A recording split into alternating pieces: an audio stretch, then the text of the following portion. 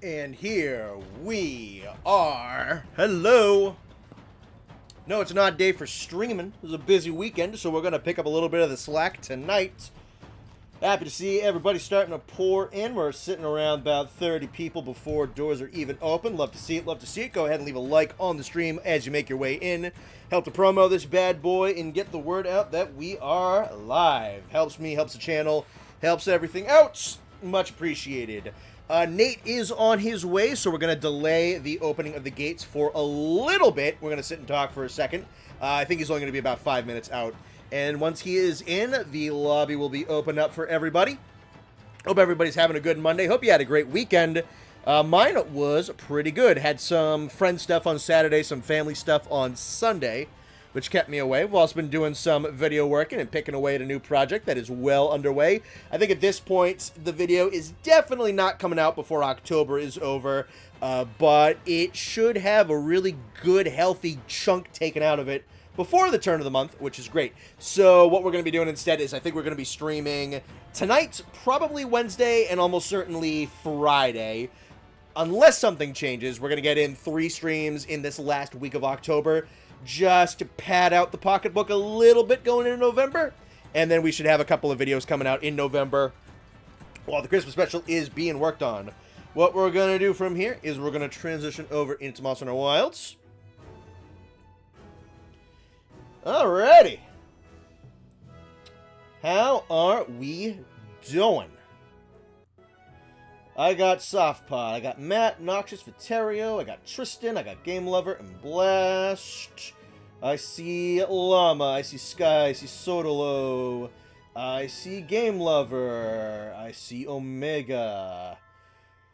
Boop, boop. I see an Alterb, I see a Mega Awesome. We got the Goobers and the Gremlins and the guys in here tonight. Good to see everybody. We see Iron Kaiser. Nice. The way Hunting Horn's set building has changed in this update is so silly. Interesting, really. Hunting Horn I haven't really touched too much yet, so I wouldn't really know. Greatsword, on the other hand, has some fucking hilarious shit, which we're going to be playing around with tonight. How's your day going? My day is going fucking great today. I had a very good day today. I got 2 walks in. I got some recording done. I got, like, I think, between the two, probably like 25 minutes of audio recorded for the next video coming out, which is good. I got some meaty bit of scripting done, some editing on that done, and that was mostly last night, but I guess 1 in the morning still counts as today. Took care of the dog. Did some laundry. Heroics Resentment, Shadowbringer build streamer. Dude, I've been fucking hyping this up like all week. What do you mean I'm not slick? I had this idea before. I didn't get this anywhere online. This was, even if someone else is playing this was still my idea. But yeah, no, I mean, this set pops the fuck off, honestly. I got Bale on the head. I got Gamma Nudra on the chest, and I got it on the arms. I got Ray on the waist. I got Bale back on the legs. And I got just your base level Heroics 4 for the Talisman. And this thing just works like a fucking dream. I mean, the bad blood on the Nudra stuff kind of sucks. But, like, the 2 armor pieces are just so good that it's worth it. And I mean, like, extra damage is extra damage. I'm flashing the lobby code. Fucking, oh yeah, I mean, there it is. Yeah, it's off at this point. Hunting Horn can forsake affinity almost entirely for burst and counter-strike stacking as long as you're decent at landing hit stab armors. Fascinating. True, because they changed it so that it's basically a tackle, right? Currently going to overdrive for Fatalis. Got a son to do his ultimate attack. The addition of the custom ultimate and intro cinematic for a white Fatalis boss fight. Cool for that Monster Battlegrounds game you're doing. Yeah. We're on Wilds on Sunday. We were on Wilds on Saturday after we got home for dinner. We played for a couple hours till like midnight. But yeah, no, we went out for dinner on Saturday. Last night we were... well, I didn't do anything with the guys. I was just having dinner with my family last night. But yeah, no, this set's fucking hilarious. I can do, like, wake-up attack level damage on just, like, normal hits. I just have to beat myself to death, basically, and put myself at 1 hit point. But yeah, no, it's great. And if you didn't see it, if everybody... You guys want to be mad at me? Hang on. I'm going to make you guys all mad at me. I'm going to show you what I fucking got the other night. When I was testing out this set against 9-star Jin Dahads by myself. Alright, prepare to be mad at me. I sent this to Ark and he wanted to rip my head off. Check this fucking thing. Yet to take down Savage Omega? I haven't either, honestly. It hasn't been my focus. Look at this fucking thing. Master's Touch, an Agitator, and a Weapon 1 slot. Look at this fucking thing. I got that, like, I got this on a test run, I think. I got it on Saturday night, I think? Or it might have been Sunday morning at that point. But yeah, no, I was running this set specifically against some 9-star Jin Dahad. Just to see how well it would do. And I was able to take him down with a Heroics Greatsword set, which was super fun, actually. But, and out of the rewards, I got this thing. I'd love to have that, yeah. I gotta figure out what I want to do with it. I gotta find something to actually put this on. I am also, I think we're gonna be tweaking this one tonight. I've been playing around with an Elemental Lance set. I think I want to change it, because I went for... I don't want to run this. Actually, I have this saved. Yes. Let me change this around a little. Just make sure that's the up-to-date one, because I put guard up on the Greatsword on this one, and I changed around some shit. Just to make sure I got the right decos. So, I like the idea of having an Elemental Lance set in this game. Because Lance just has a whole bunch more multi-hits and multi-pokes in this game. And again, you have the Gamma Nuudra, which is just really awesome for it because of the 3 free burst. I think I want to change it, though, because I was looking at Guardian Ebony's 2 set. But then when I actually, like, looked at the numbers, I don't think Guardian Ebony's 2 set is honestly, like, that phenomenal. And then his pieces by themselves, I mean, it's a little extra burst and a Divine Blessing, but, like, that's not the greatest thing ever. I think only at level 2, I think you only get, like, a raw increase of about, like, 3 or 4? I think it's not that big off of the 2 set. And it's extended duration, which is not a huge boon, because burst is really easy to activate, especially with certain weapons, Lance being one of them. I'm sure all of its pokes are going to contribute to burst activating. So it's really, because this thing attacks pretty snappy. So, like, it was a nice idea, and I looked up the numbers, and burst scales all right. But mathematically, I don't think you really necessarily need full burst. And I think I'm hitting a bit of a damage compromise snag by having these 2 pieces on, where I could just have something that's overtly better. Max burst is kind of mid for most weapons with how much damage skills there are that do better. Yeah, so it's not like it's exactly bad. It's just like there's better scaling shit. Common assessment this week is it's already hell. Oh, that sucks. Best one I got was Attack 3 Recovery. That's good. I got an Attack 3, I think like Evade Window 2, that I really like. Burst Boost 1 adds +8, BB2 is +18. I mean, yeah, I mean, that's not nothing, but like 8 raw isn't gonna like change build or anything. And then just Guardian Enemy pieces, because it's a like a mid, like, tier 2 monster. They're just not going to be the greatest things in the world. I think it was buffed at one point. Field event spawner. Extension got updated for AT New Udra.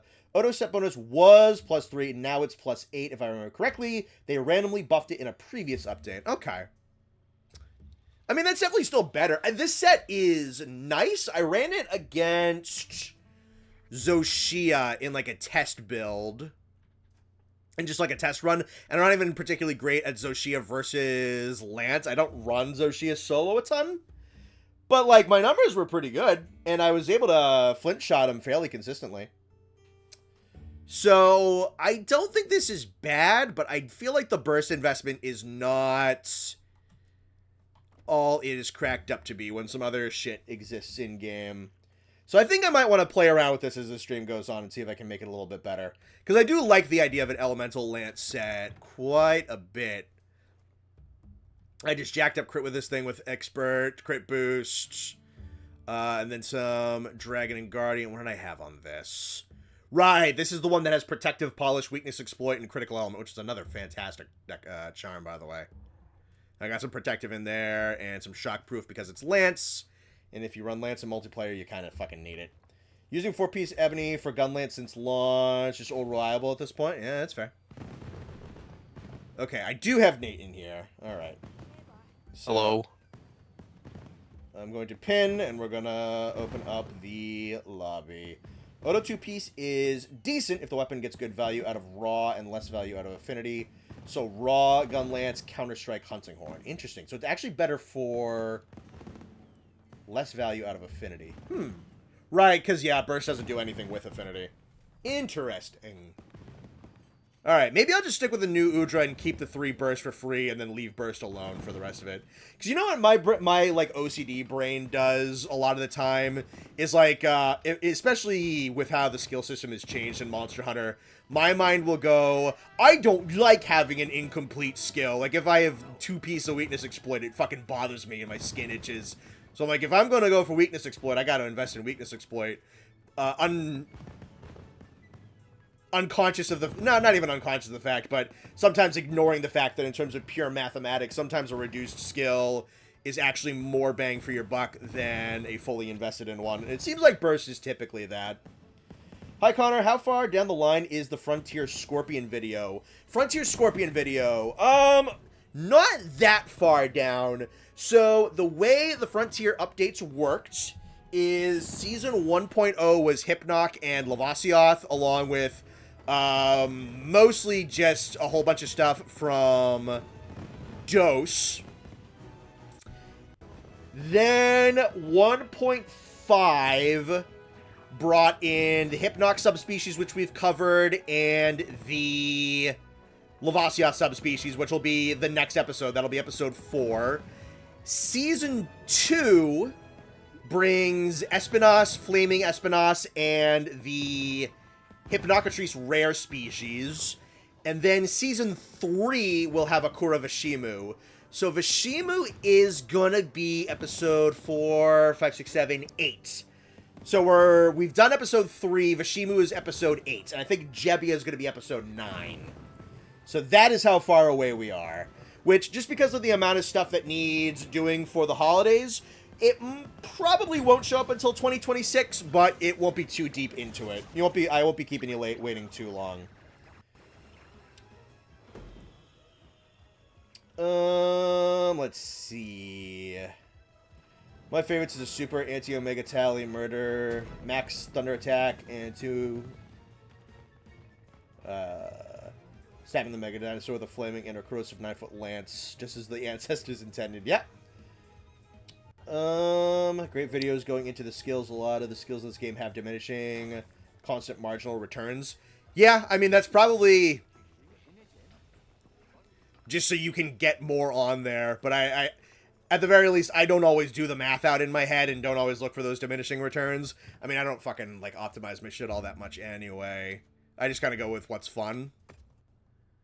We're gonna have a Monster Hunter math stream. Yeah, I mean, it's interesting to talk about. I sure think it is, honestly. No, it's kind of... I mean, I don't always optimize my shit, but I do think it is cool to, like, go into how the game's actually fucking works. I can tell almost certainly that heroics at max level is very much worth it, because that goes from, at level 4, it's attack plus 10 and defense plus 100, to, at level 5, it's attack plus 30%, and defense increasing effects are negated while active. So it goes from a 10% increase to a 30% increase. If I can get heroics going with max level offensive guard, that's a 30% increase with another 30% increase. Like, that's just fucking bananas. This set is so goddamn fun. I just have to be careful. I have to be really careful. Yeah, I love when games give me statistics. Like, I want to know the behind-the-scenes numbers. That's one of my favorite things. And it sucks that Monster Hunter is always so bad about it. Oh, it really is, dude. Latent power activates under certain circumstances. Like, does it have to be a full fucking moon? Like, what are we talking about?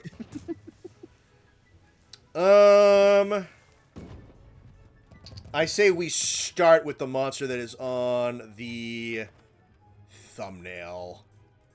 We're definitely not going to do New Udras all night like we did last week, but that was like a figuring out how this bad boy works kind of thing. But let's start with what we advertised. What the fuck was that? That noise on my end? Yeah. I unplugged my headsets for a second. I thought, are you deflating a balloon? No, I think my headset might be dying, because I fixed the issue where I wasn't hearing in the right ear at all, but now the right side is just very quiet compared to the left. How old is that headset? Not old at all, honestly. I just bought it. That's last year? Fuck. Yeah. That's a pain in the ass. Delete those.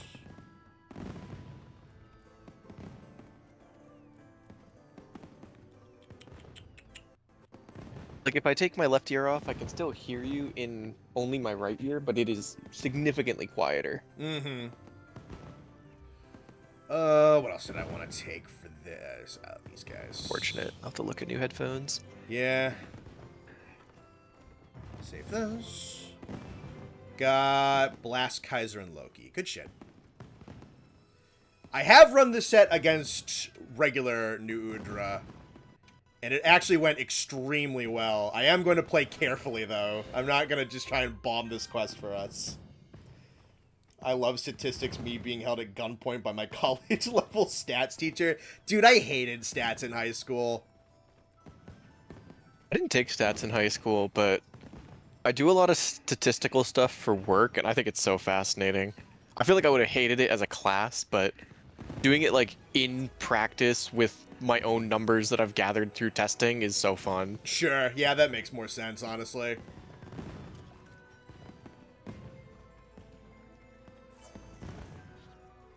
Oh, hell yeah, my chat name is piss-colored. I'm happy for you, Quack, I really am. Monster Hunter Math Stream incoming. You need a prerequisite degree in mathematics and or statistics before you can type in chat. No, I wouldn't do that. I don't like putting limitations on chat and shit.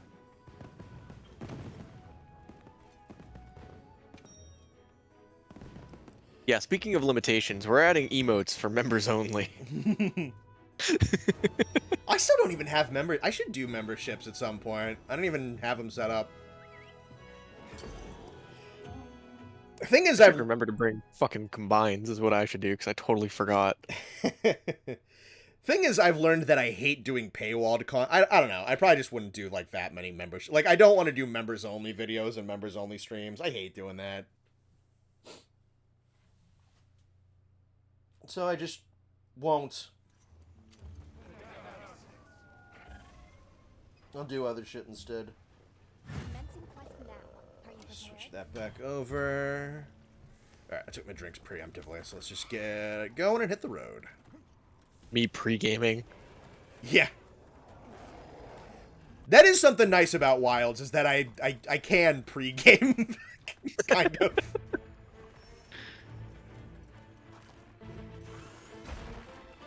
It just saves time going in.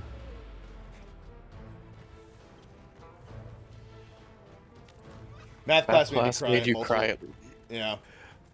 I never had that with math, but damn, physics got me there. Mm.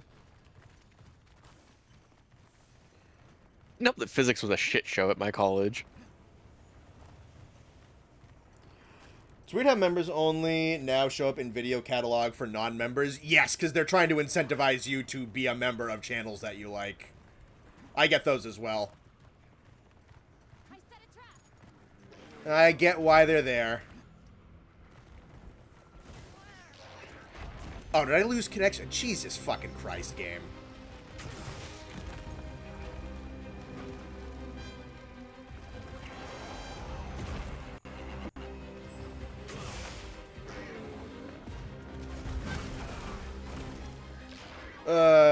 Do I back out or just fucking go with it? You know what, let's just go with it.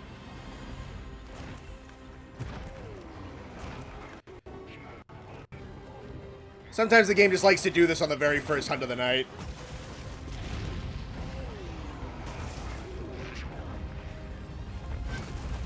Hey man, it's still better for you than Rise was.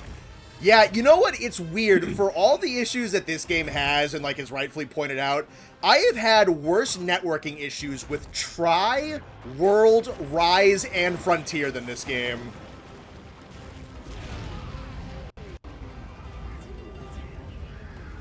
So I'm really not that annoyed with it.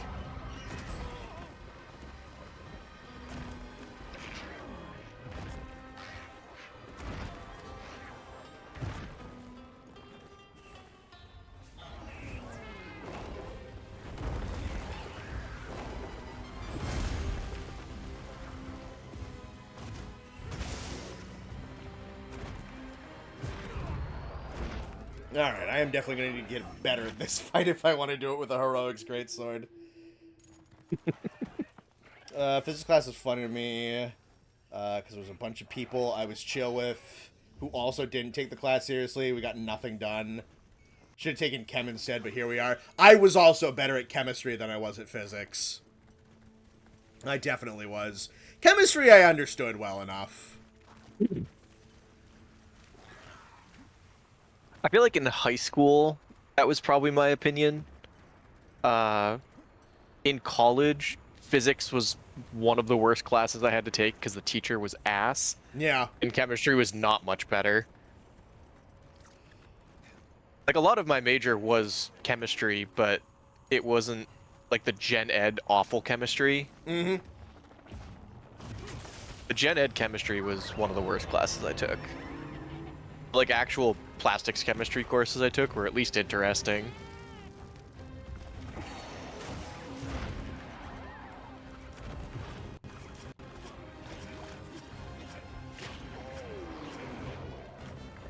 Yeah, get off me.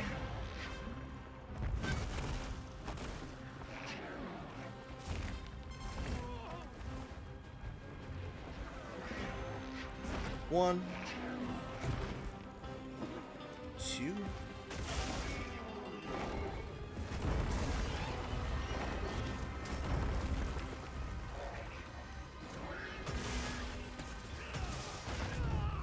Yeah, damage is great, but like my follow-ups, I just die.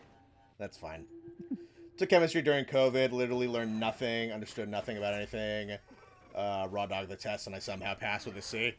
I mean, it happens. Hey. Honestly, it's a thing. Your brain does certain things in certain subjects better than others. Like, I'm not a natural math guy. I've never been a natural math guy. I can try, and like, sometimes I can remember and recall some things in the moment for a test. I retain virtually nothing. But when it comes to stuff like making large-scale YouTube videos and like that level of planning and that level of organization, nobody taught me how to do that. I kind of just, I mean, I get better through practice, but I just kind of can do it. It's a talent that I honed with skill. I don't have a talent for mathematics.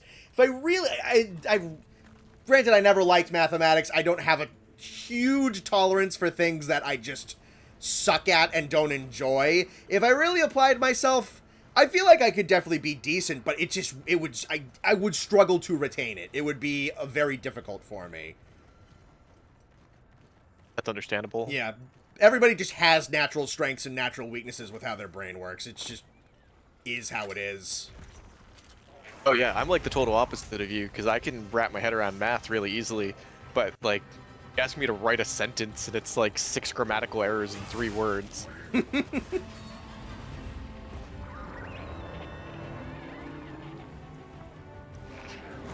My old boss used to give me so much shit for that, because I needed to ask her to like proofread so much of the stuff I wrote, and then I'd be standing next to her and be like, yeah, I probably could have done it this way and then this way. She's like, you should just do this when you're writing it. It's like, nah, brain don't work that way.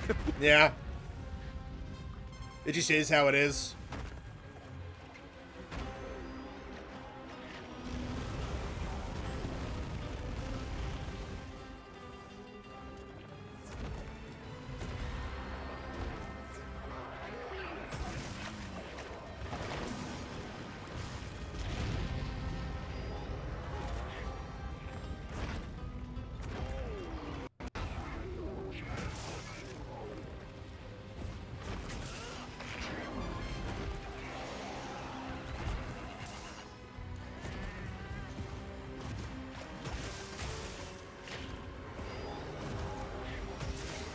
Get off my cat. Meet a Shane Dawson. Damn.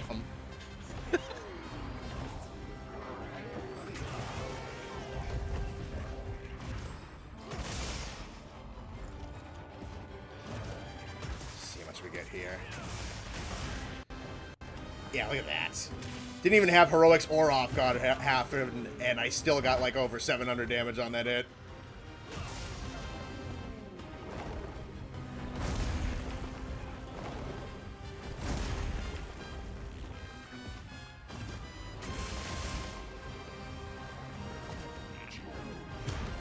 It is my spirit animal right now, for real, for real. That's what I'm here for.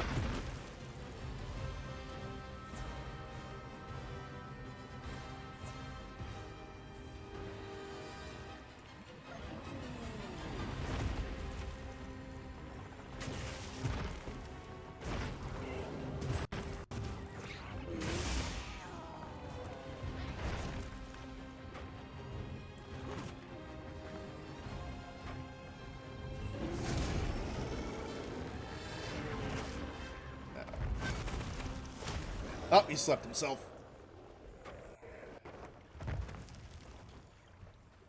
Let me try right here.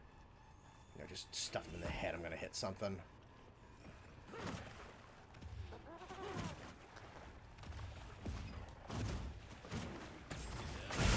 Gotcha.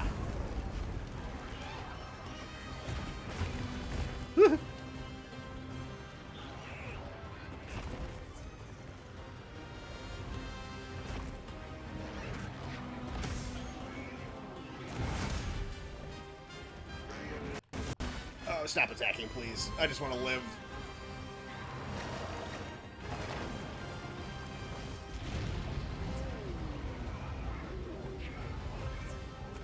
I do have insurance on this. No Popeyes was eaten before the making of this stream.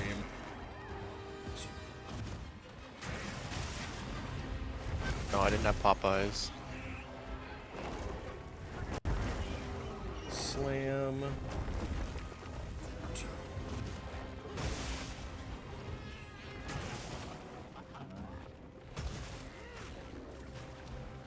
Geometry was easy for me. Yeah, was geometry easy? I don't really remember geometry too well. How much it was all fucking proof? True, it was a mountain of proofs. I remember that. That was like the entire back half of the class. That part sucked. The rest of it was fine. Where are you going, Squid Boy? Cool drinks. You went up, huh? Alright. I think I lucked out in grade school from having the TISM, because that usually meant I had multiple resources to go to if I was struggling on something. Yeah, I mean, those are nice. I had tutoring in college, and I still barely understood programming. I think I definitely talked about this before. I struggled with programming, but I could plan code logic super easily. That was my favorite thing. But if you ask me, like, what does the syntax do? How do I get from, like, point A to point B? How do I get this thing to do that thing? It's like, I couldn't fucking tell you. I don't retain that in the slightest. But if you want me to tell you what's, like, the sequence of events we should be doing to teach the, like, the AI of our enemy units in this game we're making, like, how they should think and, like, what strategies and what tactics they should be using and what, like, strain of logic they should follow, that I can map out for you. Honor. Yeah, what's up? I just got a charm, a 2-slot, a 1-slot, 2 points of punish draw, 3 points of heroics. Damn.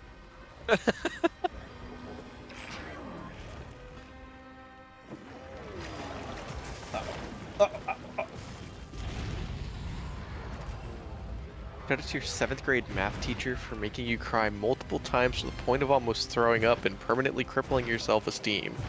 Thank you, Miss Meadows. I hope you got divorced. I hope Miss Meadows got divorced too. No teacher should do that.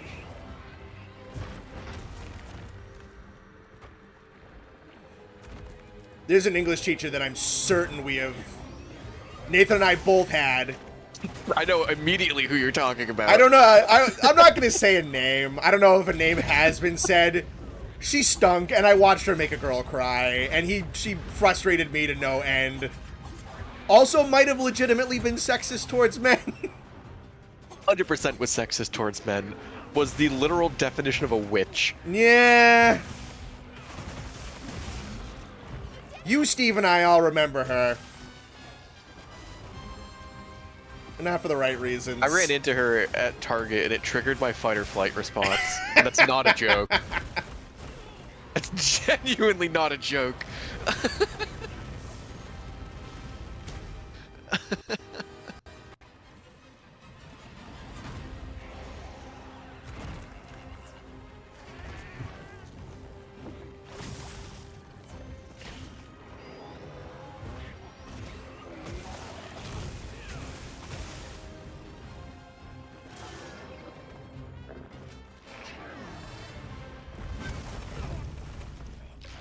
Alright, do not know the shoulder bash timing on that attack. I got one more life. Basically what you're saying is Connor would be hilariously good at having AI make code for him. I mean, if you want... Nah, I'd be... I guess, but more I was thinking of, like, when I was working on, like, an indie game project, I was more at, like, telling our guy who actually knew how to code... and, like, making plans with him and figuring out how exactly we actually wanted to go about doing the coding stuff. I eventually swapped on that project. I went from, coding to writing for it. That's just what my brain is so much better at. And look at all 45 of these fake fans who haven't played your video game. I don't think it exists anymore. I think I still have it on Steam. I blocked that game. You shut your mouth. Yeah, I still got it. I'd be shocked if it was... I think I still have it as well. I'd be shocked if it's still available. Oh, probably not. Last update was 2021. Oh, yeah. I think I told you what happened to that, right? Yeah, you did. It's unfortunate.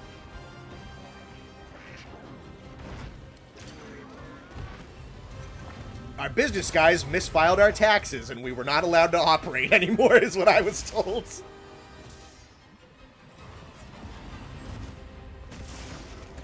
Big number, 879.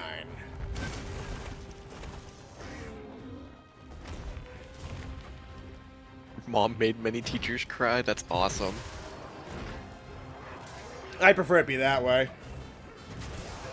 Okay, let's try this with people. That went better than I thought it was going to. Play it, Connor? Ah. Man. I don't know. It was basically, the premise was essentially Ready Player One, was like the story premise, but the gameplay was, what, Mega Man Battle Network? Yeah, that was the gameplay premise. We had something interesting. It was cool. It really was.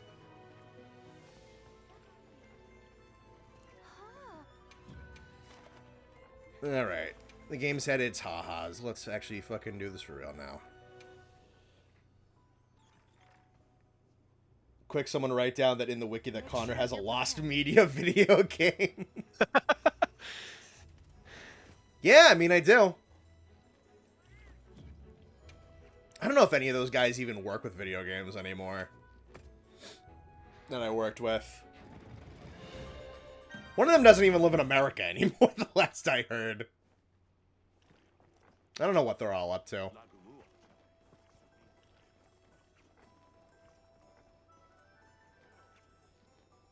It's a fuck up of epic proportions. Yeah. Yep. It was.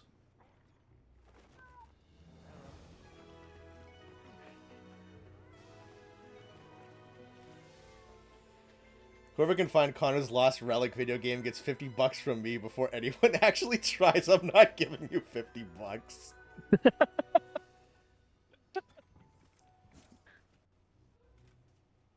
The worst my teachers ever got was an art appreciation professor in college who put negative effort into actually teaching anything. I basically had to teach myself everything on my own.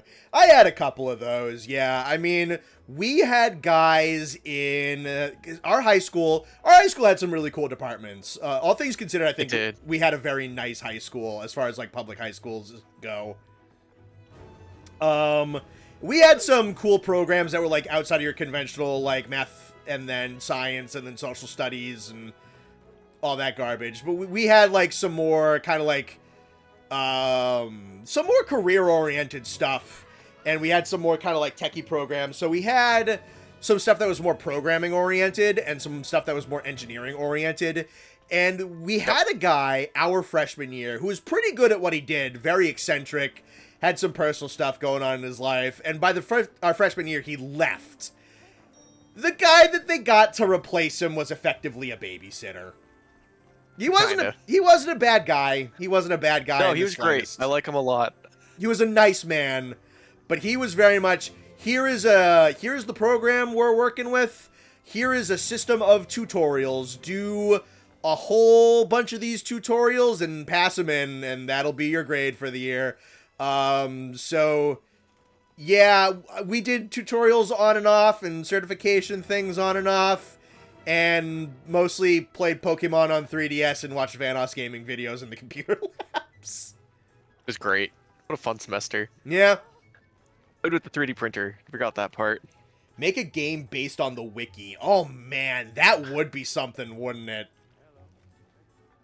That would be a batshit RPG. I'm sure someone with... happened to you in high school coding class? Someone with actual talent could do that. Our high school was like, it used to be a vocational school, so they just kept all the vocational classes as electives.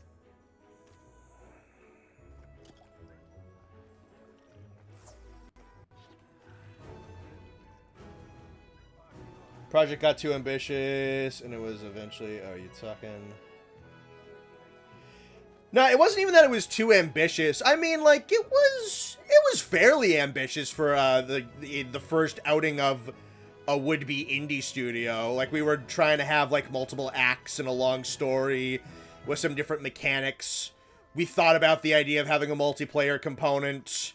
There was a lot of stuff we wanted to do, and we were making good progress, but yeah, no, it was a money issue. It was a business issue. I think the last I remember, and I have to actually dig up the message, but I believe it was a tax misfiling on the business level, and that just kind of fucked over the project. And I'm not too sure what happened after that. Because at that point, I had gone back home, because that was right around when COVID had hit.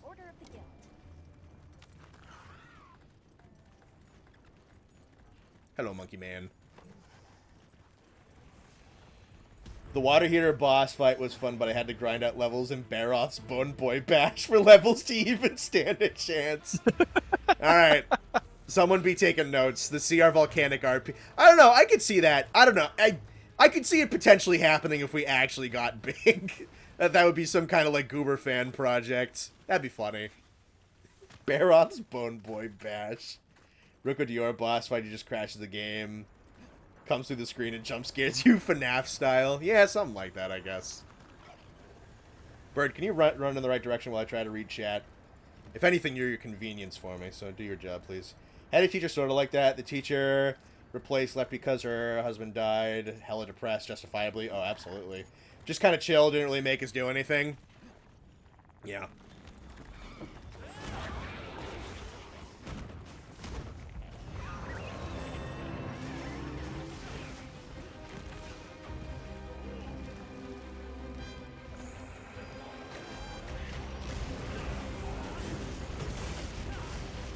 RPG Maker game based on the wiki. I mean, it's not the fanciest anything in the world, but, like, you can make some fun stuff with Game Maker. Yeah.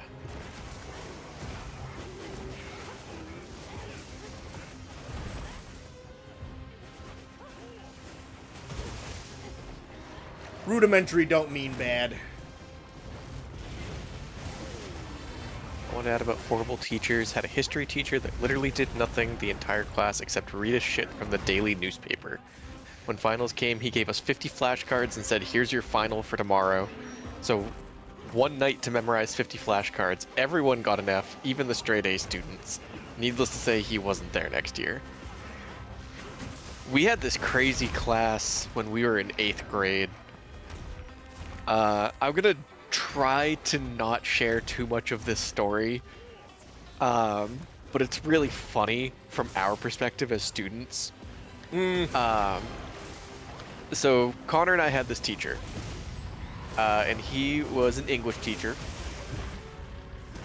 and I think, what was it, the first quarter of the class, all we did was at the beginning of the week, you got a list of buzzwords and a packet to fill out, and that was your work for the entire week. Yep. Vocab and a packet. The entire second quarter, we read Johnny Tremaine. Yep. And then, I don't even think... Did we do anything about that, or did we just read Johnny Tremaine? I don't remember if there was, like, an essay we wrote or something. Something. I know for Flowers for Algernon, we made, like, videos. True, I forgot we did Flowers for Algernon also. Yeah. Beginning of the second semester in the third quarter, he said, we're taking the entire second semester to write a 5-page essay. But it could be about anything you wanted. Mm-hmm. So we worked on it, and we worked through the first quarter, or the third quarter, and the spring break maybe rolls around. We come back, and in our class isn't our teacher, it is the vice principal. There to tell us that our teacher has been arrested and is no longer working for the school because he stole school property and tried to pawn it for drug money. Yep. I will say, the story does have a happy ending. He did his time, he got himself clean, and now he does, like, I think he actually does talks about his experience and tries to actually help people. Really? I didn't know that. That's awesome. I checked on his name a couple of years ago, and that's what I read. That's cool. Yeah.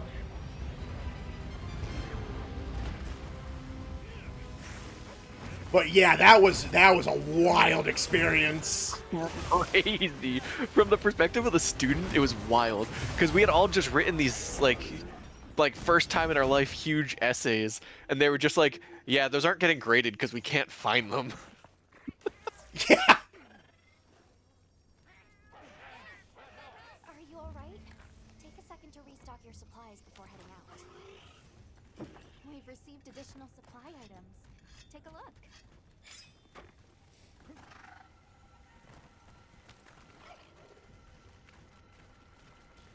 How has nobody made a Popeyes page on the lore wiki? I guess I just haven't got to it. It'll happen. I mean, I think some of the wiki writers are in chat currently. If someone wants to get to it, I'm sure they can. I like how everyone's just like, why isn't there a wiki page for this? And we literally have nothing to do with the wiki. We really, yeah, no, I really don't. I've never touched it. I've never edited a thing.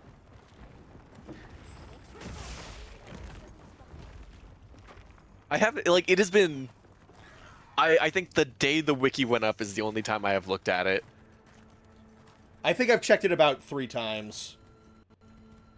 Matt is the merchant where you buy silly little weapons like water heater, ballistic missiles. Bullying has been a problem since the beginning of time. I still remember that story. I love that story. It's so... I love that story. It's so wholesome, so innocent, so silly. Oh, I forgot to restock bombs, damn. I feel like Frenzy Gypsero shouldn't play dead. Yeah! Now that you mention it, that makes sense.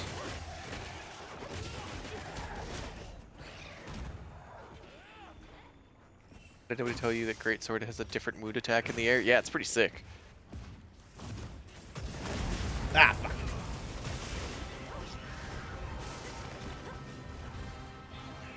Yeah, wake up hitting that guy's fucking obnoxious. You ever react to the wiki on stream? You guys wanted to do that for the radio show, right? I do, yeah. I'd like to do that. I still got, you know what, I've said this, I think, like 3 or 4 times. I need to actually pester Austin to do the radio show with me. Because it was, like, his big idea. And I did a bunch of stuff for it. I got, like, a whole bunch of other ideas with him. And then he stopped talking about it. I'm like, part of it was because he had a very, very bad beginning of this year. But I'm gonna see him on Saturday. I think I definitely wanna not badger him about it, but I want to ask him about it. Because I know you guys are blowing me off on Saturday. I get it. True. Yeah. The coolest opportunity of the year, and you're blowing me off.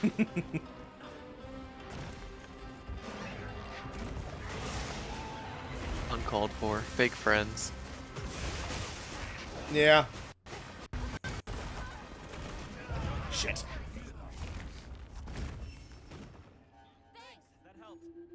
I need to finish that animated intro for the radio show. Bone Boys Radio is the next GTA 6 or Silk song. Yeah. I mean...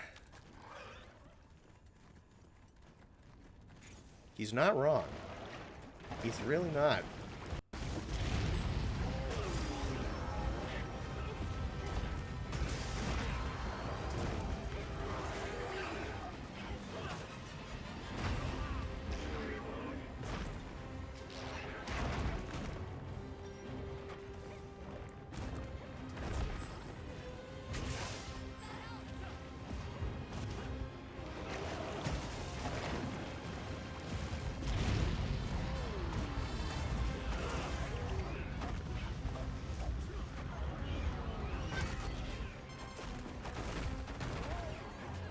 You're just here to make Connor money, insert twirly mustache man. It's what unifies us and what brings us together. Making Connor money. Making Connor money.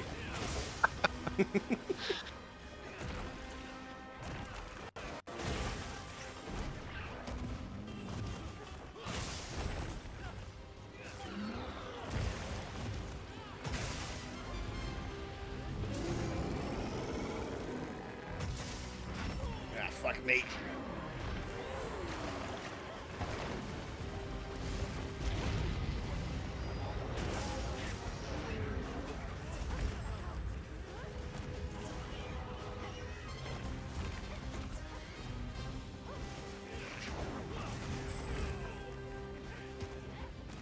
You're here to make... I'll be right back. Misread that as the Raditz show. That would be hilarious if we just gave Raditz his own segment all by himself. We don't give him any direction. We're like, all right, this is the Raditz show. Just do whatever. I don't know if that would be bad or horrible, but I think it would be really funny.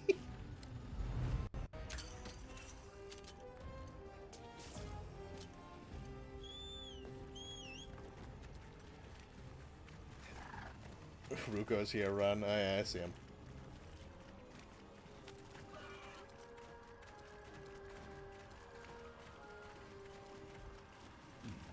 Ugh, burp.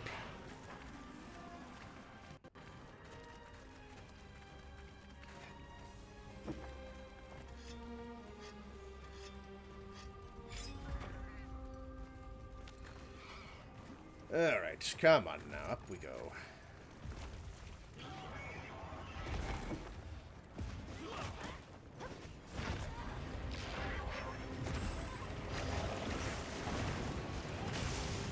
Baby, don't mind.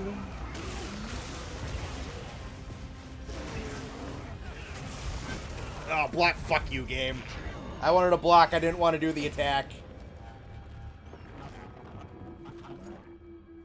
We need a frog cult, if you say so. Ruko Dio should be an early game boss at the beginning, then rematch him as the final boss.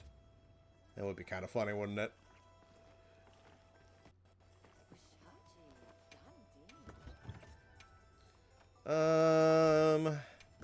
Try like one more run. We can do something else after that, I think. And then I might do my actual new Udra set, so I don't just fucking explode all over the place.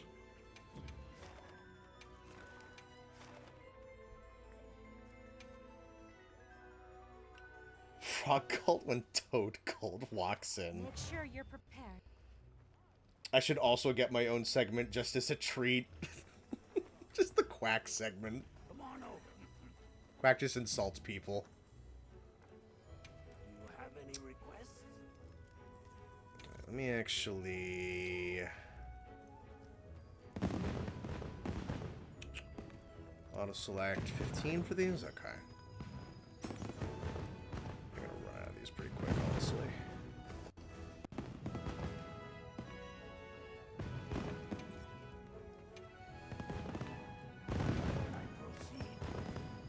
Cold Toad.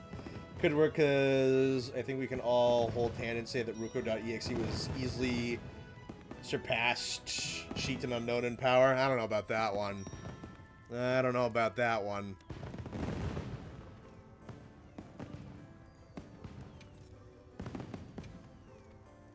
Can I proceed?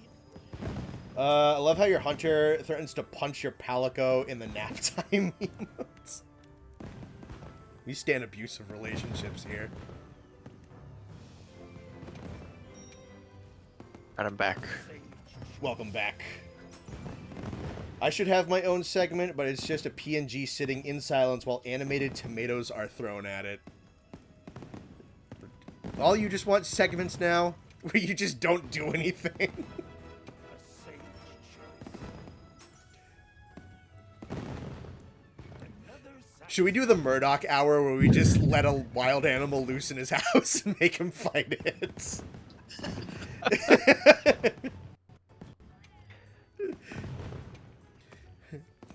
It's the Murdoch hour! Ah! Ah! Ah! Ah! Ah! His little honey badger loose in his house.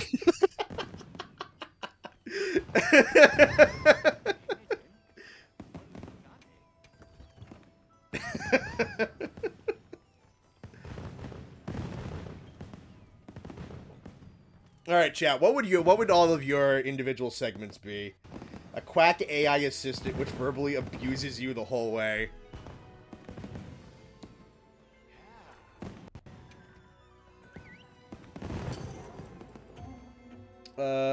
Me, Quack, and Bastion would all get our own segments. Nothing bad would happen at all. Yay.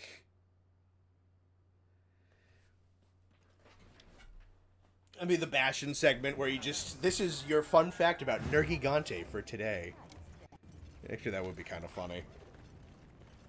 I want a segment of Bastion and Murdoch fighting over Godskin duo for 45 minutes. The best part about that argument was it evolved to the point where it stopped being about the Godskin duo from Elden Ring after about the first 5 minutes. They didn't even really talk about that boss battle all that much. That's the part that I found the funniest, at the very least. The Murdoch hour is 60 minutes of Murdoch being mauled by various animals. When I release 10 live mountain lions into a $1 general, it's for a radio segment.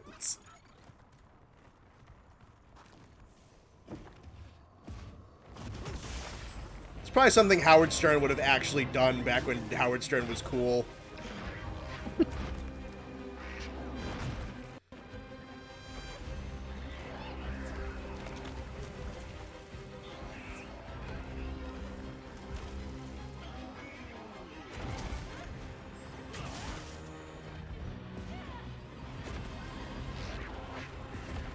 Hold still.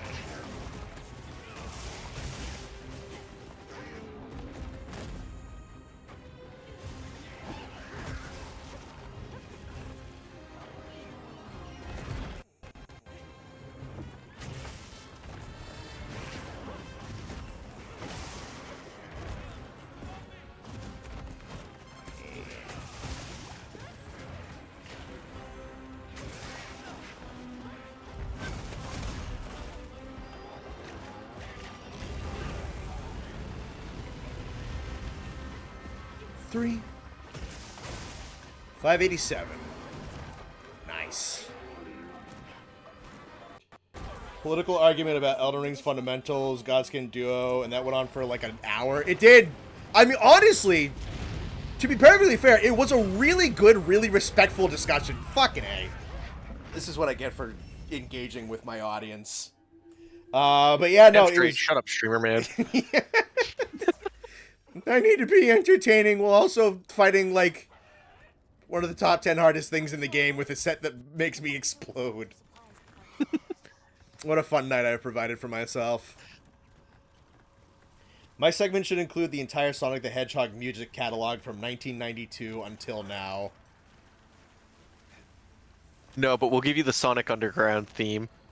It's just going to be you and you have to hum it. And you have a really bad... No. It's just you with a really bad microphone and a kazoo, and you need to play a Sonic the Hedgehog music.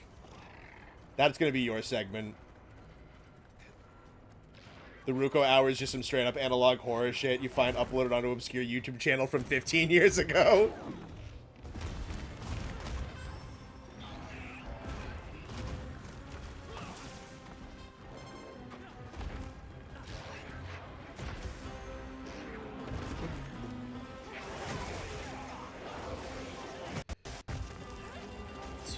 Three.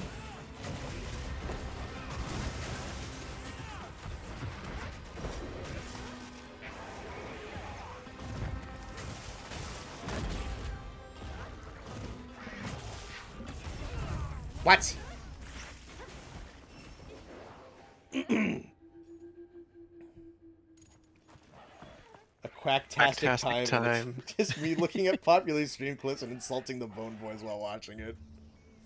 Yeah, that's what I would have done. It's just live commentary instead of what we normally get. That'd be so funny if someone in chat went live on YouTube just watching our stream. That'd be so funny.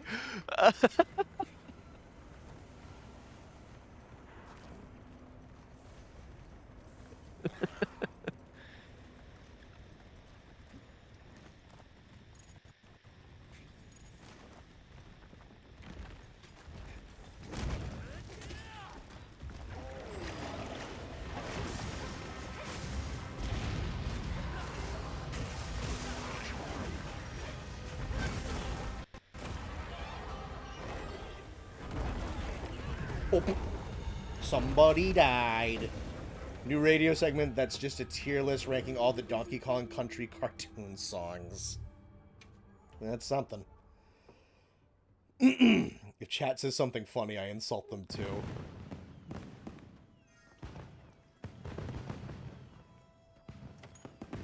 The daily sheet.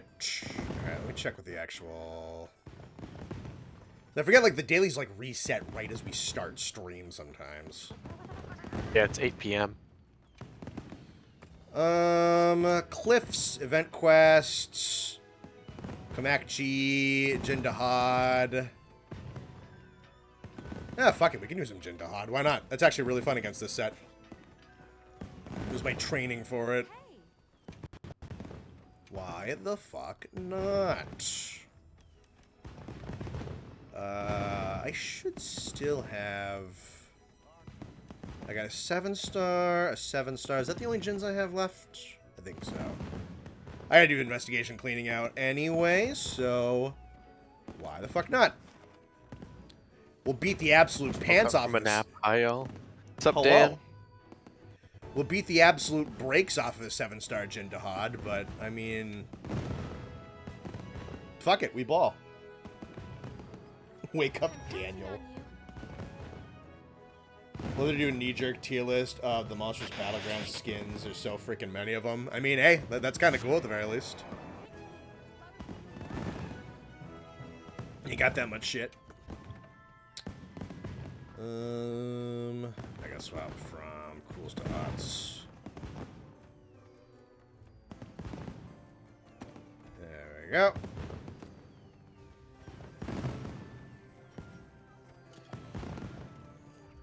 Oh, what's up, Bastion? Did you know that Nergigante is objectively the best monster in the Monster Hunter series? Yep. All right. Well, we got the that's the Bastion segment. We are. Dude, you guys are good at this.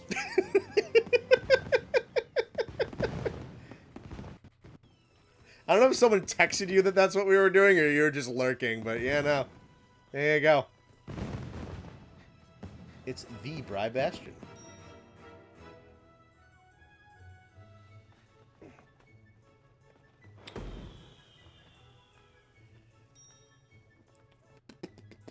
I didn't know what my segment would be about. Maybe the ecology of Monster Hunter. I'll add information that may or may be false. Honestly, Loki, for your namesake, just spreading misinformation around is pretty fitting. It's pretty on brand. Nice to see about 55 of you guys in here. If you haven't already, go ahead, like the stream. It helps out and all that shit. Will we beat the shit out of a giant ice lizard? Now commencing quest by order of the guild.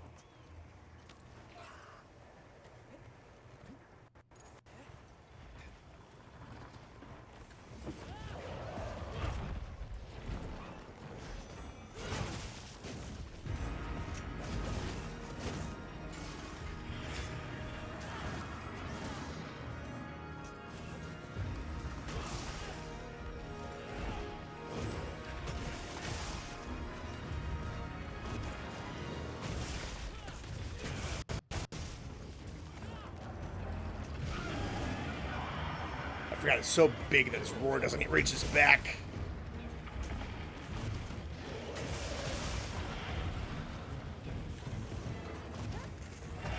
See that?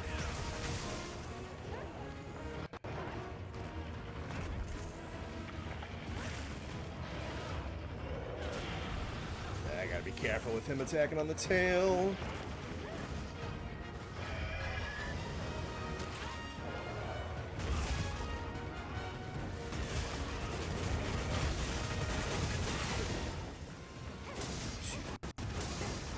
And boom.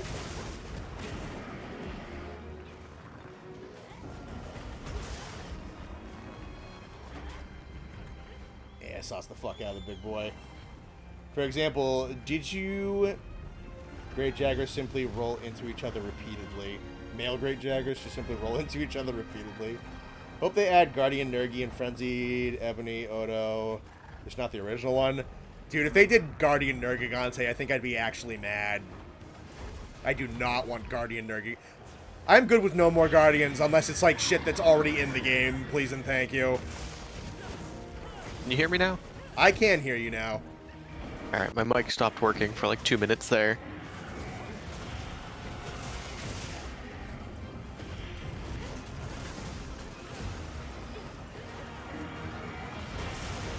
And what are your thoughts on the emergency Yu-Gi-Oh ban list that went up? I like that it's called an emergency ban list. This one was.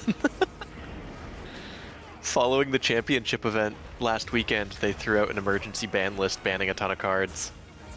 Damn. Well, they've like completely gutted like burn strategies and like fuck you, I'm gonna drag the game out strategies.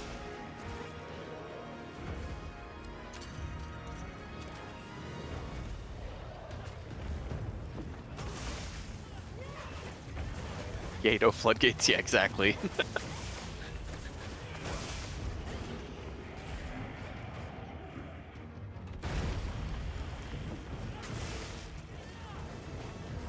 Another way to enforce those new time rules.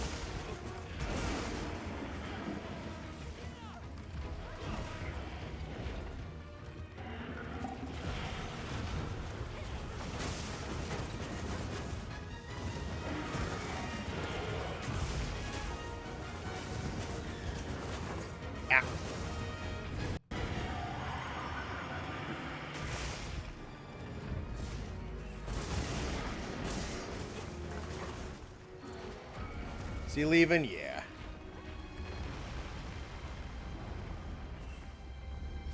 If they add Guardian Nergi, I will make an hour video calling why Guardian Nergigante is a cinematic disaster.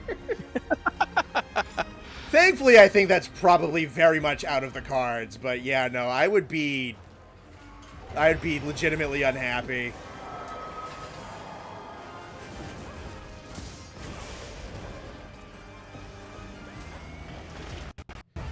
Ah, damn, I should have blocked instead of offset. My bad. Konami is finally getting their heads out of their asses. Dude, kinda though. The metagame's been really good recently from what I can tell, but that's definitely like been the biggest gripe of people is cards like that. They just took it upon them to not be pieces of shit about their game. Nergi is such a cheap monster. It's a reformed Ignactor mechanic on a Kashala body. Yeah, that's some Loki Hour misinformation, honestly.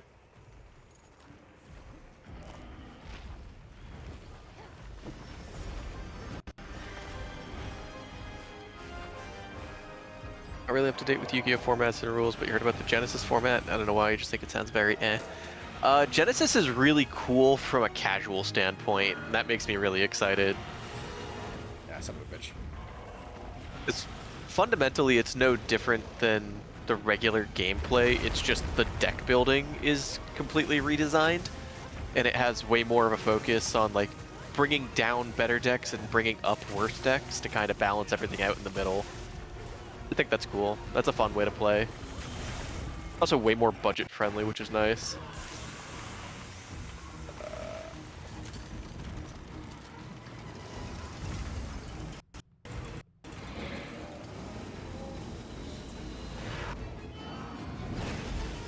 Do you think Wyveria ever tried to make a Guardian of a Guardian like a copy of a copy? I mean, that's kind of Zoshia, because Zoshia is like this artificial, like, chimera-looking motherfucker. Where they stacked a bunch of little bits and pieces and information on a whole bunch of hyper-dangerous monsters onto it. That's probably, like, the closest you're gonna get. And I doubt there's, like, Guardian Fulgur Anjanath.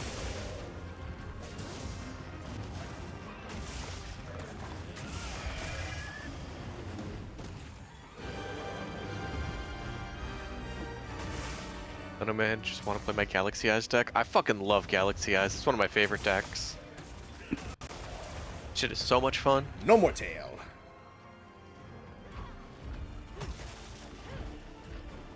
Isn't Gypsaros Quest the only one to get Dream Spell catalogs?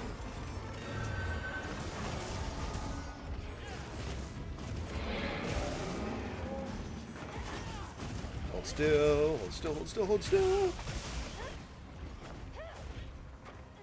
That was well over, is that 1690, 695 and 120? It's like 830 damage or some shit.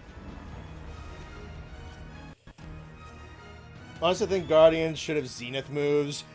Yeah, I mean, we got Bastion in the chat. He actually did a video talking about some of the missed potential with the Guardian monsters and how they just really aren't really all that much like there's a little bit of like artificial implication in some of their like stats, like the fact that they can be immune to shit like dung bombs and whatnot, and the fact that they don't eat conventionally.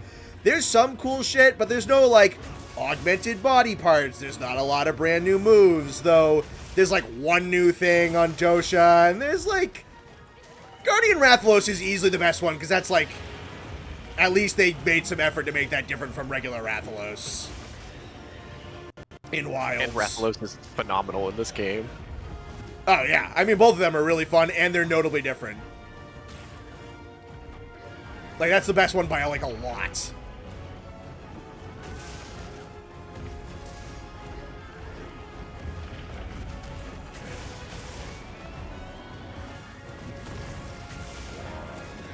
Two.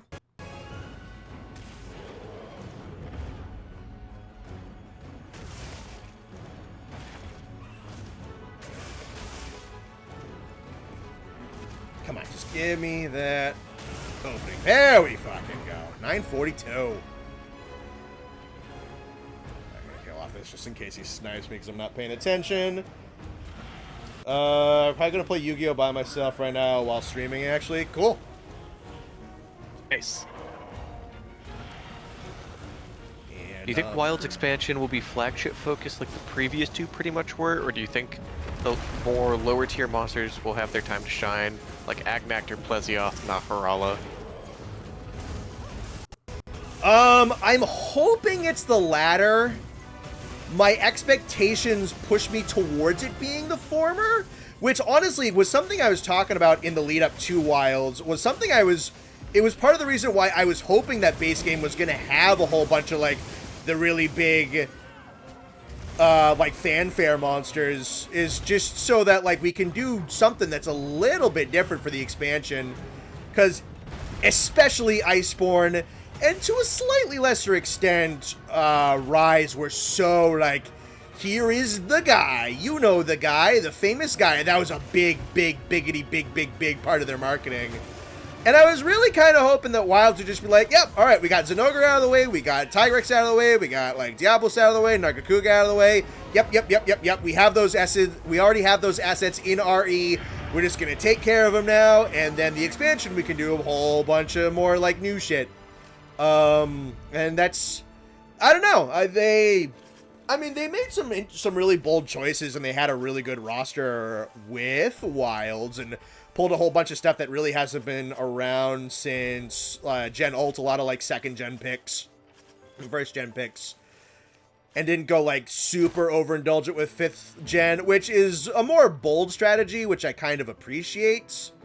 I don't know, I kind of wish that like the game was a little less ambitious in terms of certain mechanics and they could have fluffed the roster out a little bit more instead, but you know, it is what it is.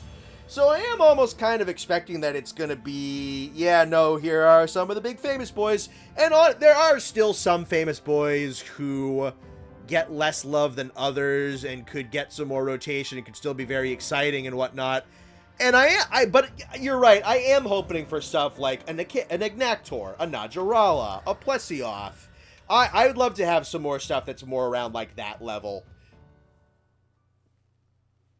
I'm a big advocate for the lower tier monsters in these games, because they're so good, and they're just, like, they very quickly become obsolete. Yep. Like, the gear is very quickly not worth using, they're not worth hunting, their weapons don't scale as much as the endgame ones. I'm a personal belief, I'd love to see, like, lower tier monsters from older games come back as slightly higher tier monsters in this game. Yeah. Like, kind of like they did with Tobi Kadachi and Rise. Like, they took the low tier world monster, which was great. Tobi's awesome, but they toned him up a notch for sure moving into Rise, and I liked that a lot. So I'd love to see something like that happen with more monsters. Like, bring back Kechawacha, but make him, like, crank 90s through the forest and just slam down on you from every direction. Like, that'd be so much fun.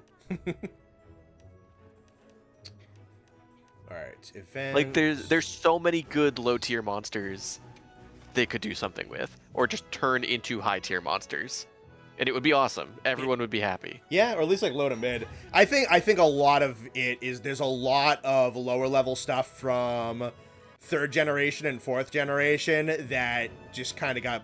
It's the thing that sucks is that they're just never really going to invest that much. I am perfectly down with them being like, all right, this game, it's gonna, yeah, you're gonna have your nice big bulky end game, but it's gonna have like 15 fucking low-level shitter monsters.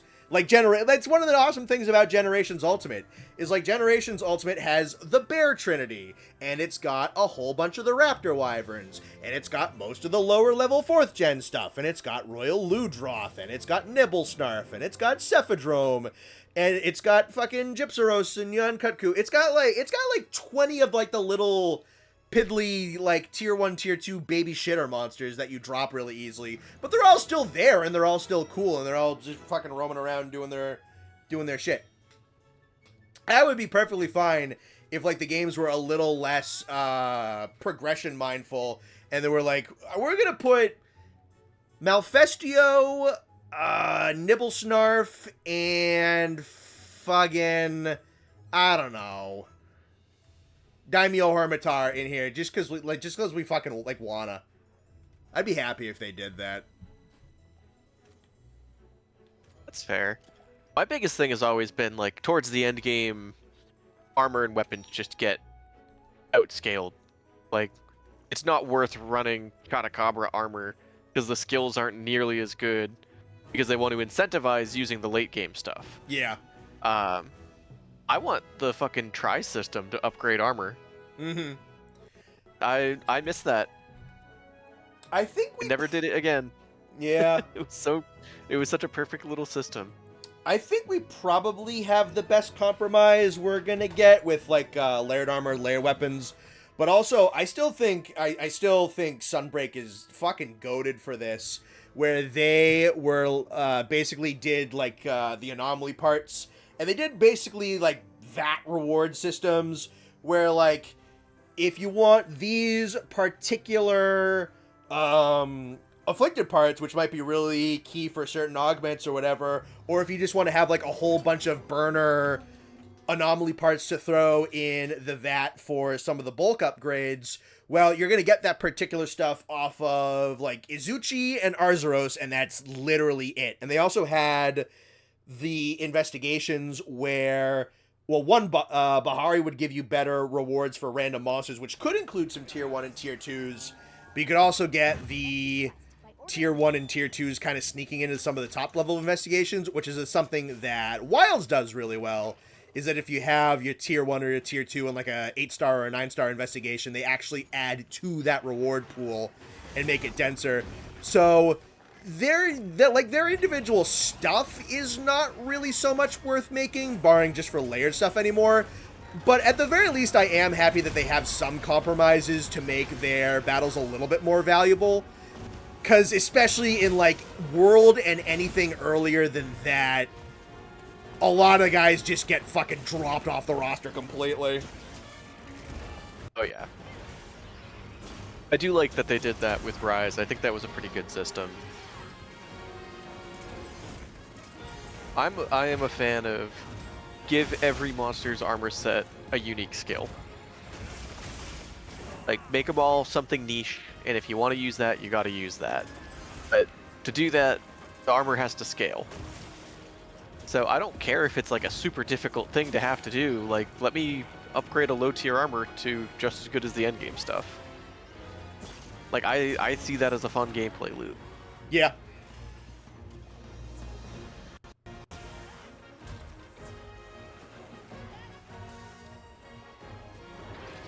I'd be willing to bet that was more of something that was doable in the older games, just with how limited the skill system was.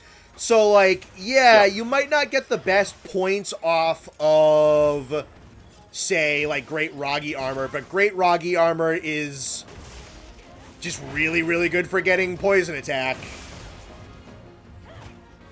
It might be it might just have better skills on that piece, like to complement the poison attack, than you would with, I don't know, say like Giganox or something like that. I think just the way that they do skills now, where like they're so much more broken up, and slot levels are so relevant that it has become more difficult for the lower level stuff to be as valuable. Because like Chotacabra armor is not going to have 2 level 3 slots. I mean, they could if they wanted to.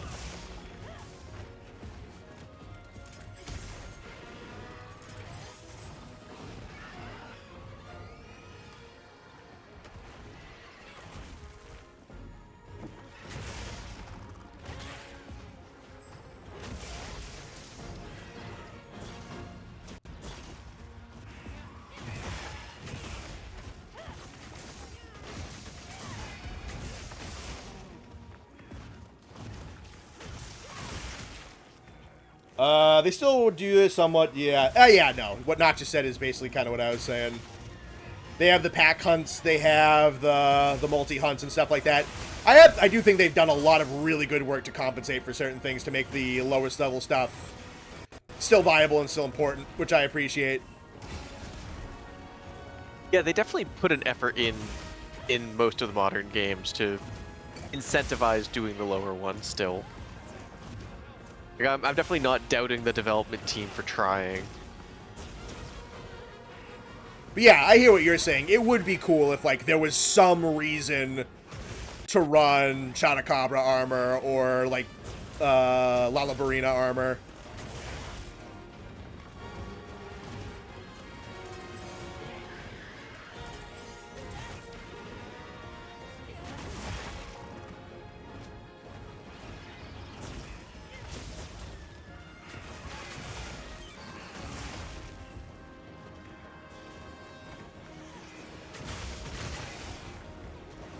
Gonna go watch football. Have a nice night, Ruko. Have a nice night.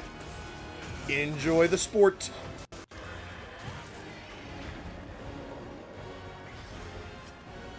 Make the monster sets have multiple elements, give Espinas weapons poison, fire, paralysis.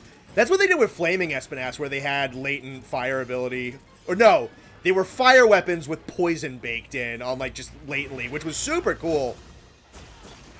That was cool. Set building in Sunbreak was so fucking fun. Honestly, I've been having a lot of fun with like the post-launch set building in this game. Sunbreak was Gmod Monster Hunter. That was like fucking Looney Tunes, do whatever the fucking hell you want. That's such a good way to phrase it.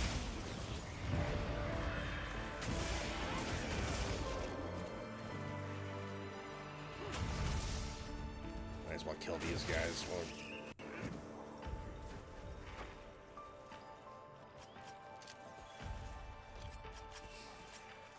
Which of the MH amphibians would be the best at making a homemade pizza? Berserk Tetsukabra, because you could just stick it in his mouth and he'd be the oven. Berserk Tetsukabra Brick Oven Pizza. It's my new restaurant. Now served at all Chuck's diners. Mm-hmm. He'd be a good boy. He'd sit there and let you cook the pizza. You just gotta make him a pizza at the end. My favorite Sunbreak map, GM Construct. Oh, that's awesome. That's a video idea. We get like some like monster NPCs and we put them on Gmod maps and we just fight them with machine guns like we're streaming Sunbreak. That'd be awesome, actually.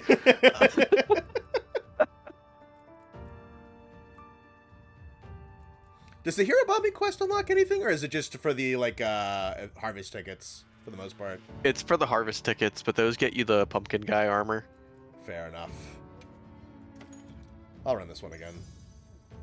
The Gypseros get you the Dreamspell catalogs, which is a bunch of the event armor pieces. And then I don't think it came out in this update, but there's also the one for the skull mask. I think it was the last update. That one I do have. Yeah, I just finished those. We just did that one while you were doing Jin. I just got my last tickets for the Skull Mask. Alright, run this shit back. New Tetsu pizza only at your underwater Chili's. Accepted. I mean, honestly, it would work. It would work, yo. It's an amphibian. It'd be super easy for him to get to work. He just has to swim down to the bottom of the pond, and he comes to work. And then he's the oven. And he's a good boy. He's a good employee. Model citizen. Write that down in the wiki. Berserk Tetsukabra is a flatbread pizza oven. He's a good boy. He's a model citizen and a model employee, and we love him very much. Votes in every election. Dude, okay, Kaiser, if you have an SFM model for a Berserk Tetsukabra, I don't need anything to do anything crazy, but I would like to see him in a chef's hat. That's all I need you to do, is a Berserk Tetsukabra in a chef's hat, if you could do that for me. Please and thank you. You put a sand star in his hat like Ratatouille.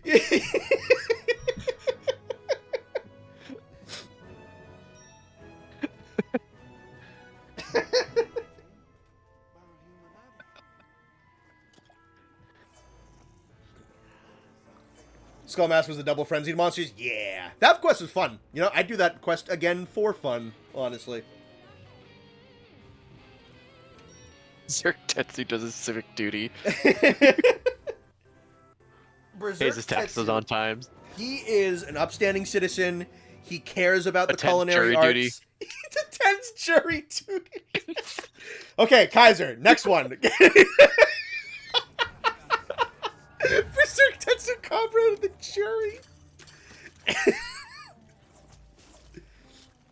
Alright, this is CR-Volcanic headcanon now. Is that, like... Berserk Tetsukabra is, like, the greatest civil servants of all the Monster Hunter monsters.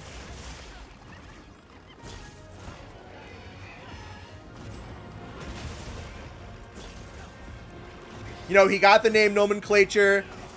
He used to be, he came from a bad upbringing. He used to be in on, like, crime activities. He wasn't raised particularly well. So he got the name Berserk Tetsukabra. But he got out of that life. He restarted from scratch. He got an appreciation for his community, for other people. He got back on his feet. He works at a local establishment. He's an oven for pizzas. He does jury duty when he's asked to.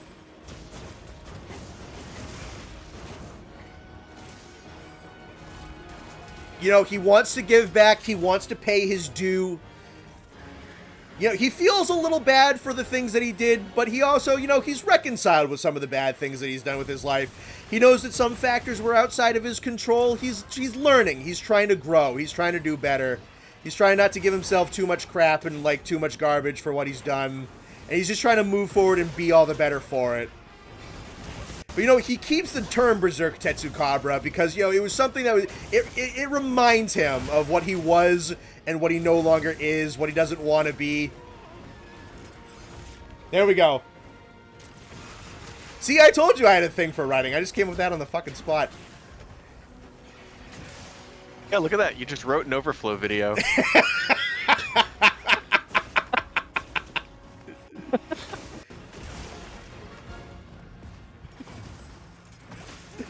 I think for the I already had ideas for the thumbnail.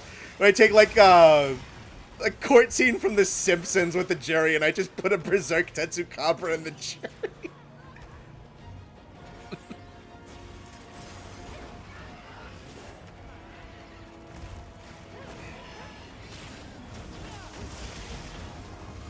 Yeah, he helps elderly people cross the street. Oh, I got sniped. Shit.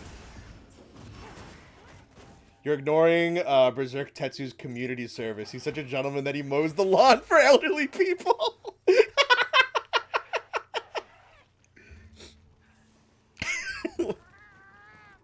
What a great heartwarming story. Yeah, we told you the story had a happy ending.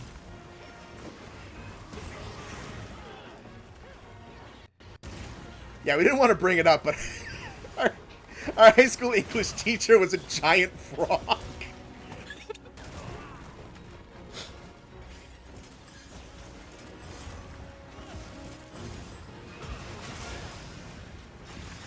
God, what lore bomb did I come back from dinner to? Honestly, probably What a the most crazy normal, time to walk back the in. most normal, like wholesome one we've ever come up with, if we're being perfectly honest.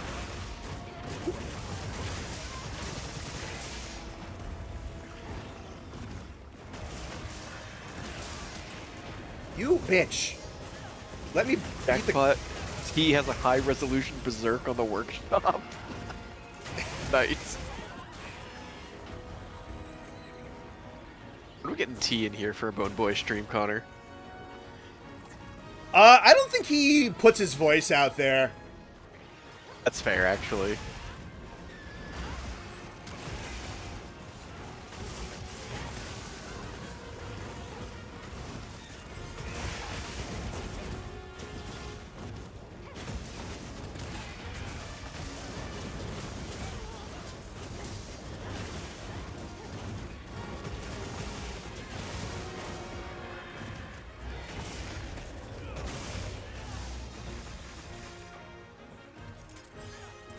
I do gotta talk to, one harvest ticket.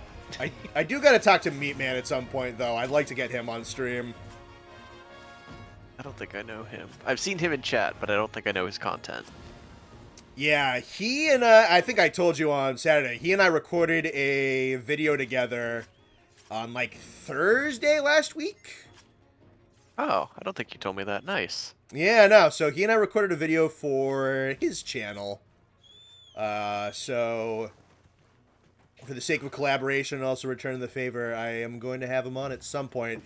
He's really cool, though. He is a guy, his stuff is a little bit more kind of like, it's a little bit more bird's eye of Monster Hunter. He doesn't always talk specifically about the content of the game, though that is still in his window, like in his wheelhouse. But he also talks a lot about discussion around the games, perception of the games, how like the actual reality of some of the older titles stacks up with certain claims that go around them or perceptions around them. He talks about a whole bunch of stuff, but yeah, no, his stuff's really, really insightful, and he has on a bunch of guests, a lot of people who aren't like, he prioritizes people who have a lot of really interesting things to say and are very knowledgeable on Monster Hunter rather than just like going for really big names. I like his stuff a lot, so I was very happy to work with him. And Nice. the video we did, I think he said he might start working on it this weekend that just passed. And he'll be keeping me with updates as it goes.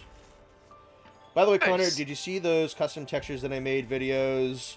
I never knew how much I needed Risen Namiel in my life. I've seen number 1, I've seen number 2 recommended to me, but I haven't gotten around to watching it. I know what you're talking about. That first one is really, really cool. And I do want to watch part 2 when I get a chance.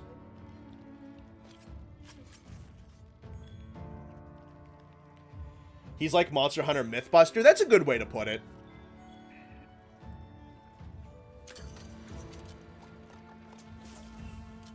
Finally collaborated with my 2 favorite yappers. Yeah, no, that recording is done. It's just up to him in when it comes out, and I'll let you guys know when it's out. I'll post that on Discord and community posts. Berserk Tetsu served his country in Vietnam after his rough upbringing in Atlanta, lives on a farm and helps his grandma on weekends. A true saint, that frog. Alright, yeah, no, that's the lore, gentlemen. We are just gonna make Berserk Tetsukabra, like, the fucking biggest, like, redemption arc story. A true inspiration to all. I like this. It's always so fucking stupid is the shit we come up with. Having an actual nice story is such a change of pace.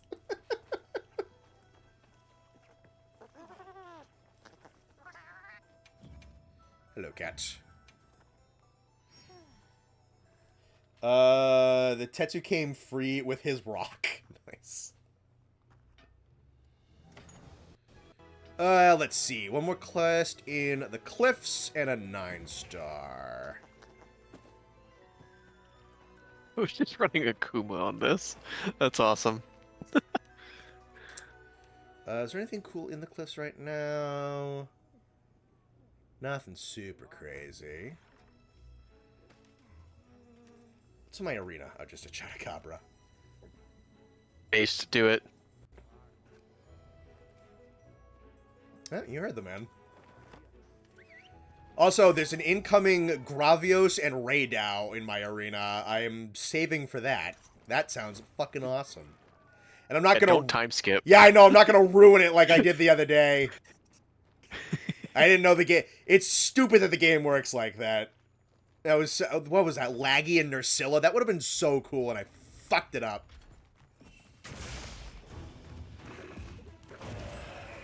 Monster would be the Warren Buffett of Monster Hunter, Kolv Taroth. Yeah.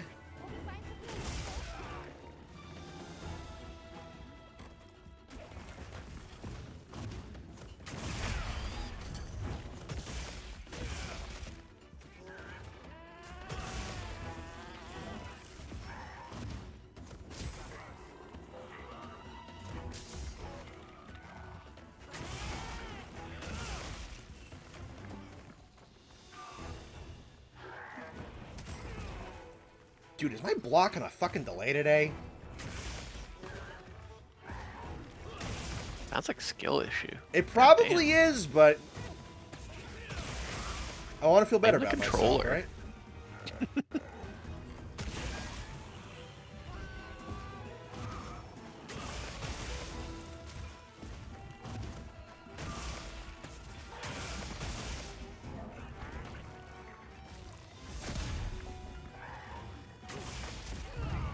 I died in an untempered Chotacabra. That's funny. I got greedy. Have a Laggy and a Blanganga. Quest was a lot of fun. That does sound like a lot of fun. I definitely want that Raid Out Gravios one that's upcoming. Been given more supplies. Check your sacred pack. Rug pull is gonna be nutty. Call would 100% do a crypto scam? Ah, no. Kolv Taroth is an old wealthy lady sitting in a cave at the bottom of the world hoarding gold. Kolv Taroth is old money, not new money. What a crazy sentence. I'm not wrong. No, it's so accurate. That's why it's so crazy. That's awesome. There we go. He's just a punching bag, sure. Yeah, no, I knew I shouldn't have taken that hit off the block. Ah, well, whatever.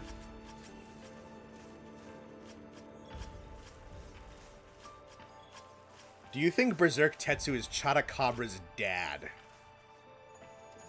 No, not zero chance, honestly.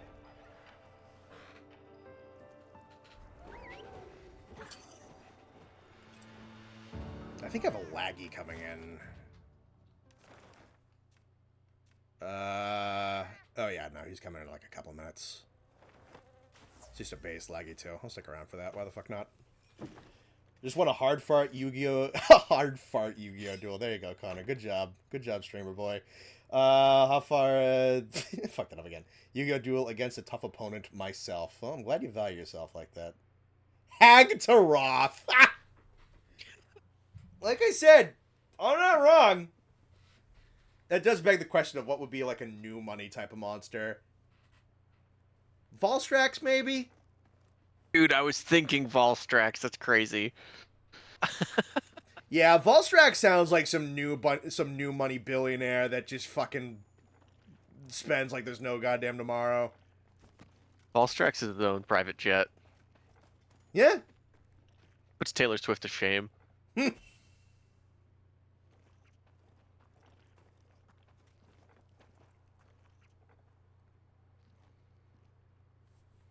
Got an Arkveld and a Steve in the Wounded Hollow. That does sound fun.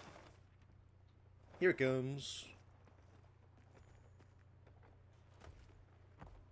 What's up, big boy?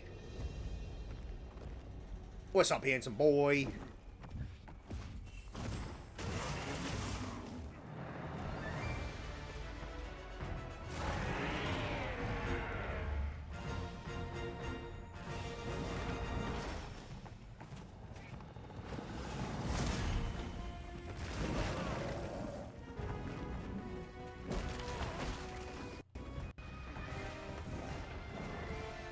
Maybe there is a little input delay on that block. I don't fucking know.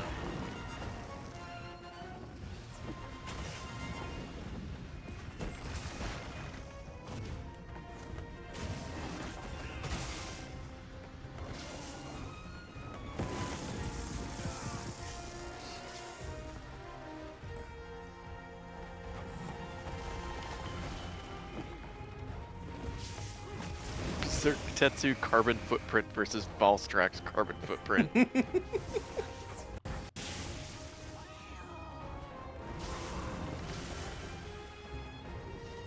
Connor, I feel like you would run a Blue Eyes White Dragon deck. I mean, I wouldn't not run one.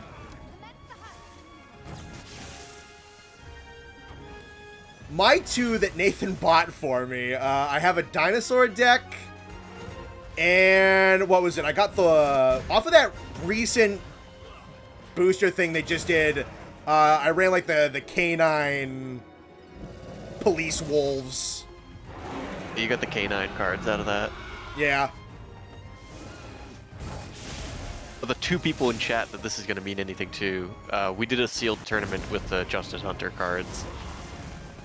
Very fun. Yeah, no, that was a fun day. I love doing those. I think they're so fun.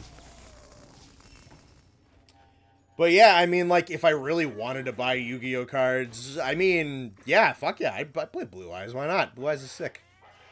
That's probably a lot of money. Not really. They just all got reprinted. Wilds tickets hate you? Fucking same.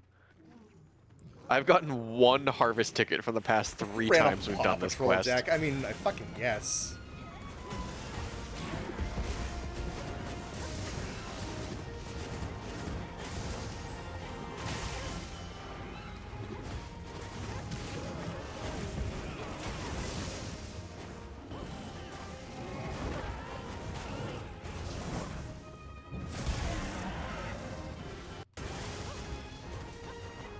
My Blue Eyes was good for a while. Get nerfed? I was under the impression it's still pretty solid.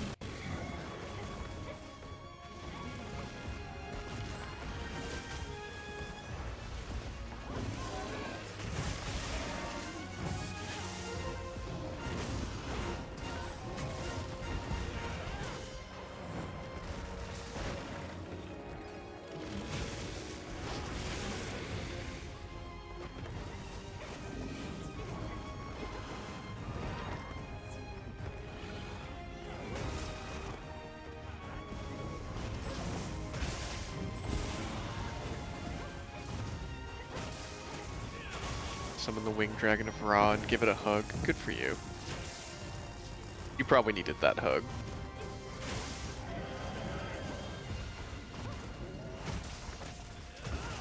Blue Eyes is still good, just new toy syndrome. Yeah, that definitely happens a lot in this game.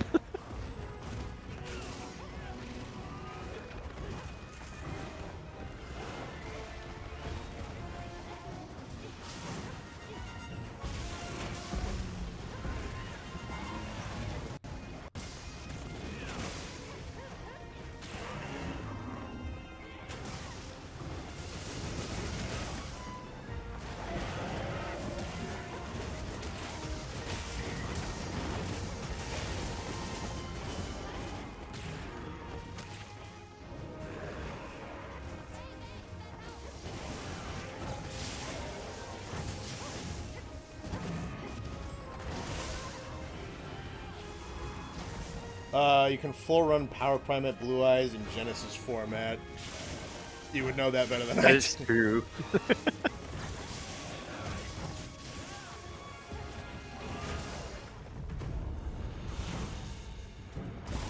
Was that 3 Fates? Huh. Crazy. Still running Red Dragon Archfiend deck I always have since the beginning of Snake Eyes format. That's what Austin has. Wasn't paying Red Dragon attention. Archfiend? Yeah. Yeah. Deck's cool. I like that one.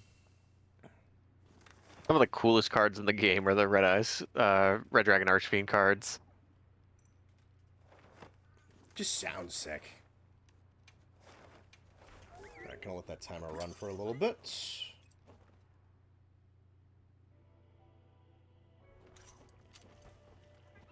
Austin is based. Well, was that Austin's choice, or did you just buy Red Dragon Archfiend for him? I helped him build the deck, but he picked it. Yeah. Yeah, the dinosaurs that I have are mostly on you.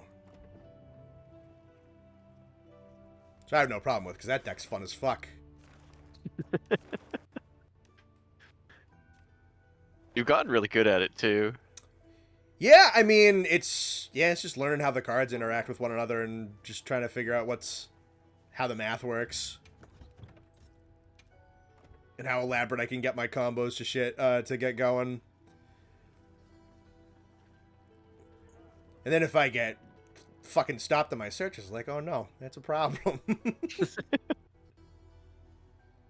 why Ash Blossom is such a good fucking card that everybody has. It really is. Let's see. How long before these gentlemen show up? Oh, I need the arena. They will be here tomorrow, or at dawn, rather. Yeah. This afternoon. They go to dusk, then they'll go at night, then they'll show up at dawn, and they'll be here the bulk of tomorrow. Okay.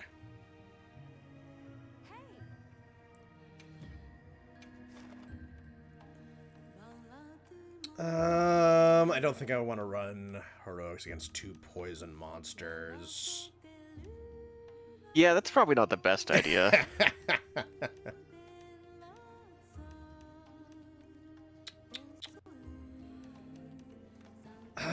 I think I needed one more in the cliffs, though. You know what? The 9-star Blangongo's fun. Let's do that one.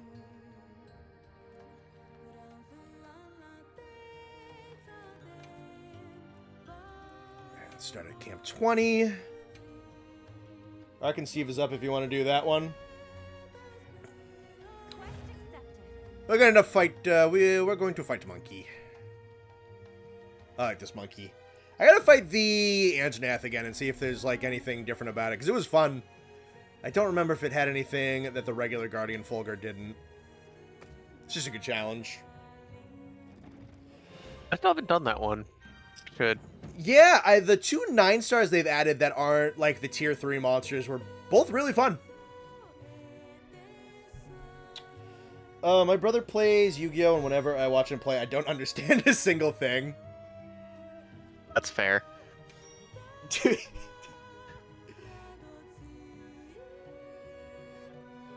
It was funny. We were trying to teach Kevin how to play at one point. I think we totally could, but he left before we could really get like a bunch of games in. I'd still love to teach him. I think he'd be good at it. And he felt legitimately like down to learn. It's just there's a learning to play that game definitely does have a bit of a higher skill floor. Yeah, for sure. It's just knowing what the words mean. It's really the biggest hurdle to any TCG. Big thing about modern Yu-Gi-Oh! Is that the pacing allows for interaction and plays that would take other card games like 3 turns and happens in 1 turn. Oh, absolutely. No, I mean, that's, Nathan put it really well when we were kind of talking about it at one point and comparing, like, games against one another. But one thing that Yu-Gi-Oh! Really is super fun about is that, like, every turn is our turn. Instead of just going, like, you go, and then I go, and then you go, and then I go. But, like, it's, you're doing this, well, I can bounce off of that. You're activating this, well, that triggers that. And, like, ba-ba-ba-ba-ba-ba, back and forth, back and forth. And there's just, like, a whole bunch of interplay mixed in with one another. And that's really fucking cool. Dude, another single fucking ticket from this quest. This game hates me. Yeah. Specifically when you're on stream, I feel like you get the worst ticket pulls. It's crazy. Oh, he freezes so much faster, too.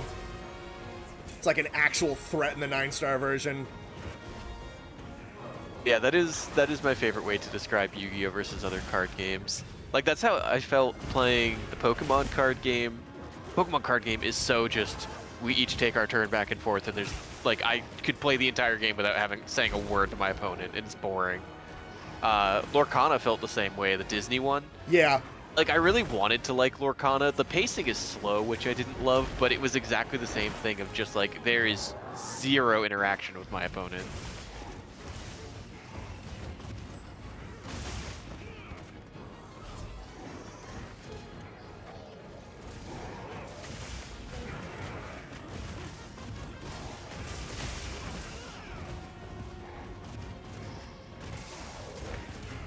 Go play Blackwings. Blackwings are in a decent spot right now, though.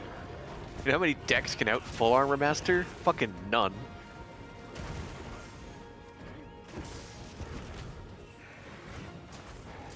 They just get a boss monster that's immune to all other card effects. This shit's crazy. Like 3 cards in the game with that effect.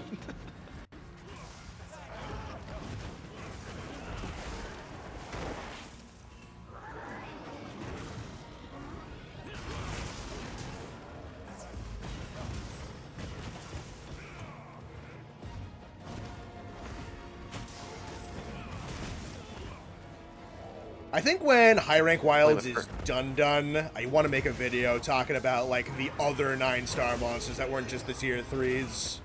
I feel like that'd be a fun video topic to cover. But I don't want to jump that gun until they're all done. Off!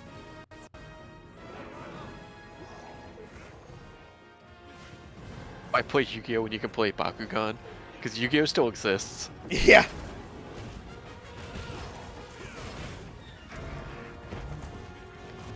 I don't know who would have been, I mean, I know sometimes we underestimate the ages of our fans and think that you guys are all like 18, 19. But I wouldn't know who would have been in, like, elementary school when Bakugan was, like, really popping off and really big. It had to be banned at my elementary school because, like, people just kept stealing them and there was, like, a black market for them.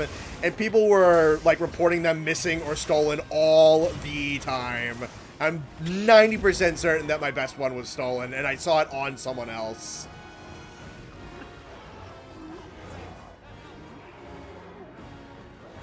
But yeah, no, there was an announcement from our principal. It was like, yeah, you're not allowed to bring these to school anymore.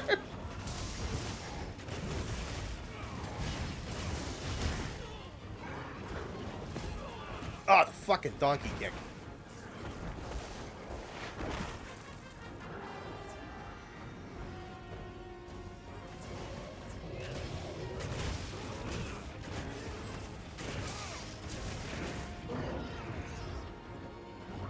I miss Kind of Bakugan. audience skews to the mid-20s for sure. Yeah. Yeah, I mean, it was a little flash in the pan.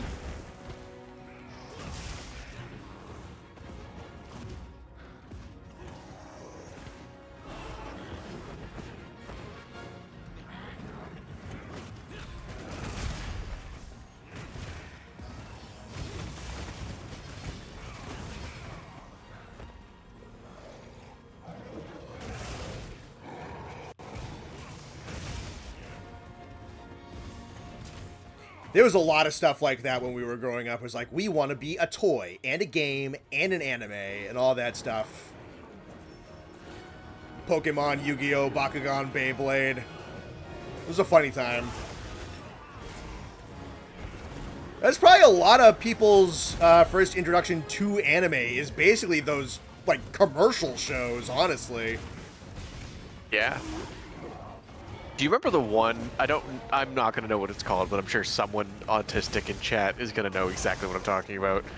But it was basically like these dudes who had like Gundam action figures that shot marbles, and that was the game. No, that does not sound familiar to me. I will never remember what it's called unless someone knows what I'm talking about. They were in Gundams that shot marbles? Like the giant... No. They looked like Gundams, but they were action figure size, and they just had a little marble shooter in the center of them. Yeah, I don't know what that is. First anime was Dinosaur King. Dude, that's base as fuck. Dinosaur King slapped.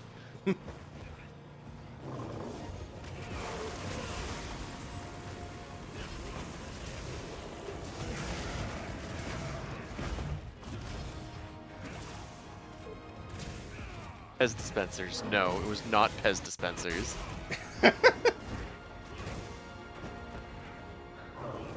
Nathan and I are probably 2 of the 16 people on the planet who are really big into chaotic growing up. Shit. I fucking loved chaotic, dude. Yeah.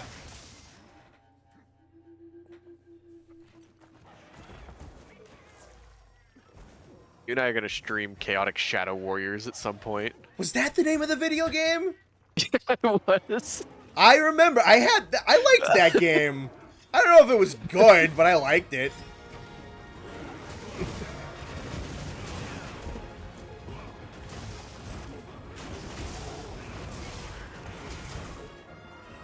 Can you imagine being the first person to stream Chaotic Shadow Warriors in 15 years? Probably How hype would that be.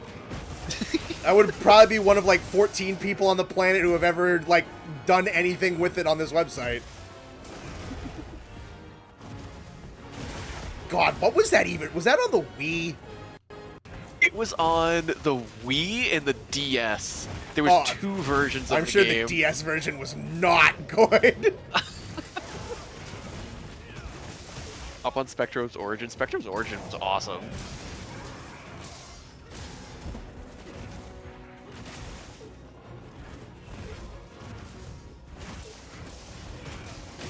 You got your Beyblade collection. I literally did a project in college about Beyblades. It was awesome. The teacher loved it.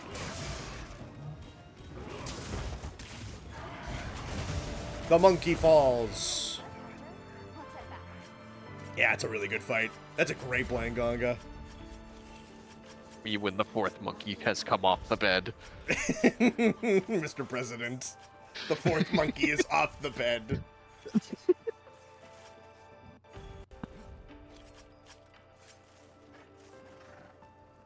Looking it up, it could be Damon? Damon?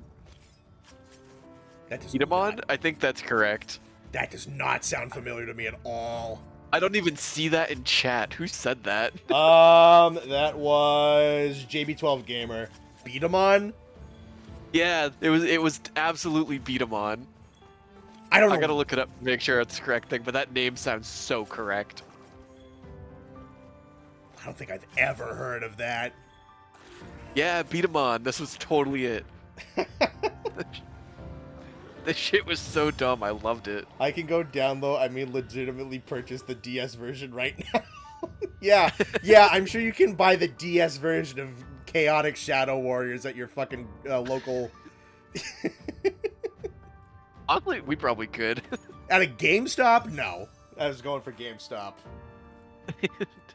No, but there's an old game store not too far from here. I think I'd still be shocked. Yo, one more fucking ticket, man. I fucking hate this game, The dude. fucking despair in your voice. That voice crack was so funny.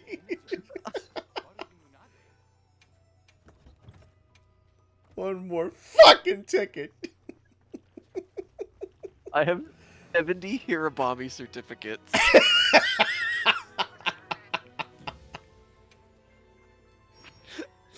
I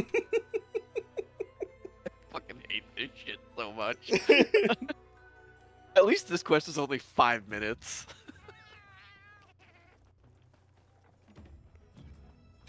Oh god.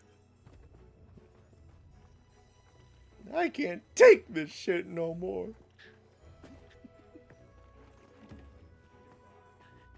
Saw the title and instantly knew we had the same build. Oh, you Man, think great so? minds think alike. Yeah. Who said that? That was random name. Yeah, I mean, if you want to peep real quick, it is this. Let me pop equipment info. Max off guard, 2 focus, little dragon attack, little guard up. Dark side, full resentment, full heroics, most latent power, bulk agitator, maxed out max mites. A little bit of defense boost in constitution, and some counter strike. Honestly, I could probably turn that defense boost into something else. I think that's just some leftover decos. I'll figure it out later. You're gonna hunt 3 Hirabami 3 more times and you're gonna like it. I only need 1 more ticket, but I know this fucking hunt's gonna give me like 5 of them. I know how this shit works. I've played these games before. Honestly, this quest will be a nice excuse for me to just have a whole mountain of Hirabami parts for me to make their armor for layered purposes. That's fair. Just checked my ROM download site, I mean local game store. It has chaotic. I mean, if you really want to try it out and see if it's any good, I can't stop you. We're gonna play it on stream until Austin's Pokemon. Yeah, I mean, if it wasn't for the fact we did so many Squirtles, you'd probably believe us. Yeah, dude, everybody knows Kaor, the famous Pokemon.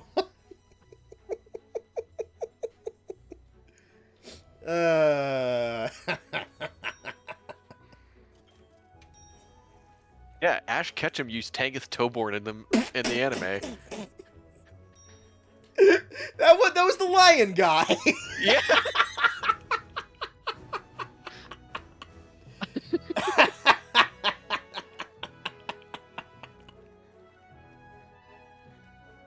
I remember him.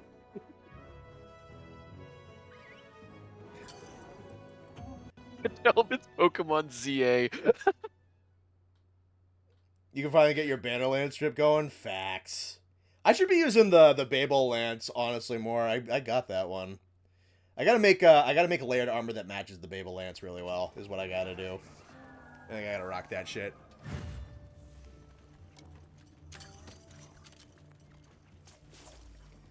My favorite Pokemon is Glumbor.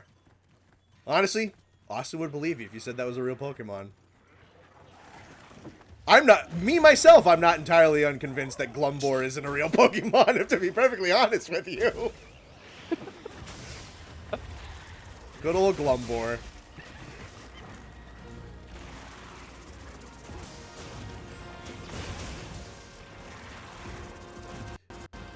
That's like a psychic pig Pokemon, and he's really sad. He's Glumbor.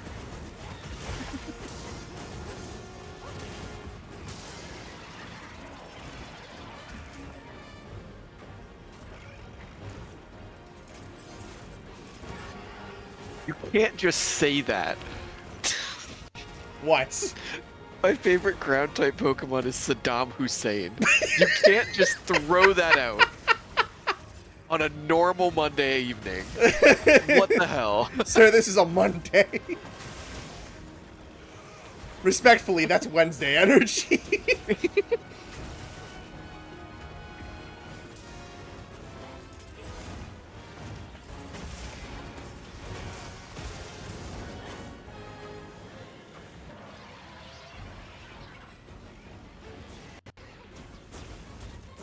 Circuitry, yeah, that's your favorite Pokemon. Everybody, what's your favorite Pokemon? Circuitry is a Pokemon, Connor. You know, you can't. I'm gonna do my own research. You can't fucking gaslight me. Fuck you. I'm not gaslighting you. Circuitry is an Ultra Beast. I will confirm or deny that for myself. Thank you very much. Oh, look at that. 2 tickets, because fuck me.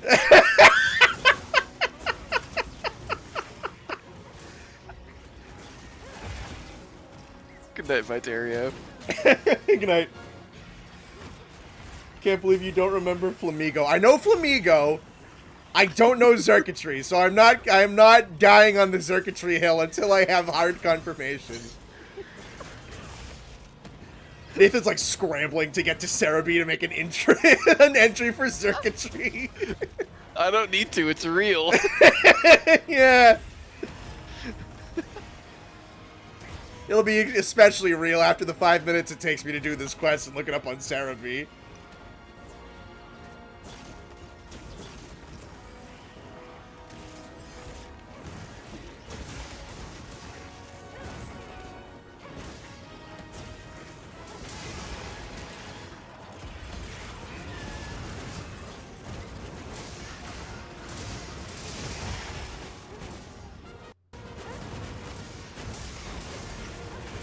Pokemon is Stegosaurus. Finally, a real answer. I like this one. My favorite Pokemon is Steve Jobs, the Ligma Pokemon. I just said that in my head in the Pokédex voice. I know we've shared this before, but I love this so much. Connor and I played a shit ton of Rise and Sunbreak together because none of our other friends were super into it. So our shoutouts for starting quests is his would go, who the hell is Steve Jobs? And then mine would say Ligma in the chat immediately after it. No, you Or should say Ligma Ligma Balls. It was so funny playing with randoms because just every fucking quest is who the hell is Steve Jobs Ligma Balls at the beginning of every single hunt. It was awesome. Carrie was the only person who played regularly with us and did not see the humor in it quite as much as we did. MH memes, Connor, after this hunt, you got it, buddy. Fuck yeah, Carver Meal doing the Lord's work. That's why the Azu's meal is my favorite one. It's so good.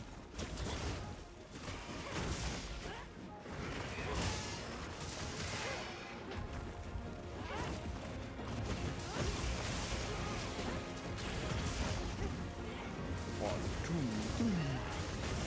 three. And chop. The real one is Orville Redenbacher.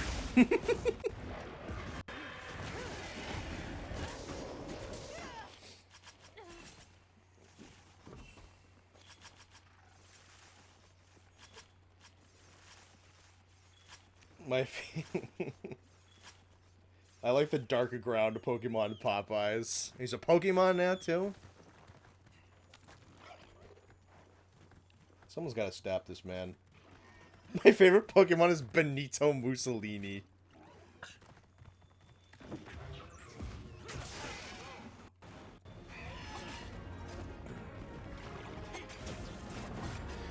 I think because of that quest, Hirobami is now my most hunted monster. You think so?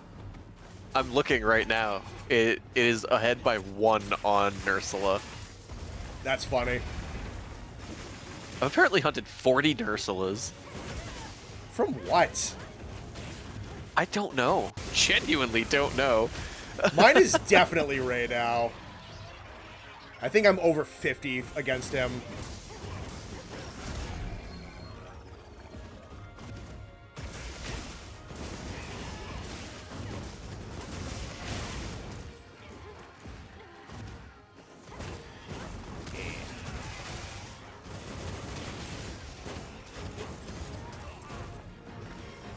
Clone Nursey counts to the number, does it? I mean, that definitely adds a few, but... Yeah, that's... I wonder why they would do that, because it is a separate entry in the Hunter's Notes. It doesn't look like it's a separate entry in the field guide, though. Weird. Yeah, then I guess that's what it is. Favorite Pokemon is a shiny Teddy Roosevelt. Fair enough.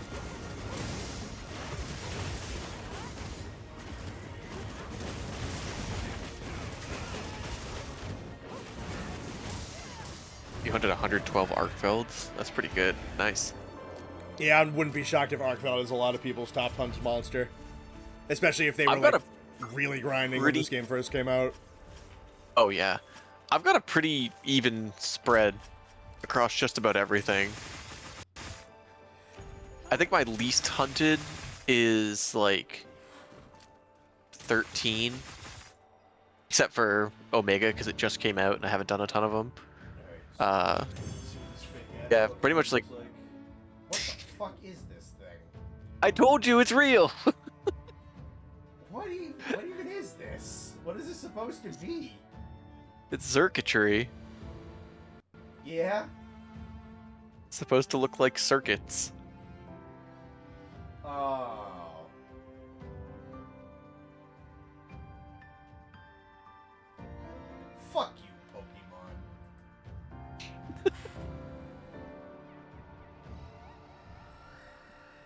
Hell yeah, baby. One more ticket. Let's go.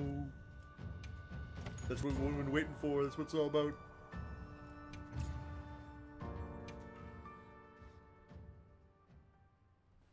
Connor witnesses things beyond his comprehension. Get gas lamped. Right. Oh, yeah. Gas lamping.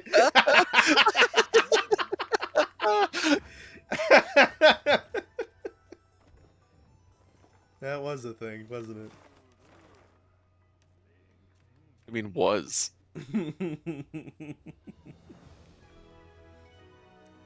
you think they called it gas lamping back in, like, the 1700s? I mean, probably. It's not like the term has changed.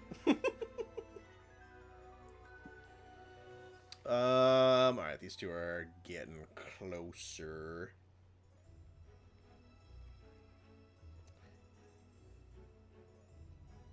Those are my Christmas lights found in my extra dimension. Alright, actually, let me look at the MH memes and see what Kaiser made.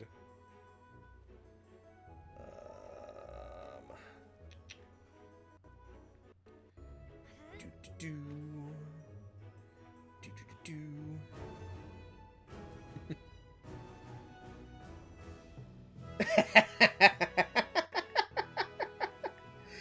Look at him go! He's got a little chef hat!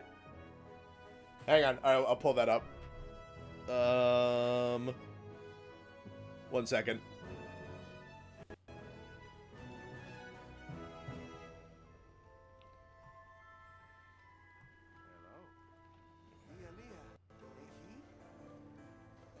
Alright, here he comes. Look at him!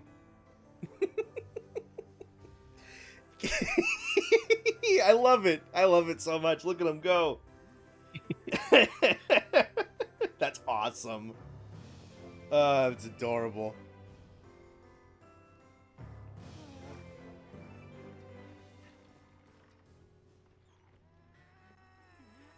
The tiny little pizza in his mouth. Yeah.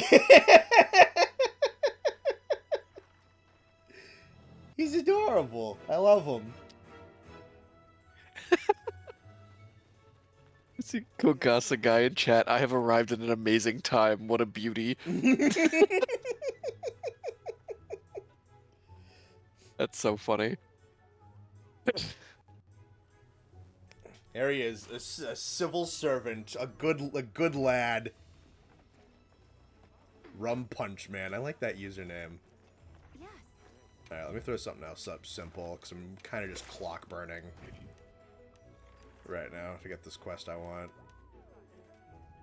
We'll do 9-star Guardian Folger real quick, I think. We can do that.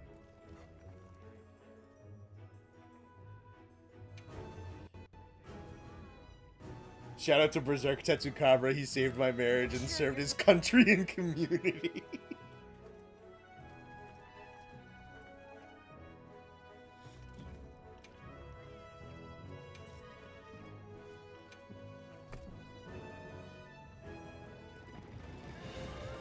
Kaiser back at it to get him to peek. Yeah, that one was funny.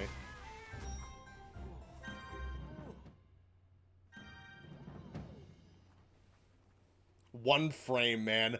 I heard about that the third season of One Punch Man had some animation issues.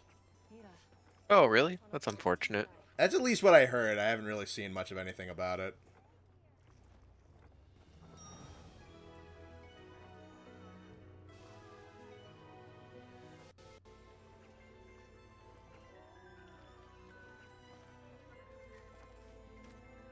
How do you get the silled garlic emote that Toast is doing right now?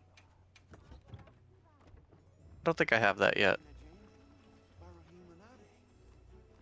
One Punch Man when Zero Punch Man, he doesn't even need to punch because he runs away. Berserk Tetsu on jury duty during the OJ trials. Berserk Tetsu would have gone with not guilty.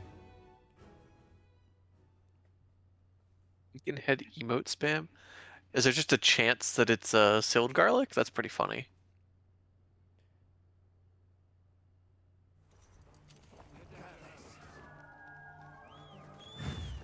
That's kind of fun. I like that.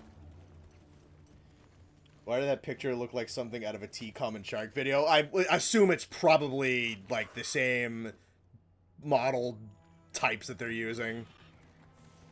He said that it was a T-Common Shark model that he got off the workshop. Oh, well, that would make sense then.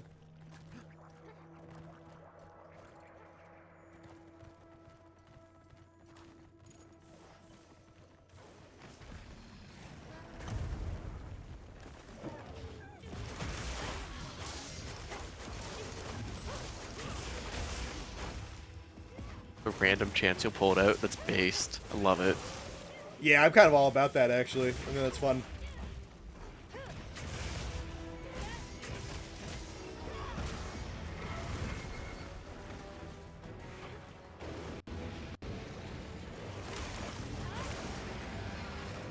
Silled garlic / tomato also triggers slicked blades on Mizu weapons? That's awesome. Really? That's so cool.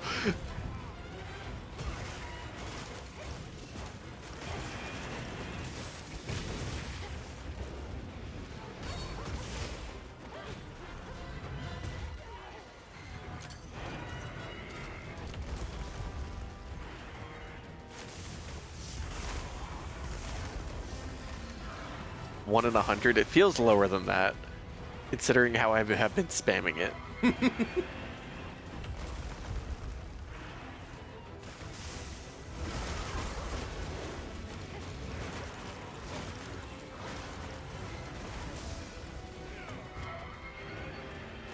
Oh.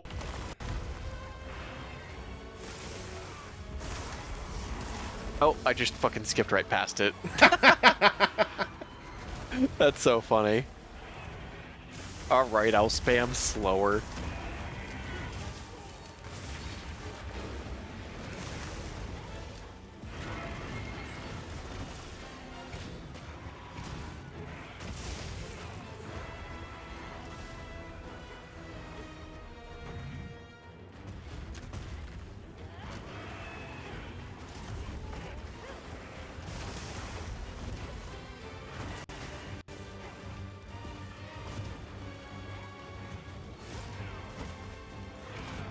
Fuck.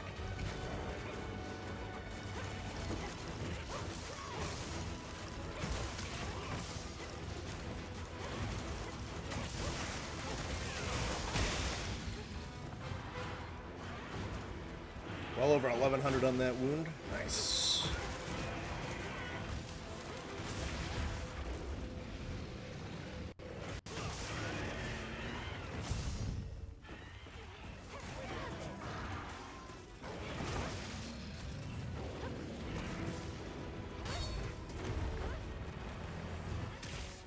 Comes a lot in the jaw slide on the launch of the triple sneeze.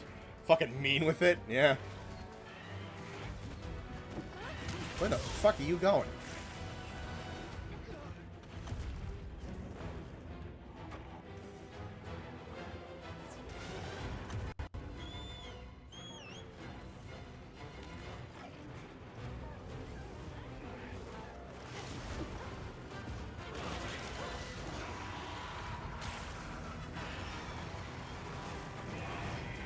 Full proper. I'd love to get around to doing emotes for the channel. Just need to find the time to do so.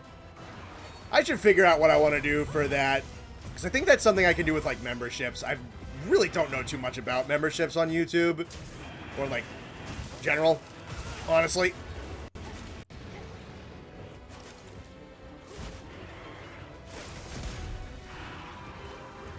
It'd be worth doing, though.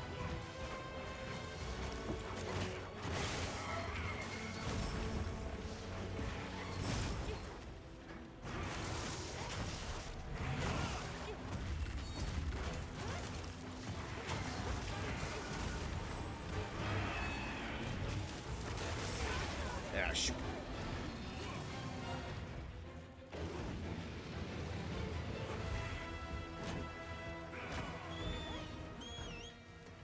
Who turned Thor into a Tyrannosaurus Rex? The Wyverians did, apparently. Hope, Jwoo, and Rathlos get the 9 stars treatment, like Fulgur and Blenganga. I agree with you 1000%. Motherfucker, I just skipped past it a second time. Alright, I'm done.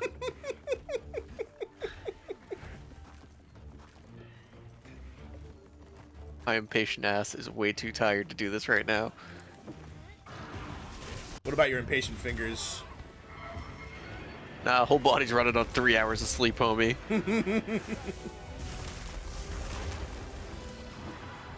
We are surviving, not thriving out here. But 3 hours of sleep into a 10 and a half hour day at work. Off. Yeah, it's rough. Give tail wound. Or give whole tail. Fuck you, Anjanath, you stinky bitch. You're not a real boy. Uh-oh.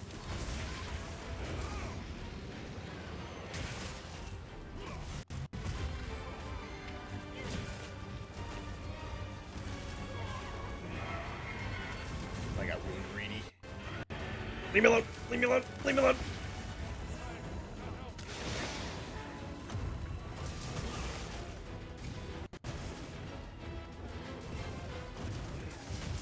Now I want to break your legs.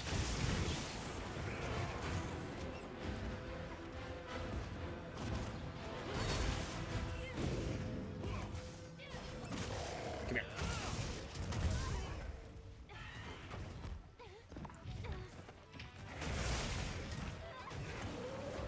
Entire second year of high school, you ran on 2 to 3 hours of sleep. Your friends often described you as neurotic and partially schizophrenic. That's not a good thing. Are you our friend Peter? Yeah, we had a friend who did that too. That is true.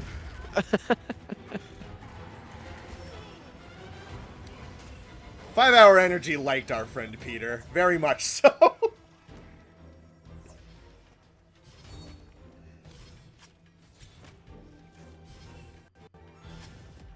Oh, thank you, Carver Meal. Thank you, Carver Meal.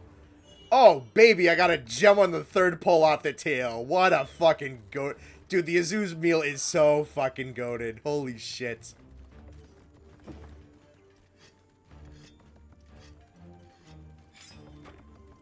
Hey, Peter. I swear they intentionally make that one show up less often than other ones. Yeah, because it's got Tumblr and it's got Carver. Which, Tumblr with Sorregio's bowguns is so nice. Is Tumblr evade window or evade distance? I believe it is lessened recovery frames on evade.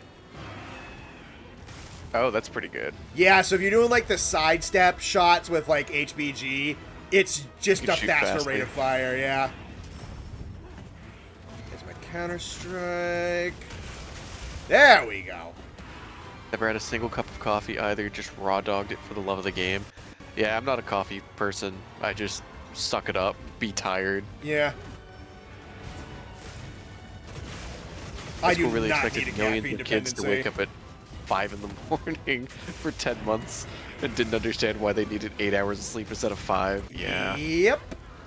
Yeah, it's almost like having us fucking start at 7 o'clock in the morning was a stupid idea.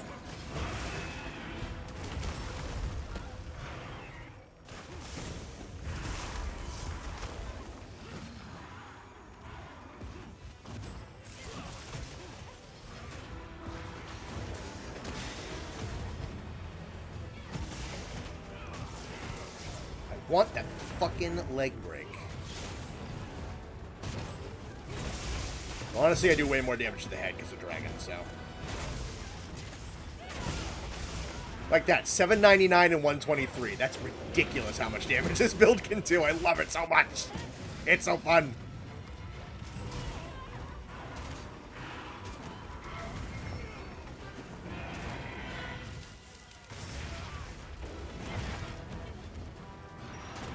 Oh, shit. Oh, thank you, Llama. High school really expected... Yeah, that's what... Yeah. Yeah, it sucks. I don't know if that's ever going to change. It's just... I like... Younger kids, sure, they're up and running around and screaming at like 7 o'clock in the morning anyway. But like, teenagers at like 7... At like getting up at 6 in the morning? No. Why would you? That's not a smart idea.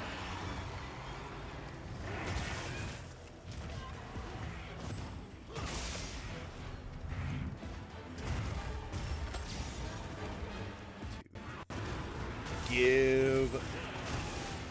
Fuck yeah.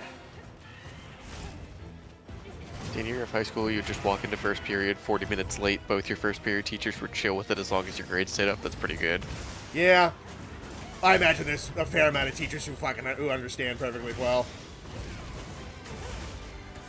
Austin would just skip first period entirely and show up for second. Oh yeah. I think he's talked about that before. He has. That's why I mentioned it. Yeah, him and Sam had a whole, like, Black Ops contingency strategy.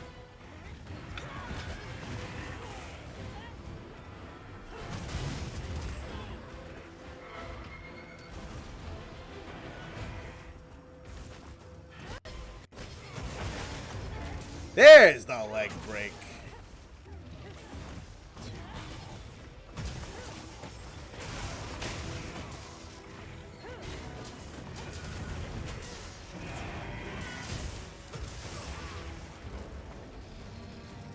Just getting so many skill prompts on my screen, it's hilarious.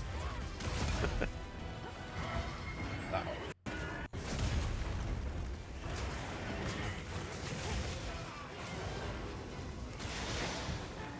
Nice.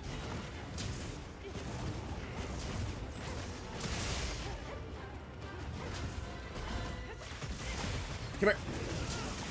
College lets you pick your own times if you're fast enough, and it's so freeing. None of your classes start till noon at the earliest. Yep. See, I didn't get that luxury. All my classes were first thing in the morning in college every single semester. I got the fuck out of that as quick as I could. It was just the way they scheduled for my major specifically. Yeah. So I was done class by 11 a.m. every single day and had the rest of the day to do whatever the hell I wanted to. I managed to finagle myself a 4-day weekend one of my semesters. It was awesome. That's awesome. I was not that lucky. It was either my last semester or my second to last semester, and I got it so that I only had class on Tuesday, Wednesday, Thursday.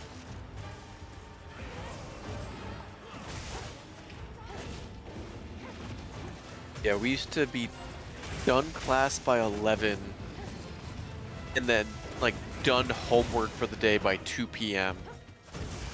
and you just had the rest of the day to do whatever the hell you wanted to. So our roommates who were in the other engineering major, all their shit was at night. They didn't have anything in the morning. So they would be like on campus in the makerspace studying till like 10 o'clock at night. So me and my other roommate who is plastics with me would go buy a pizza and sit there and heckle them. Because we had nothing better to do with our time. It was great. Yeah, that's a pretty good Fulgur Engine F, if I do say so myself.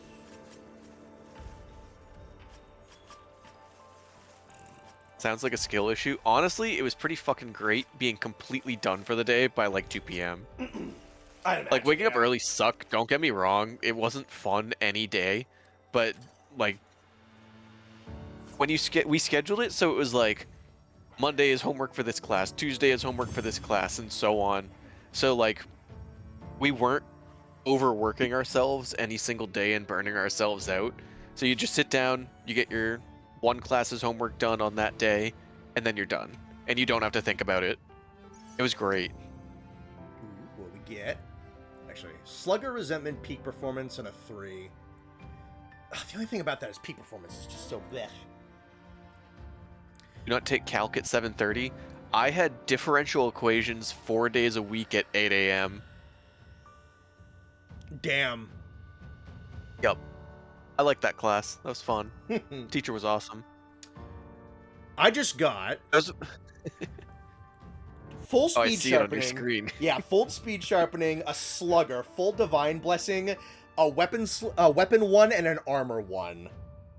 Damn. That's so sick. Damn.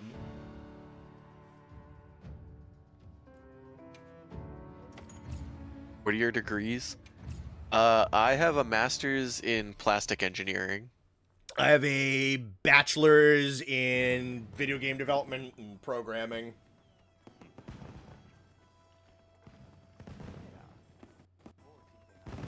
If I have to get up before 10 a.m. for a class, I'm gonna shit myself. Don't shit your bed, Quack. That's not a good move. Yeah, then you gotta do laundry all day. And scrub out the poopy.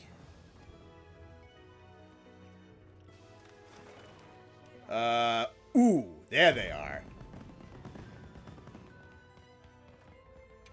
Exception with the last semester where you had 6 p.m. to 9 p.m. class. I had that for my master's. A lot of the classes were late like that. Like, I had a semester with my last semester of college completely. I had 3 classes, and it was like Tuesday from 6 to 9, and then Wednesday from 3 to 6, followed immediately by 6 to 9. Oof. So I just had 6 hours of class on Wednesdays. It was crazy. Luckily, they were good classes. Like, at that point, I was just taking courses I wanted to take. So it was interesting stuff, and, like, I was there for it, but it wasn't super fun by any means to do 6 hours of class. All right. The tally drops aren't, like, amazing. There's only, like, 6 on them, but it's a... It is a 9x4 Raidao and a 6x5 Gravios in the Wounded Hollow. I want to run this shit. Nice.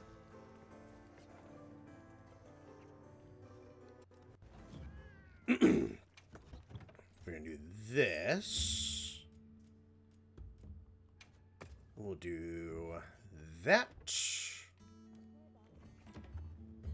Bachelors in tying your shoes? Nice.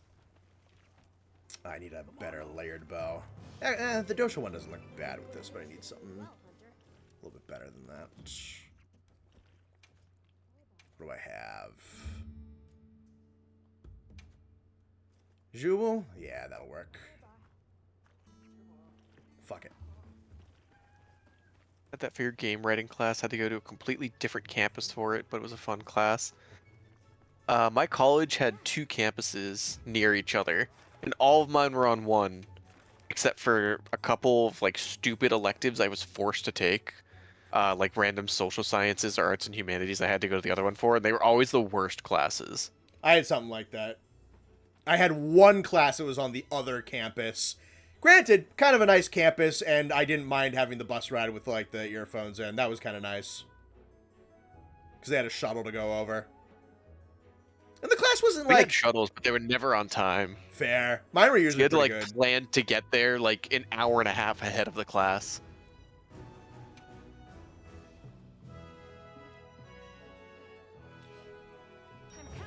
Spent the waiting time one day between my afternoon class and the evening class trying to beat Duremudira. That's funny. Alter, Blast, and Llama. What a lineup. I remember it was after COVID hit because I was doing courses online that should have been in person. And I had to take this really stupid politics class because it was the only it was the only social science. No, it was arts and humanity. It was the only arts and humanity credit that fit in my schedule that counted towards my graduation. And it was so stupid because it was literally the only class the school offered that I could take. So I was in that, and I was in a criminology course as my final social science elective. And I'm like senior year final semester for engineering. And I was having a conversation with the criminology professor I went to their virtual office hours to ask a question. And and I was like, "Oh, I gotta run. I gotta get to my whatever it was, politics class." And she's like, "Oh, what's your major?" It's like plastic engineering. Yep. She's like, "Oh, huh, okay." Like, super confused why I would be taking criminology and politics, but Yeah, because even in college they make you take fucking stupid burner class just so they can get 4 semesters of money out of you. Which I hate that so much. plastic engineer that took a criminology class sounds like a Batman villain. That's awesome. I like that. I love that. Nate is a plastic engineer. If Monster Hunter ever introduces a turtle monster, it'll be his arch nemesis. Nah, I'll have no issues with that. one perk of your English degree is you only had to take one math class for the entire degree. Meanwhile, your sister, who's doing engineering, is dying in her multiple math classes per semester. See, I'd rather be doing multiple math classes per semester. That is way more enjoyable to me. But again, I suck at writing, so I would not want to do a million of the classes you described, Quack. Yeah. I had a bunch of stuff that was like completely unrelated to major that I had to do. Like I had to take like a science lab one, and I took like an environmental one, which, I mean, it wasn't like the worst thing in the world. Like the professor was fine. He felt like one of those guys like, I know you're here just because you have to be, so I'm at least going to try and not give you too much shit. Like he was good. I liked him. One of my all-time favorites is I had one of those like, I don't even know how you'd even describe it, but it's like, it's some mixture of like a sociology and like Englishy type of like critical, I don't know, you call it critical thinking, it's really not. I don't know, it's some like fucking weird ass like liberally type of shit. And one of them was like an experiment having to do with like implicit biases based on like race or whatever. You've probably seen things like that in certain assignments. So like you see all these different faces and like, I don't know, what do you think is guilty or did a crime or something like that, like based on your reaction time, and then it's trying to teach you that you're secretly racist or some shit. And you had to like give some It sounds like racial profiling. Yeah, basically it was. It's so it was basically trying to tell you like, haha, you're secretly deep down, you're racist and you should know about it and feel bad about yourself and be better. I'm like, fuck you. So I actually, because you had to give some kind of feedback about the project itself. And the night I did that project, I was watching the first season of Daredevil. Potential spoilers for anybody who really gives a shit about the Daredevil Netflix show, but never watched it and might at some point. But there was a recurring character, like a secondary character, in the first season of Daredevil, who was black. And in the second to last episode of the season, he is very violently killed by the main villain. And I was going to be like, okay, I will save the season finale for later. I'm going to go to bed, right? But then he died in that episode. I'm like, no, fuck you. I got to watch the bad guy go to jail because, like, I like that guy. That guy can go fuck himself. I need to see the bad guy go down. And then it was either that night, it was like 3 o'clock in the morning when I saw that. I stayed up, I had a class at like 8, but I only got like 4 hours of sleep because I needed to watch the season finale of Daredevil, to watch the Kingpin go down, specifically for killing that black guy. And then I got this thing where like, you are secretly racist and you're a bad person and you racially profile and you didn't even know it. So I wrote in a response, it's like, no dude, I fucked up my sleep schedule and gave myself 4 hours of sleep so I could watch the end of Daredevil, so I could watch a man who murdered a black guy go to prison. Don't you fucking tell me that I'm racist, you stupid piece of shit assignment. Did you actually write that into something you submitted? Yes! Yes, I did. What did the teacher say? She, honestly, it wasn't like she wrote up the assignment. She was just some nice old lady that was probably just running it for the college. So she was like, I appreciated your insight into the show, that like you had this like reaction to it and blah blah blah. But I think I said that the assignment was a load of bull, and she said, please refrain from using language like a load of bull in the future on professional assignments like this. That was really the biggest umbrage she took with my answer, but I basically said that thing was a whole bunch of fucking bullshit. Like, I'm not. You're not gaslamping me into thinking that I'm a racist in this stupid fucking class I didn't even want to take that has nothing to do with game programming. Go fuck yourself.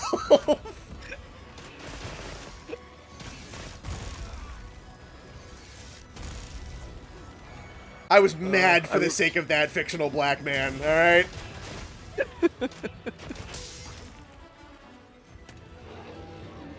I remember one of those stupid courses I had to take. I think it was another like arts and humanities shit that I was required to take but didn't want to. It was Intro to Philosophy. Yeah. And I remember it was on the other campus. I already had to take a bus to get over there and it sucked. And I'm sitting in this course and it's the first day of class, and she just goes, "Oh, how many of you are philosophy majors?" And there's like 60 people in this class, and not a single fucking one raised their hand. And she was just like, "Oh, you guys are just being shy," and I was just like, "Damn, bitch, no one wants to be here." Not a single person wants to be in this course.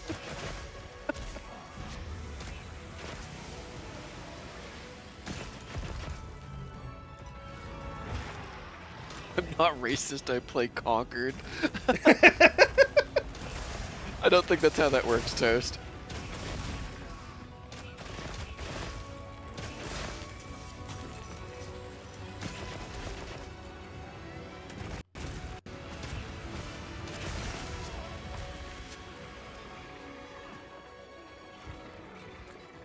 Surely there are better ways to go about that. Yeah, no, that would just made me angry. I'm like, no, I'm not. No, thank you. I refuse. Uh-oh. Oh, thank you, Guts. Holy shit.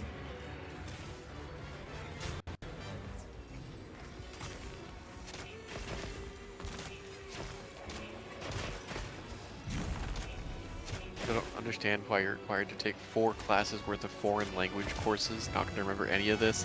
That pissed me off.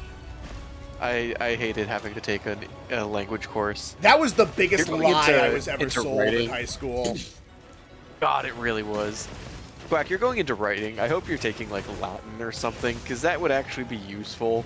But like, I remember in high school, my guidance counselor chasing me down in the hallway after school one day before I could leave.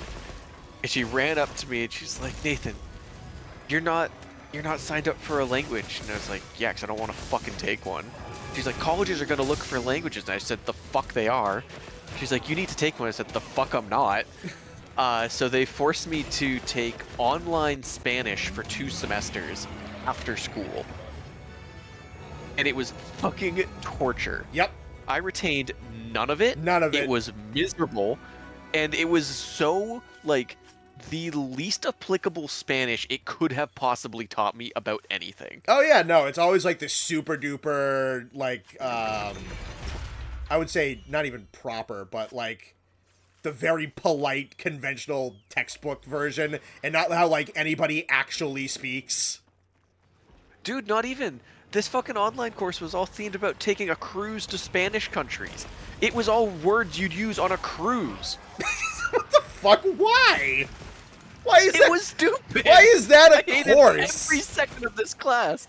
It was miserable.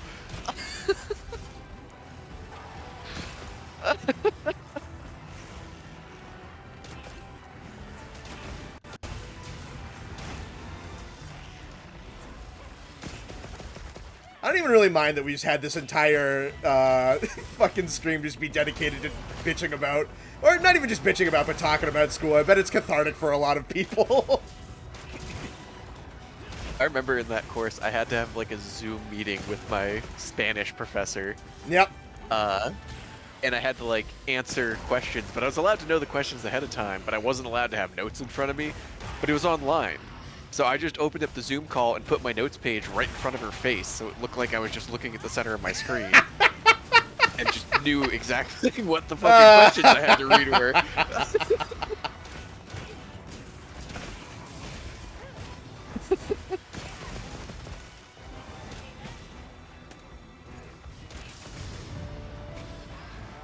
Yeah, Wounded Hollow makes some sick fucking quest combinations. That's awesome.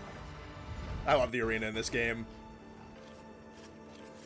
It's funny, the only stuff I retained from Spanish in high school is how to say, "I don't speak Spanish, I speak English." The only things I retained from Spanish in high school is the stupid sentences Connor and I came up with that mean nothing. Yo soy la ventana. That is, I am the window. We got El gato de lavamanos, which is the cat of hand washing. Was it, Donde está la carne de la vaca, which is where's the meat of the cow? Did you have, what was the fucking butterfly one? Oh, It's like, Connor es mi muy gordo mariposa. was that fat butterfly? I totally forgot about that one.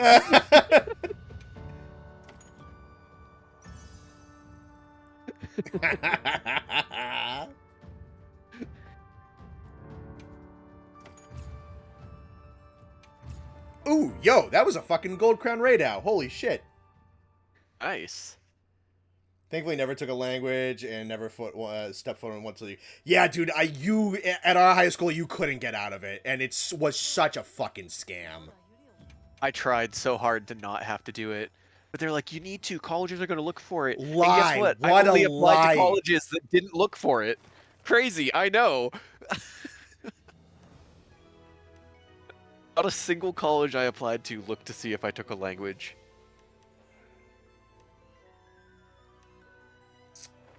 Alright.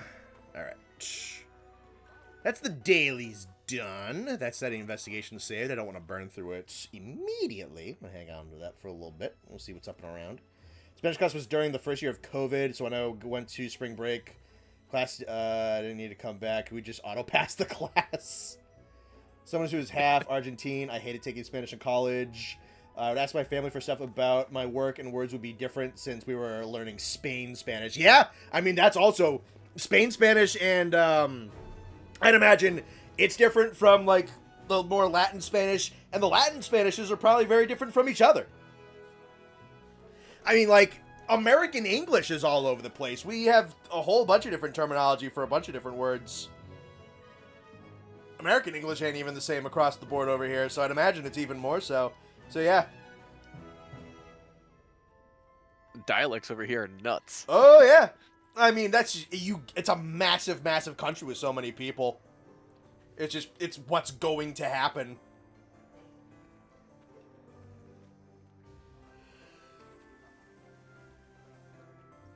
Same here, it was forcing French, barely passed, but no one looked for it, yeah.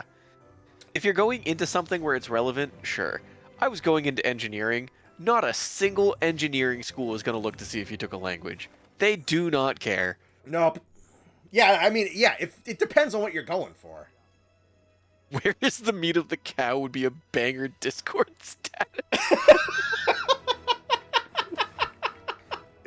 Yeah, it really would.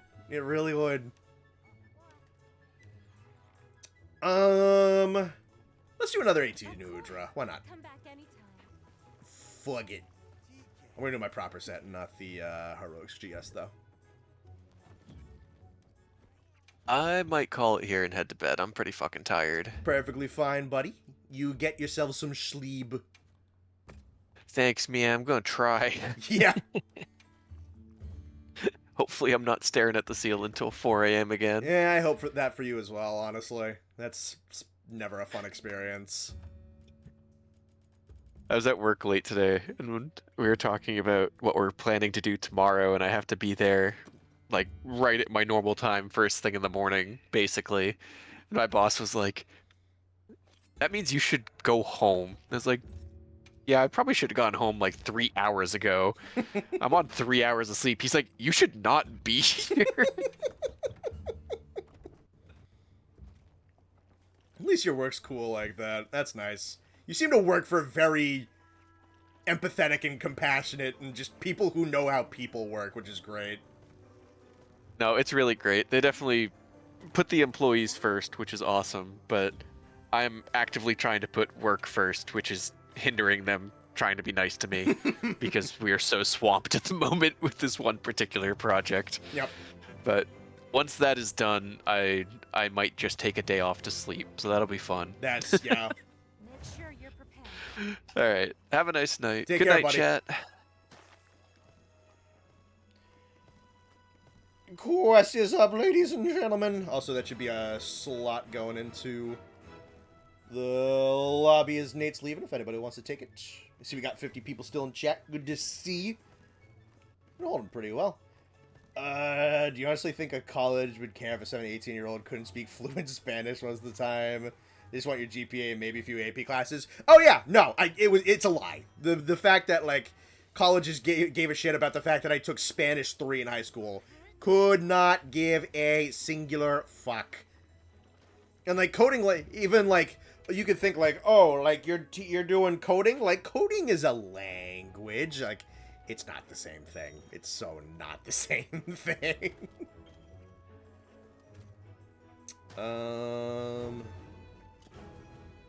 Pre-game.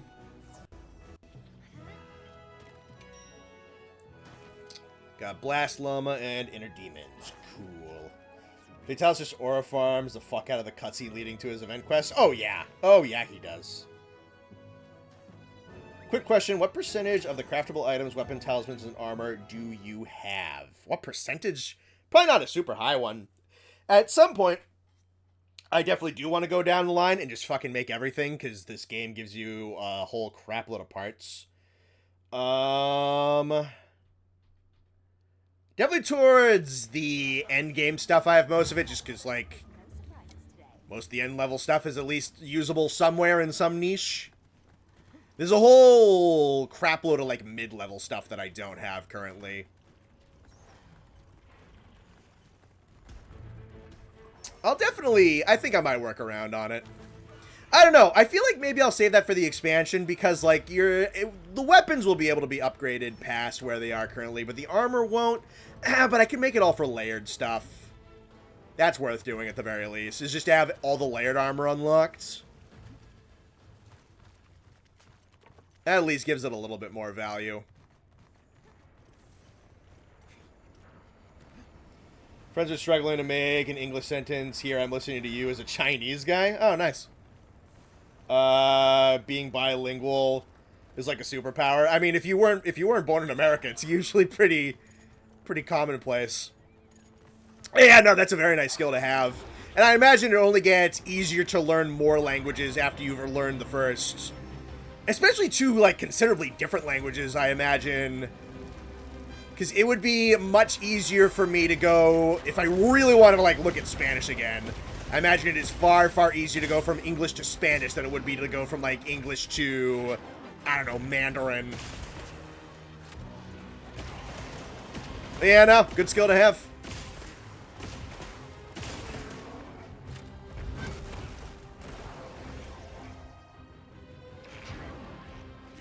I don't know if I'd ever become, like, fluent in another language, but I do have an investment in writing.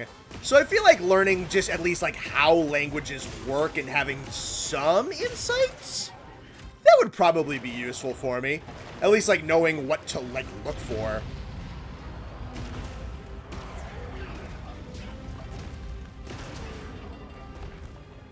I definitely brought this up before, but one thing I definitely want to do, maybe a bit of like a New Year's resolution or whatnot, is I definitely want to read more.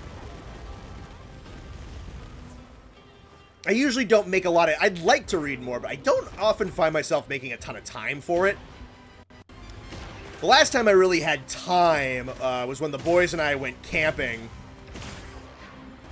In, where did we go? Was it June this year? It's usually June or July. I think we went in June this year. It was my first summer hike. I don't know. My summer was crazy because it was just like, it was 2 vacations while also trying to go with like the speed of sound on the world review. I fucked up.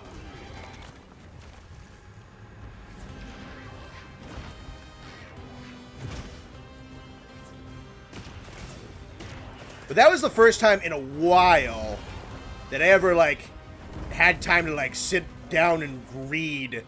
And I brought a couple of, like, older mythology books that my dad has in his library. And it was cool. It was cool to read some, like, translated old literature, because they just write so different from how we do now. It's much more...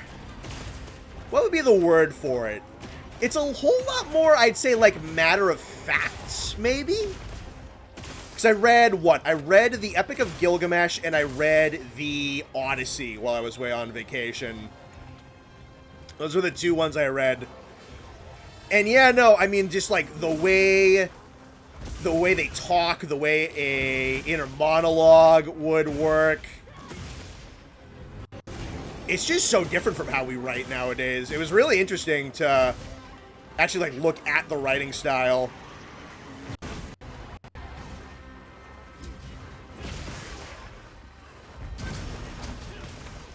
There is a matter-of-factness, a kind of, like, grandiosity. Everything the characters say, especially I found, like, in the Odyssey, was usually, like, a very big, bold proclamation. I think a part of that has to be due to the fact that a lot of these are adapted from usually, like, plays and whatnot. Which, like, the original Odyssey, it's not a novel. The original Epic of Gilgamesh wasn't a novel. They were, like, these epic poems. So that's just such a different way of delivering information. Like, I'd say, like, the most different one was definitely Gilgamesh, where you could tell that, like, it's a rhyming and a syllable structure in that old language that just kind of can't exist in an English translation, because there would be multiple times in that adaptation where, like, the characters would repeat the specifics of what they just said. Like, I'm trying to think of... Did I not save adaptability onto this? I must not have saved adaptability onto this. So I was getting chipped through the fire. I'm glad you're all right. Don't worry, you'll get him next time. No! Oh, okay, I didn't, when I changed the adaptability decorations, I didn't save over. Okay, let me do that then. I think it was... I dropped this. And I think I dropped a Divine Protection and even it out at, like, 2s. Correct? I believe that's what I did. While I'm here, I didn't use any flower ferns, but I did expend... Oh, there goes the boulder.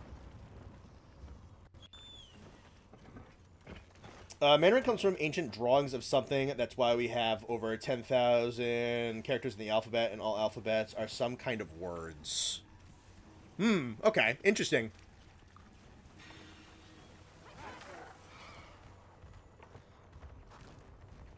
I don't want to be too presumptive, but is that kind of somewhat similar to how, like, say, hieroglyphics work? Where it was words given through images and not so much through, like, an alphabetic character, something like that. Again, I don't want to speak too presumptively because I'm not 100% certain, but that is the way at least I think it works.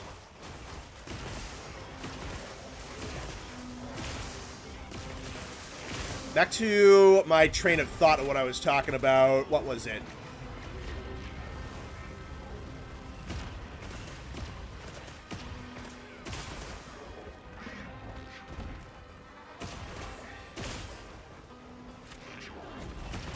I don't know, sometimes the language, it was like the exact same statement or sentence given. Like, it'd be something along the lines of, I think I remember towards maybe the end of the story, where, like, he's going to try and find these answers about how he's gonna die.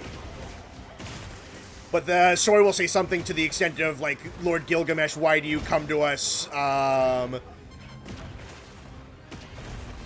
man, I'm paraphrasing so bad, but with, like, your arm weathered and your hair long and such and such and, like, all this kind of disrepair. And then he would respond, like, this and such, like, I've come because my friend is dead and whatnot, and that is why I come to you with my hair overgrown and my armor disheveled. It was, like, the exact same word choice, and I have to imagine that that was due to the fact that it was because it was poetic and it fit just a syllable structure and a rhyme structure that gets lost in translation, which made it something really interesting to just consider how that translation worked and what gets lost in that interpretation. honestly, that specific copy, the Epic of Gilgamesh, is very, very, very short, as it is extraordinarily, like, to the point. It's very much an and then kind of narrative. Even that's not essential. There's some stuff that's a little bit and then. Not exclusively. There is a lot of stuff to do with, like, actions and consequences, and there is follow-through. There was a really cool foreword at the start of that particular copy of the story that wasn't so much about the story, it's kind of about the story itself, but it was a lot to do with the finding of the story, like where it was found, who it was found by, under what circumstances it was found, how the story got moved around, how literate interpretations of it were made, where like the original documentation was moved around to, the names of the archaeologists and linguists who had a hand in the translation of it and the uncovering of it, and like the story, the modern conventional story behind the story, although like the salvaging of the story was really, really interesting. Which actually gets me a little bit more interested in history.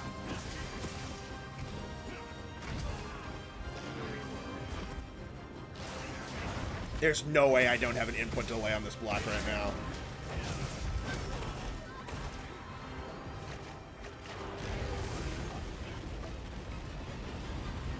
Give me a bitch.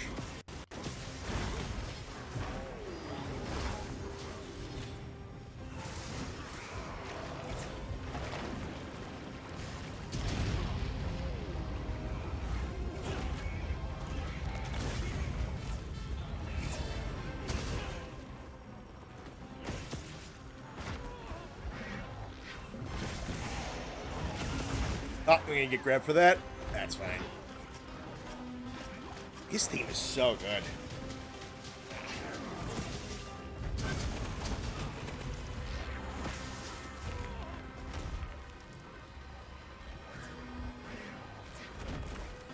Give me a stinky.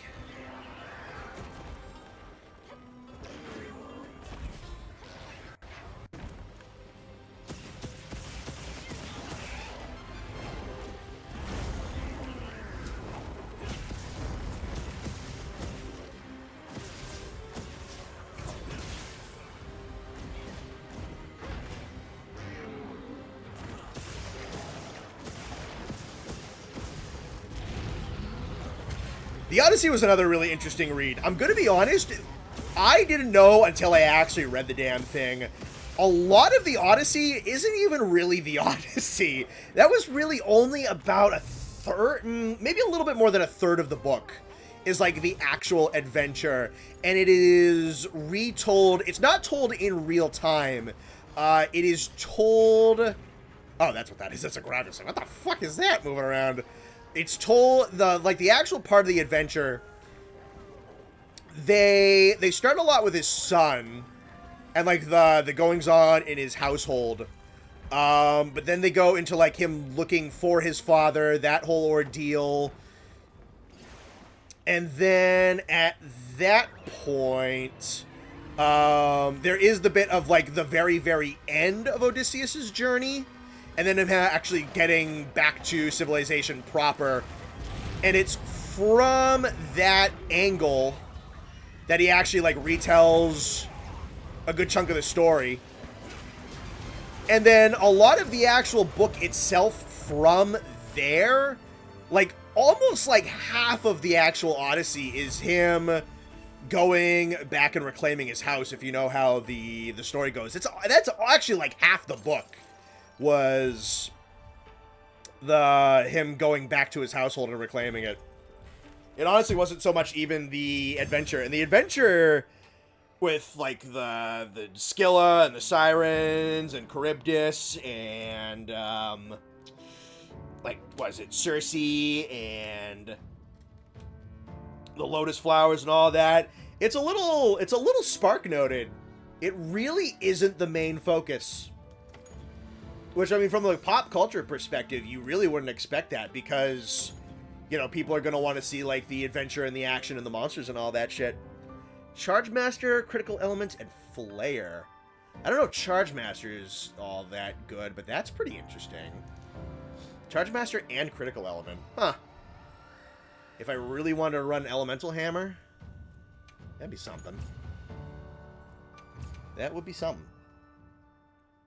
Wasn't one of the tablets that had one of the original parts of the epic some lady was just trying to get rid of something she thought was a family heirloom?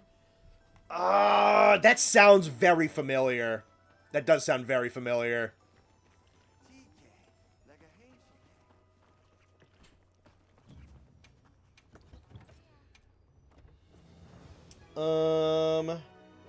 The Iliad to Odyssey Boogaloo. I didn't read the Iliad. I just went for the Odyssey, because the Odyssey is what I knew better from, like, a baseline. And just the content of it surprised me. I really liked it, though. I read the entire thing cover to cover.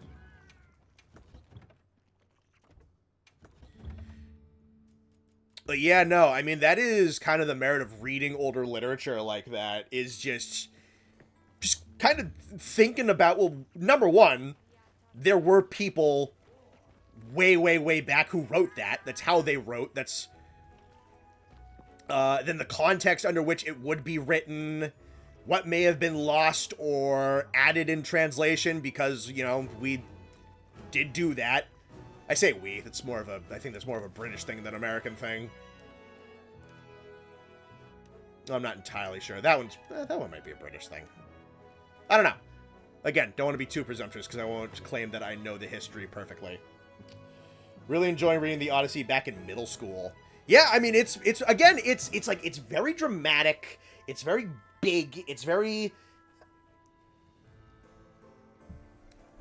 grand. It's not even necessarily in the actions. Like, the action is kind of it's not like trying to be cool in a way that we might conventionally think is cool, in that it's like super detailed in a very visceral and gory and carnage-filled battle and getting into all the particulars of that kind of thing. It's just so kind of like larger than life, like that everything just kind of felt so important. Like, it'd almost be corny if it wasn't so just consistent, honestly, and just so genuine. And it makes you think. It makes you think, because, like, that would have been performed live, I think, by just live actors up on stage thousands of years ago. Several of my friends are autistic about a musical adaptation of the Odyssey. And every time they talk about what happens, I just go, oh, yeah, I remember reading that part. Yeah. I didn't know there was a musical about the Odyssey. That's interesting. I know there's the Christopher Nolan movie coming out, which I'm still kind of interested in, though. As soon as I saw that fucking Tom Holland and Zendaya were in there, I'm like, oh, is this going to be a fucking goober movie? Not in the fact that it's going to be silly, but it's like, God, I don't know. Those individuals are a little overcast, I think. We have the opportunity to end it on a funny quest. It's only 10. I've been going for only 3 hours. I can keep going, honestly. Read the Iliad. Achilles' boyfriend died, and in a crash out so destructive that the gods themselves sniped his ass. Yeah, that is the paraphrase. Homer.exe and his eyes were realistic in deep dark red blood. Epic. That's the musical. Okay, interesting. Yeah, I'd like to make more time for reading. I gotta read Lord of the Rings again. I'm almost due to watch them again. I usually watch the extended trilogy like once a year, and last time I watched them was last September. I gotta watch them at some point this year. I do want to read them again. I definitely want to read them again, because I feel like I'll appreciate it so much more. There was a point a couple of years ago where I listened to an audiobook on, like, someone had the audiobooks on YouTube. I don't know if they're still up, because I don't know if that will get sniped by copyright or whatnot. I don't know how picky YouTube can be about that kind of thing. There was one for The Hobbit, and there was one for The Fellowship of the Ring that I listened to. I think I was just playing, like, Civ 5 or something like that. Andy Serkis did one of them, and he was really fucking good at it. It might have been The Hobbit. I think it was. I think Andy Serkis did an audiobook of the... He might have done all 4 books. I don't... You could tell me. I think he definitely did The Hobbit. It was a really good audiobook recording. Let's see. When I would just need to dedicate a day to doing nothing but silly quests. That could be something to do, yeah. Have a really hard time reading old stories like that. I kind of end up getting really bored, although I haven't read the Odyssey specifically. I don't know. I'd probably have the same experience. Maybe you would. It might not. I mean, it's very different from how a lot of conventional authors right now. It's not nearly as introspective. The dialogue is much more different and a lot just bigger. It's not. It.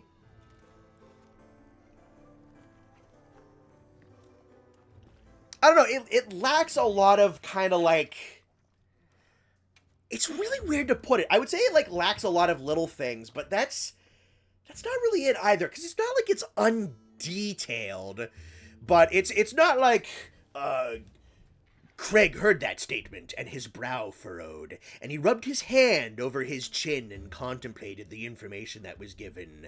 The trimmed hairs on his beard tickling the underside of his palm, blah, blah, blah. It's nothing like that.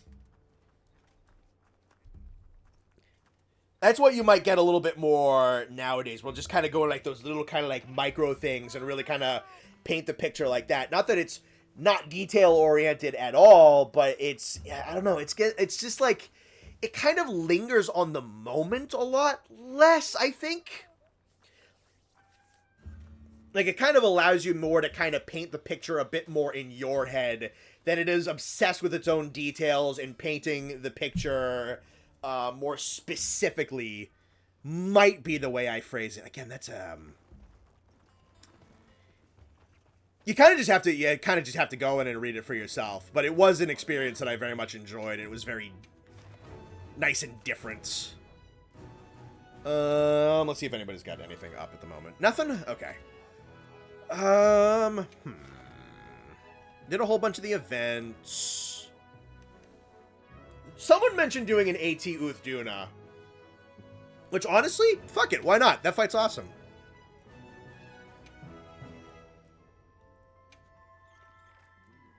It means I'm swapping over to Thunderhammer while you guys join in. Back in my Malaysian school days, we had mandatory book reading. Things happened in the book will be asked in Malay exams. That was not fun. Let's see.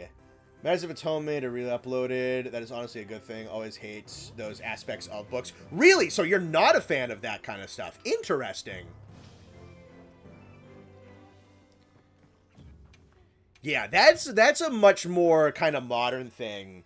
I think I couldn't tell you exactly like when that change happens, but it had to have been somewhere within the last probably like, I don't know, that'd be a really interesting thing to look into, is just kind of like the historical changing of how just prose works in general and how things were conventionally written.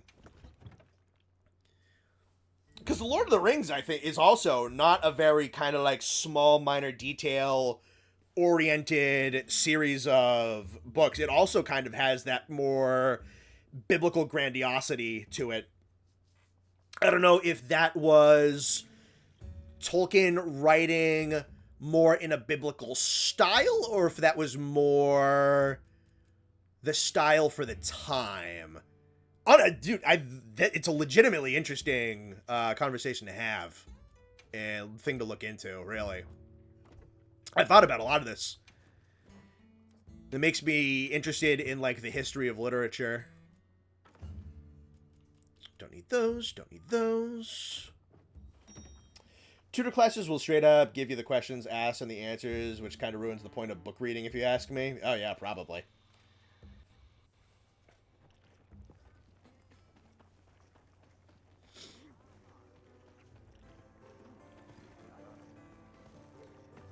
But yeah, no, that whole, like, Derek bought a sandwich from Subway. It was a salami sandwich. And the salami was a little bit saltier than Derek usually likes, but the cheddar cheese was melted just perfectly into the toasted bread, and the crunch of the toasted bread was music to Derek's ears as he bit into the sandwich. They didn't really used to do that all that much, is what I've discovered. And that kind of gets me thinking a little bit about, like, how I want to write when I really kind of, like, properly write fiction and not so much essay style of, do I want it to be a little bit kind of like more modern-y, small level, or do I want to maybe go for something a little bit more unspecific and a little bit more proclamative, if that is a word. I thought about that. I've thought about how I would actually want to approach that, what my style, I mean, at some point, you know, your style should be natural, but at the same time, that doesn't mean that it cannot be honed and practiced and have some aspect of deliberateness to it. I think it's a really interesting thing to think about. J.R. Martin type sentences. That's something I should read at some point, even if it's never going to be finished. I think that's what Sam read when we went camping, is he bought these, like, travel edition versions of A Song of Ice and Fire, because he and his fiance watched the show, and he went and read it. I feel like I should, even if the show didn't end super well, and the books are never going to be finished.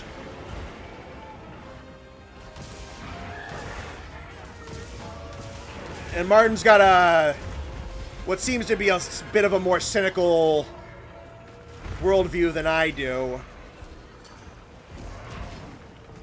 They were popular for a reason.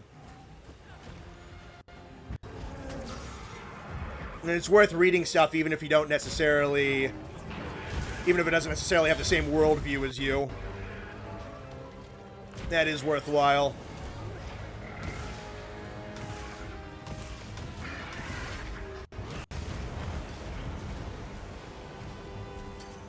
Never picked up the hobby of book reading, though. I love reading Wikipedia articles. Yeah, it's a good baseline.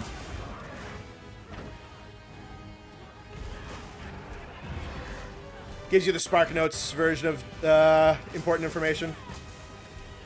It's a good, like, approachable groundwork to approaching learning about something. Not that it's, like, the most informative. It's that just, like, it breaks it down in very simple language.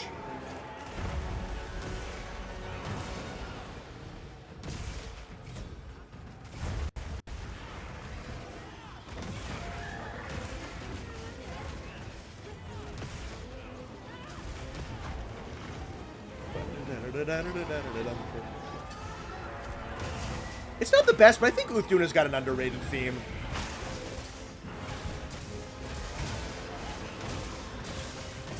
I'm really glad for this fight, because I, like, really wanted to like Uthduna. And then she was just, like, really aggressively okay. And then this one came out, I was like, oh shit, no, this is, like, a really good monster.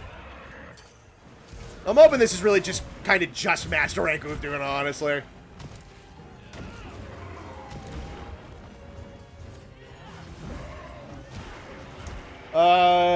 George R. R. Martin has a genuinely gritty and realistic, non-romanticized take on medieval history, so managed to write the Ubermensch into his story. Yeah, kind of.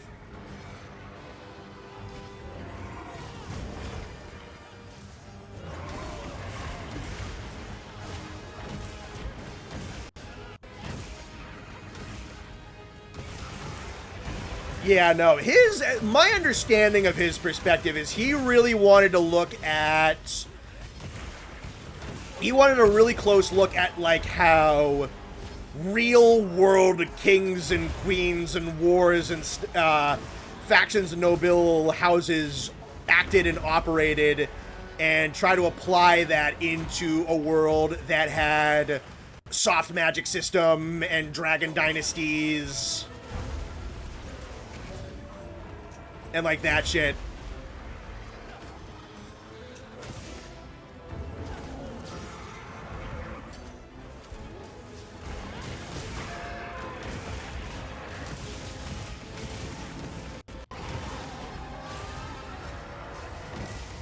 Like, I'm certain that man is very well read on history.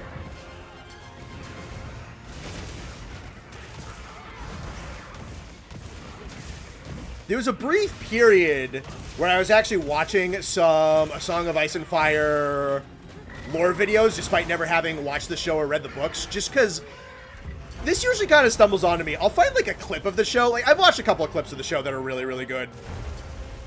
And then it'll start suggesting me some stuff that's, like, a little bit more on the lore end and whatnot. And I'll follow along with it. And it was following along with some of those lore videos that got me a little bit more interested in reading real-world history like he did. I think I've talked about this a bit on stream before, but I think one thing that is definitely a burden on fiction writing, especially not even quote-unquote modern, but very, very recently, is I believe a lot of people who write currently are predominantly to almost exclusively pop culture fans. And they're not so much major film buffs or history buffs or well read up on language or really kind of delving into certain artistic practices. I think a lot of people working in the arts today are fans who wanted to work for companies that they are fans of or work on projects equivalent to what they were fans of, and they really aren't taking inspiration from the things that the masters took inspiration from. Like, I'm sure that the people who... And then, of course, they might just be untalented. I think there is also absolutely, even beyond that, some legitimate issues with arts-related education. I would say definitely in the States. I don't know too much beyond that. I think you get taught mostly a lot of just rank-and-file kind of corporate level how to do things, but not... I think you're more kind of taught how to make things that are within the arts than you are actually taught how to make really good art. That's how I felt when I went to college for game development.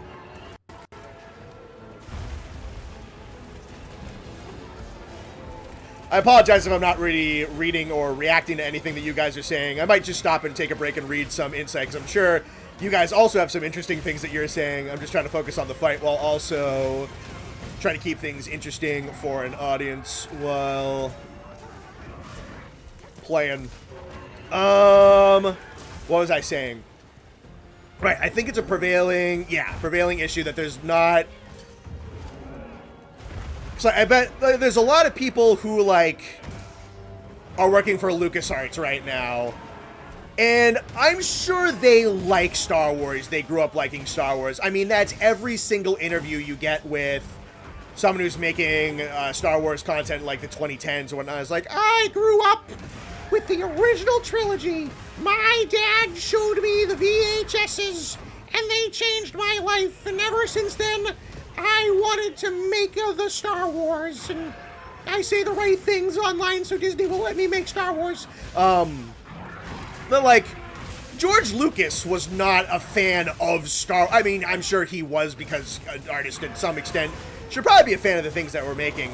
But George Lucas did not make A New Hope because he was a fan of Star Wars. He made it because he is a gigantic fan of the film of history and serialized television. Good Lord, she died fast. Holy cow, I've never seen her go down that easy. He was a gigantic, ginormous fan of film itself. And if you go and you look, there's a video online, I believe it's called You're Watching the Prequel Trilogy Wrong. I forget who made it. It's someone a little bit smaller scale. But one of the things he did was he lined up a ton of shots from the George Lucas Star Wars films. And he paired that off with shots from a ton of other films that Lucas was clearly a fan of.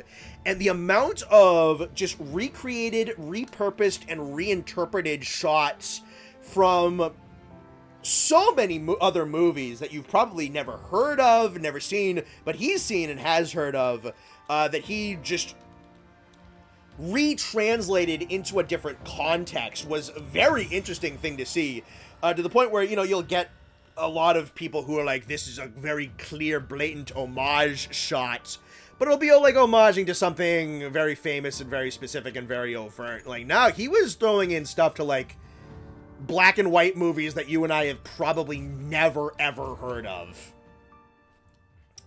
Let's see. Let me actually read, because I'm sure you guys are trying to engage with me, and I was unable to engage back, because I was cracking a fish over the head with a hammer. Let's see. You want some primers on general history things. Brett that'd be a French name. I'm not up on French pronunciation. Devereaux, maybe? Devereaux? It's probably Devereaux. Devereaux's blog, a collection of unmitigated pedantry, has a lot of fun and insightful articles. Don't think the fault of the sequel trilogy was just the writer's fault, but the higher-ups trying to shove as much nostalgia bait as possible until we get Rise of Skywalker. Yeah, I mean, we are certainly culturally living in an age of nostalgia pandering right now. It sucks. It's gotten really bad. It's gotten to the point where this stuff can really only reference itself at this point, and it is so desperate for you to feel the emotions that you felt while watching that original content without earning it of its own merits whatsoever. And there was a period of time where I think a lot of people were definitely falling for it, but then the quality got worse and worse and worse, and it was progressively getting lazier and lazier. I think people have really started to pick up on that fact at this point. Gotta be real, I never cared for Star Wars. I mean, to each their own, honestly. It was probably my biggest thing growing up. To be fair, growing up with Star Wars in the early 2000s was really cool. Say whatever you want about the prequel movies, but the media that was built around it was awesome. Star Wars was a media juggernaut when I was growing up. Like 2000, I'd say probably like 19, probably like, because what? Phantom Menace would have been 98? Probably like 98 to like 2000, probably like, it definitely goes down a little bit when Clone Wars comes out in 2008, because Clone Wars wasn't like a massive juggernaut, and also wasn't super liked when it first came out. But like, for whatever you can say about the prequels, the excitement around them at the time was gargantuan. So like 97 to around like 2005, it was a really cool time. Because, like, the Clone Wars was just awesome. It was a really cool period. The concept artists that Lucas had on his team were just some of the best in the business. He had a really good eye for picking people to make his shit look and sound good. Like, to this day, the concept art people, music, and, like, sound effects people that Lucas was able to get for his Star Wars movies is, like, some of the all-time best that I think cinema has ever had the pleasure of having. It was just so much cool iconography to Star Wars at that point in time. And it was just, you had the Clone Wars cartoon, you had the movies themselves. 2005 was a big year for like Star Wars video games. Let's see. Stranger Things did unspeakable damage to entertainment as a whole. You think so? I can kind of vibe with that, honestly, because that definitely seems to be, maybe not it itself, but it seems to be a bit of an explosion point of, like, the 80s nostalgia boom. It's definitely not the only one, definitely not the first one, but that was a big thing coming out of it. It's like, oh, it feels like the 80s. It's the 80s. They're talking about the 80s things. They're talking about fucking, I don't know, Ghostbusters and Dungeons & Dragons. And like the bad guys, your Dungeons & Dragons villains that they fucking butchered. I've talked about the fact that I do not like, oh, fucking, what's his name? The really cool prince in D&D that they made into a super fucking flower vagina monster in... Stranger Things was fucking start with a D. Demogorgon. It's Demogorgon. I've talked about how much I hate the Stranger Things Demogorgon many times. Last Jedi was a really pretty movie. Rather do something with a toothpick than watch it again. Rise of Skywalker doesn't even look good. Had a high production value. Lighting and direction was so much worse. Oh, yeah. I mean, really nice, snazzy technology and big, highfalutin cameras can only do so much for you if you really... What a train wreck. I was not mature enough to understand the bad writing of the prequels back then. It was a very long honeymoon with the series. I even got the PS2 Force Unleashed. Yeah. I had the PS3 one and I had the Wii. Yeah, no, I mean, like, the prequels are, like, simultaneously a little bit better and a little bit worse on rewatch. They've definitely got a little bit of an apology kick, I think, with the sequel trilogy. As the sequel trilogy is worse. But for all the issues, I mean, yeah, Lucas needed another writer.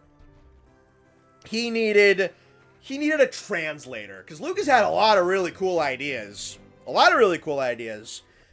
needed someone to translate it better. Knights of the Old Republic, Force Unleashed, Lego Star Wars. Yeah, dude, the original Battlefront games. Fucking Empire at War. The old Knights of the Old Republic games.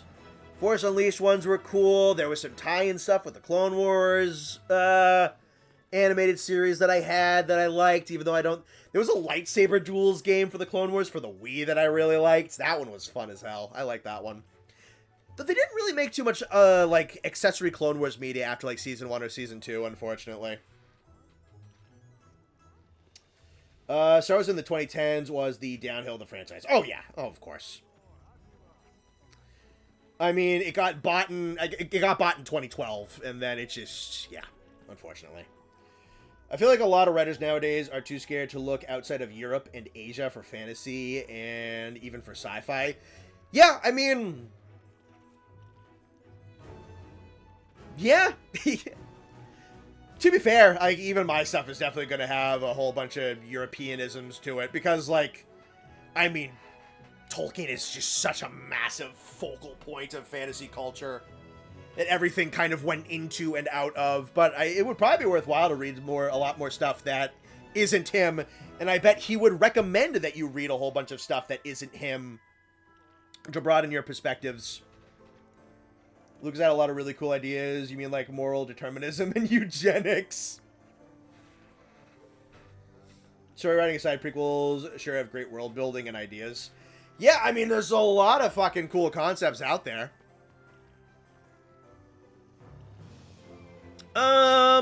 What won't do? It is currently 10:34. Is there anything funny in my arena currently? Just a regular new Udra. There's a Seregios and a Jara can coming out, though. Both non-tempered. That's kind of cool.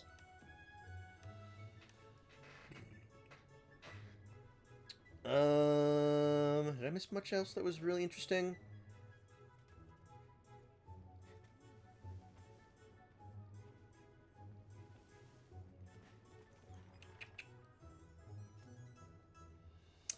I really hate stories that justify atrocities with shitty determinism. It's okay for the Targaryens to have ruled for so long because of the fire versus ice prophecy. Really, did the books, like, say it was a good thing? Like, what... Does that seem to be the subtext behind it? Again, I haven't read it.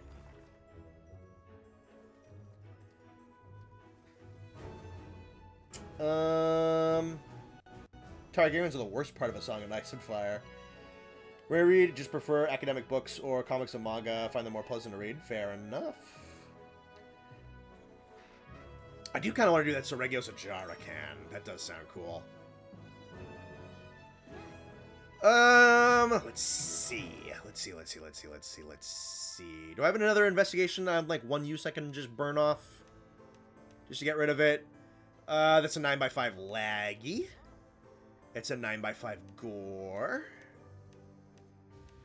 It's a 7x5 Rathalos with a Kamatrice. I like that one. That one's fun.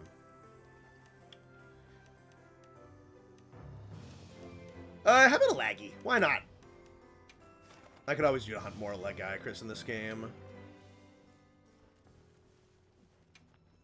Alright, I like to Gunlance against this bad boy.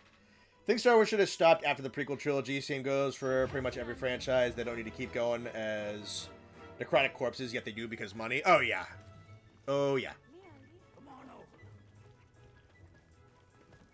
Alright, so we'll do GL for this bad boy. You know what? I didn't. I'm gonna have to change the Krakenbane set again because I definitely saved. Yep, I saved over the decorations again. All right, I'll take care of that. I think after stream maybe. Gunlance Artie.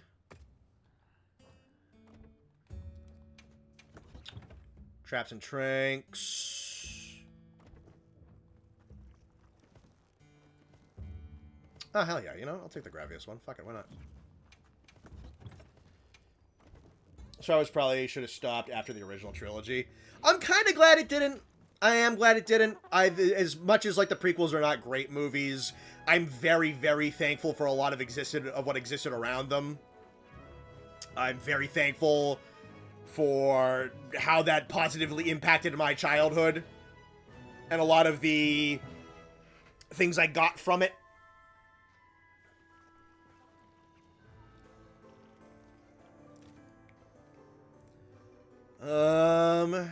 21 minutes. I'll just read, just to be sure. Make sure I got my Carver re-upped.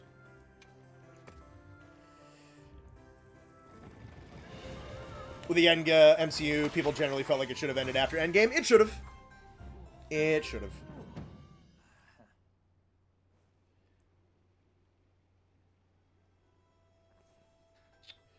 I've always hated the trope where a group of characters have to forget each other to save the world. I don't know if I...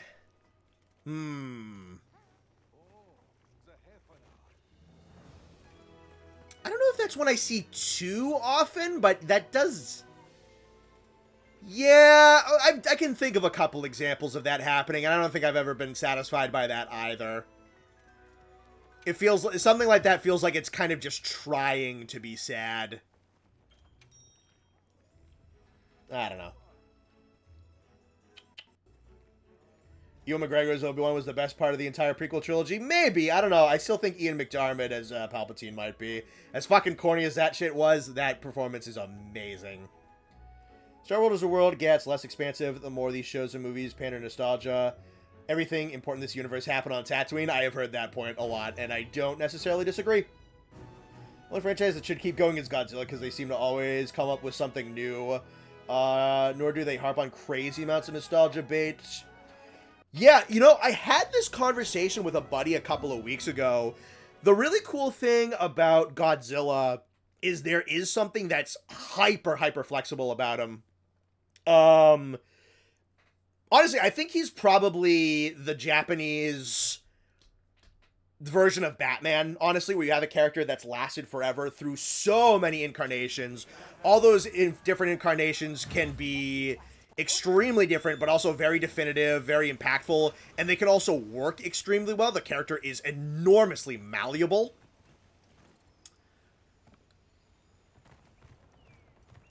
We had a conversation to the extent of it is fascinating that we have a franchise in this world where perhaps its best entry, maybe its best one ever. I don't know. I'd really like to do like a hardline 54 versus -1 conversation at some point, and really look and see which one's better. But if -1 is the better movie, how interesting is it that this nigh on 40 entry movie series about a giant radioactive dinosaur coming up out of the ocean to blow up buildings is one of the most flexible series ever made, and at the same time, it had maybe its best entry ever 70 years into its career at almost movie 40. What else is even close to being able to do that? I think the only other thing with like that kind of level of longevity and also having that kind of interpretation and impactful stuff this late on in its lifestyle is like our interpretations of older mythologies and what we're able to do with them, and some of the really good stuff we've been able to make, like the God of War titles or the Hades games or something like that, even just to name a few off the top of the head.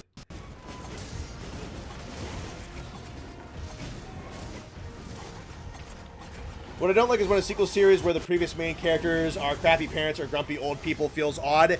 That is something that modern Hollywood does a ton that I abhor.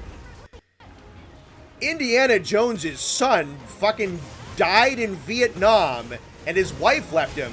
And now he sits on his couch and fucking is too much of a coward to kill himself. That's the Dial of Destiny. Woo! Why did nobody like this movie? Yeah, it's fucking miserable. Why the fuck would I want to watch that?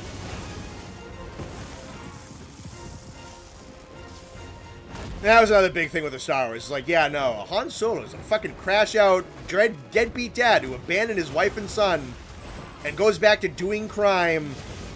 Wow, thanks. I love it.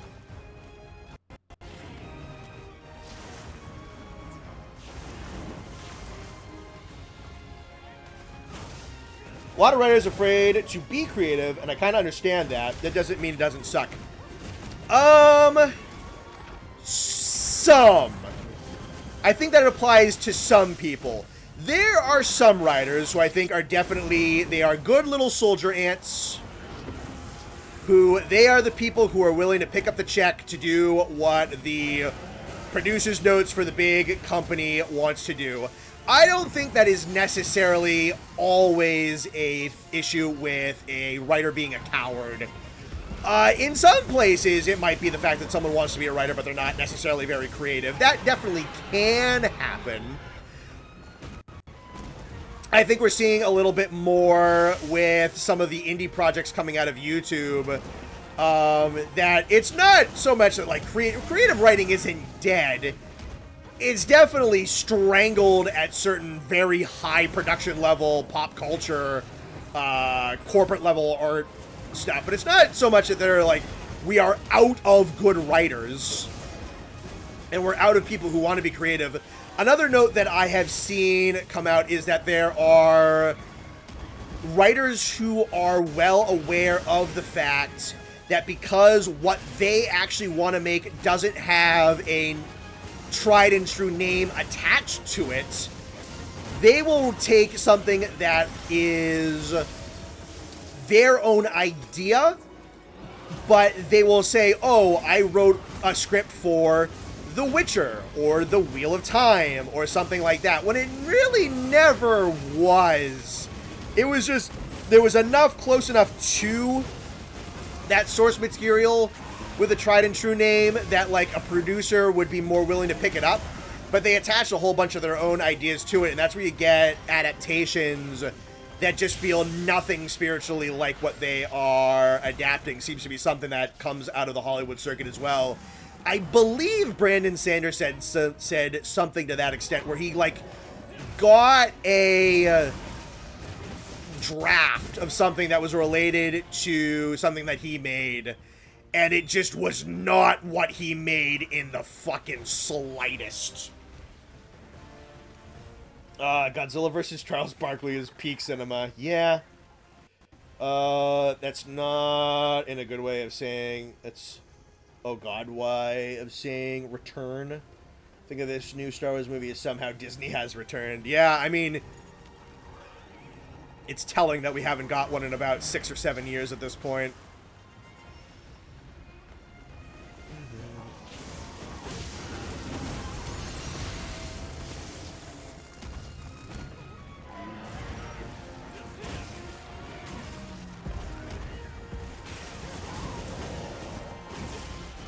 Why do I no longer have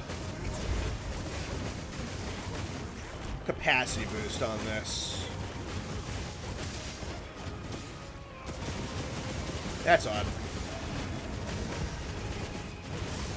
Must have got cycled out for something? I don't know. The Black Knight animation that might not be produced. I did see that Tartakovsky was shopping that out. Yeah, because what is it? Sony didn't pick up on it? Which, I mean, like, I don't know. Hasn't fucking Tartakovsky proved himself at this point? I know not everything he's ever made has been the greatest thing ever, but, like, the resume is really good. I don't know why you wouldn't want to do something by Tartakovsky, which is a big giant knight in a black suit of armor fighting some ninja lady.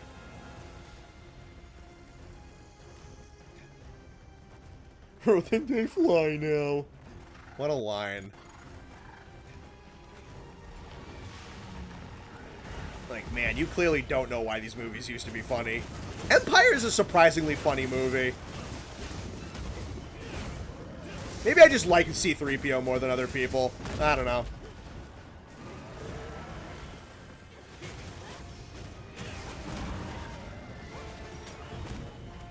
Why do your wounds have to be on your fucking back legs?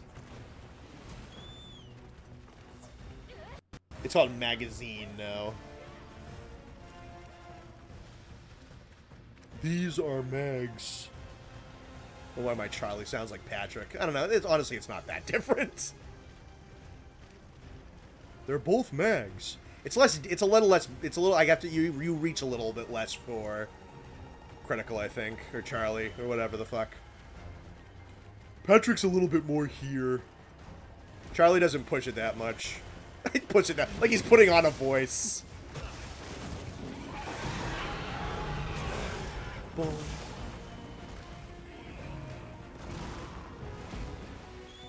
I don't know why I'm doing the bird. Sethina did the bird too. Alright, I feel less bad. We.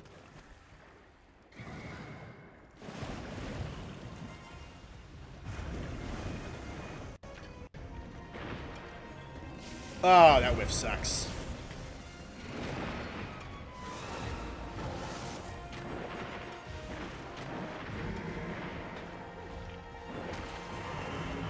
Nice.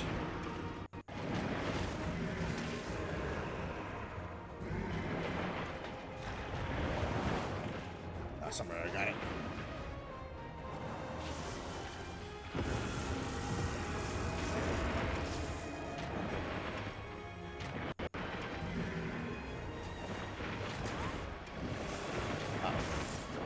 Oh, not me. Cool.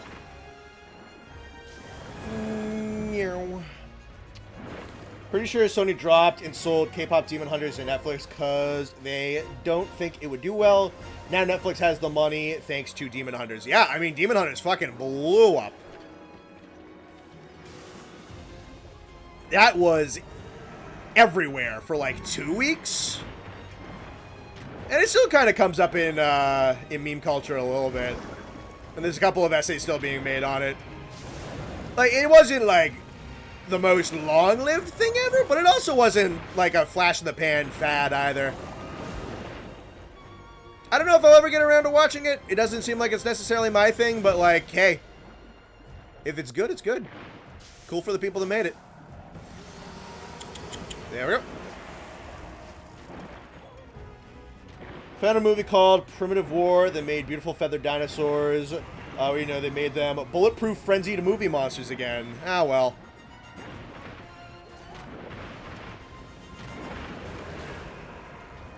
Is that mine? Nope, that is llama. Get your shit, llama.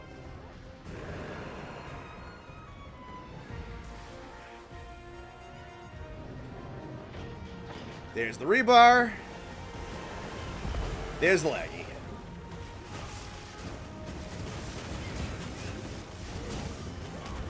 Boom.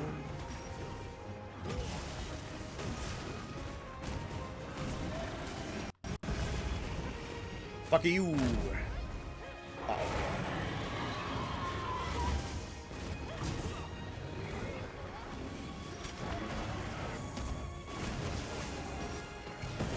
Ah. Why is Sony allergic to making money? They thought Morbius would make more money than Demon Hunters.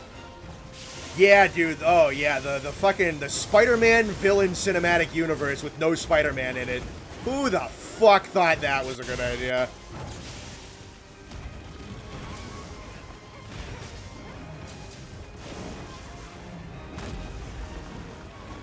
Still got his ass.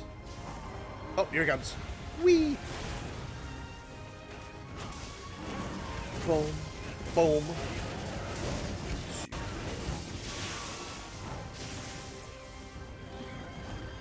Should have taken that second shot.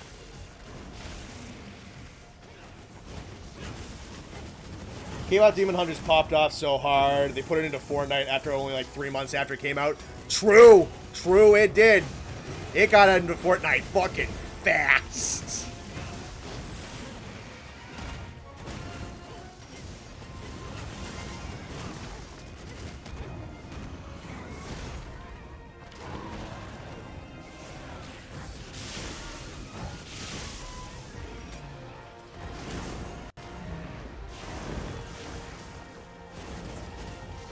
Thank you for the heal.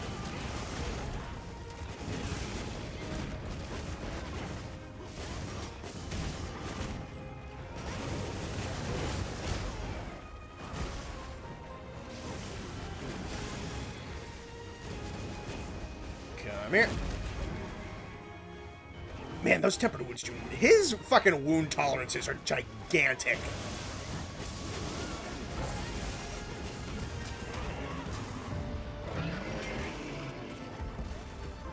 In terms of part breaks and wounds, he might be like the tankiest thing in this game.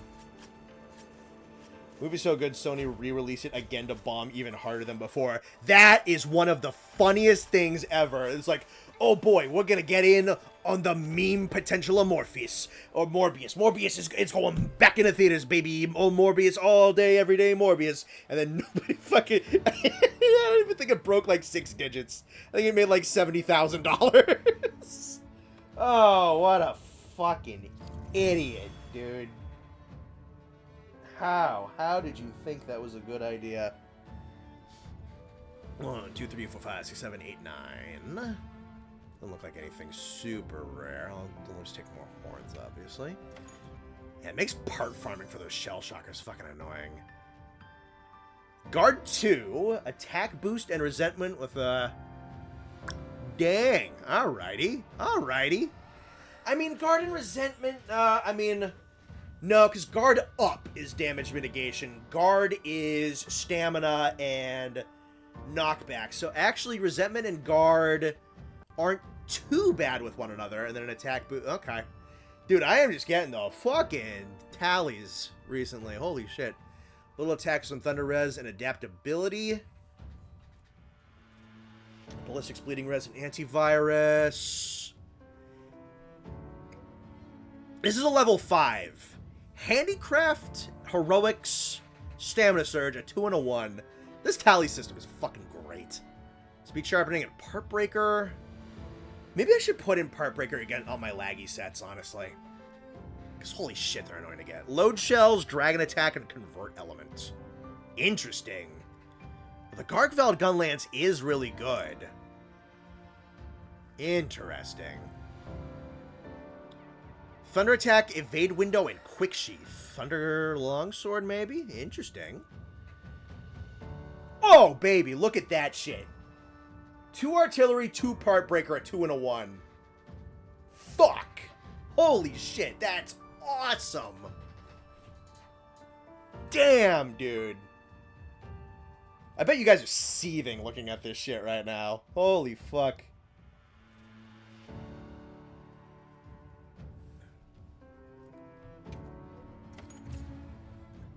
This tally system's on crack, dude. What's up, baby? Doggy. What's up? Need a puppy. Hello. I need that one. Yeah, it's mine, and you can't have it. Fuck you, Dan. Wasn't that Talisman the friend? Was it? Hang on. Come on over. Fuck you, Nata. Shut up. Shut the fuck up. Was that the French flag?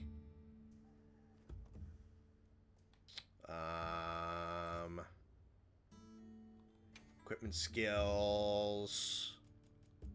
Artillery. This one? No. It's just, what, like darker purple over lighter purple? Which one were you referring to?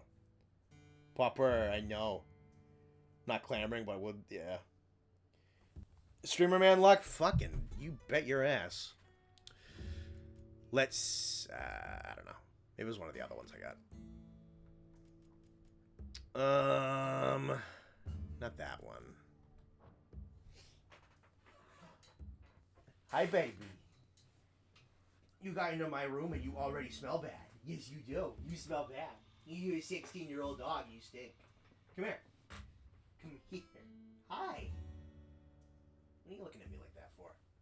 What, did I bother you? You just lie down and I'm bothering you? Huh? Am I bothering you?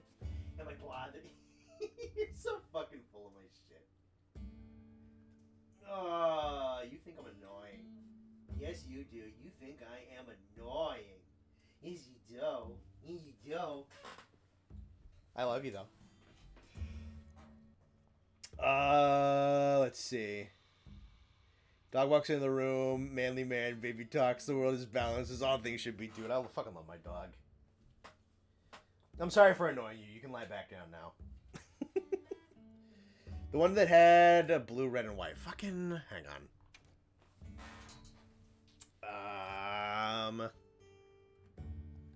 Let me see. Would have been 3, yeah? Well, it'd have to be 3.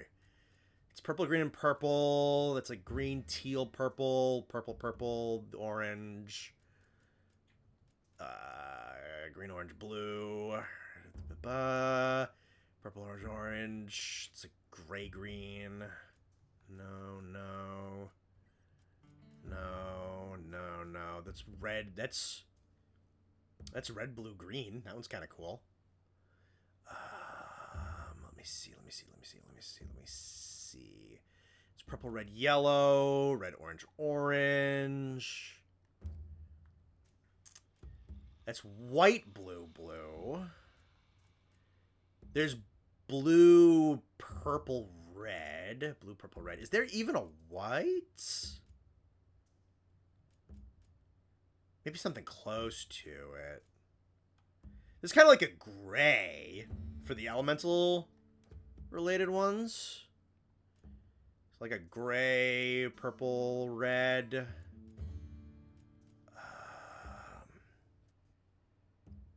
Top row of the last page. Oh, yeah, there you go. Blue, white, red.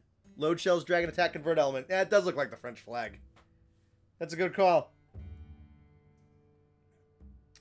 I need to find a day to do Savage Omega. Yeah, same. I haven't beat it yet. It's alright. Code of quest results in pause the menu. Yeah, I could have. I found it, though. If anyone doesn't baby talk to their dog, they are certifiably a psychopath. There is that. I've also think it's kind of funny to talk to your dog like they're a distinguished gentleman. It's like, Mr. Barkington, nice to see you. You're doing well. Is it funny quest time yet? Give me 1 second. Is that Sorregio's Ajarakan still up? I did kind of want to do that one. It is! Let me grab this one. This one looked fun. Both of them are non-tempered. It's going to be pretty fucking lax. Although, who knows, I might die. But, you know, a Ajarakan and a Sorregios. Why not? Why not?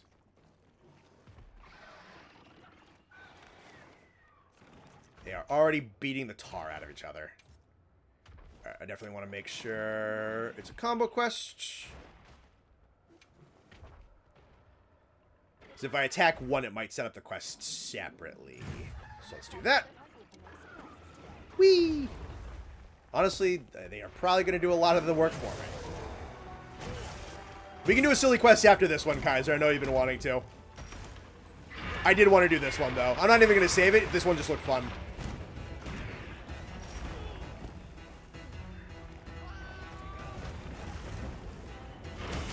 You know, I think the Sorregios theme in Wilds is growing on me. I used to think it was kind of just okay.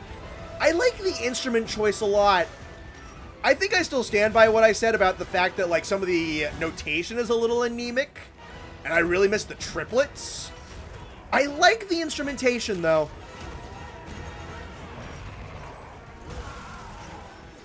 I like the instruments, and I like the instrumentation, I like the percussion. Let me bump it a little bit.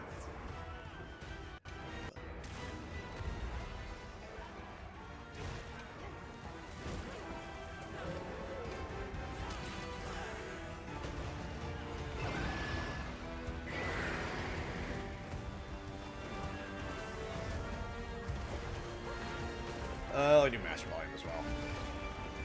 I know I'm not participating. Leave me alone.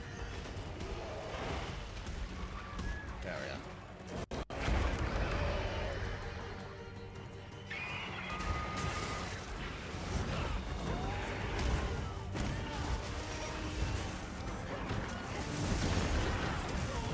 Oh, he doubles that shit.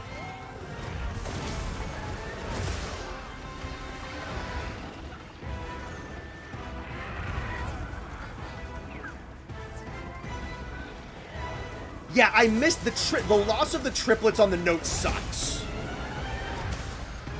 That, I think, is my least favorite part, is the notation is more anemic. That's definitely the worst part of it. Whatever that, like, it might be strings. Whatever that is, though, it sounds really good.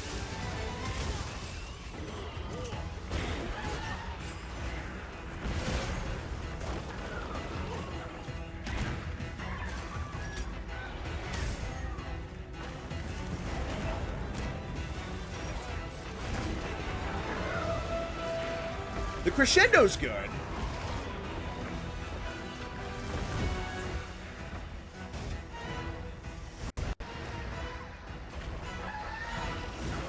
Ow, motherfucker.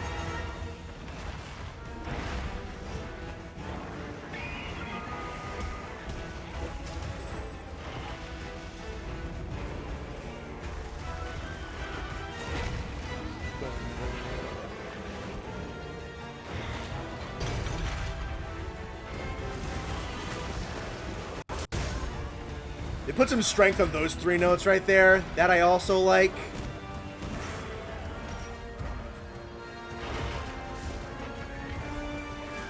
Yeah, there's so many bits to this version of the theme that I really like. It's just not as good of a character piece. I gotta be careful about the bleeding.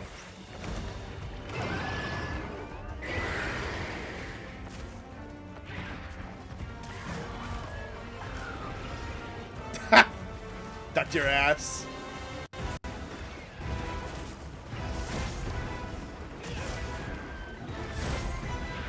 Give me that. Still the best power clash in this whole game.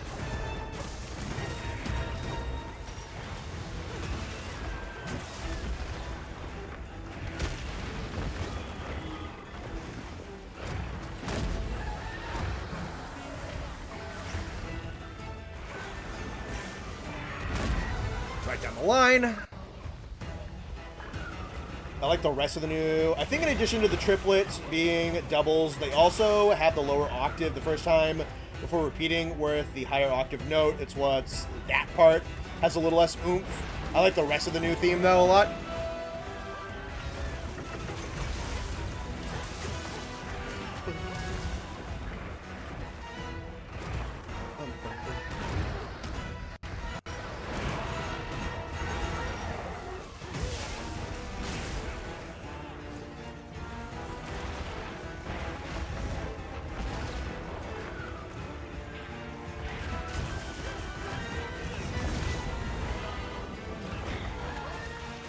It's this part. Gets a little muffled by the animal noises, I know, but like that's the part I really like. Those like 3 drum hits on with those horn notes. Alright, that was the part that I really like. I think that part hits nice and fucking strong. Yeah, the rest of it was just a little bit faster. I am playing like fucking dog water because I'm trying to talk about the music. Also, these are two really fast monsters to be together, to be perfectly honest.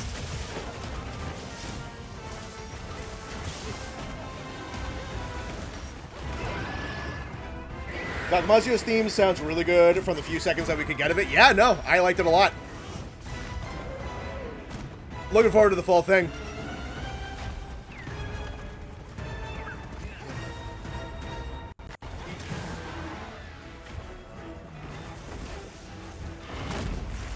Fuck you, Monkey Man.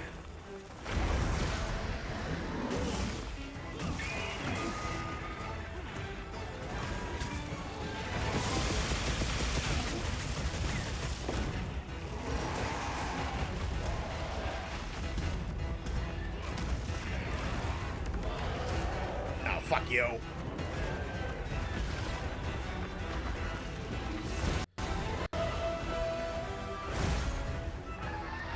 Oh, you are so fun to block. Next potion, next potion, next potion. Fuck, fuck, fuck, fuck.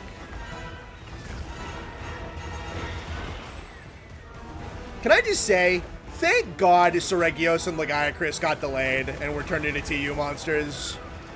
I think that's something we can definitely talk about on like a leaks perspective. Is that these guys were gonna be...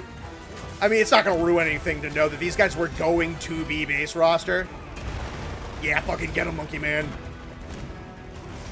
And then they got pushed back because of some of the tech issues behind the game.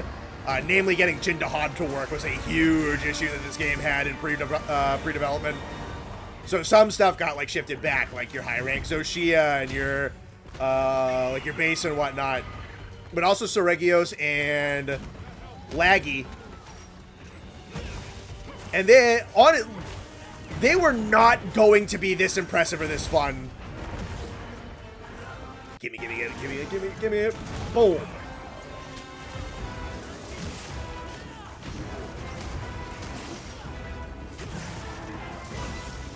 And Wild Seregios is, like, up there in one of my favorite fights ever.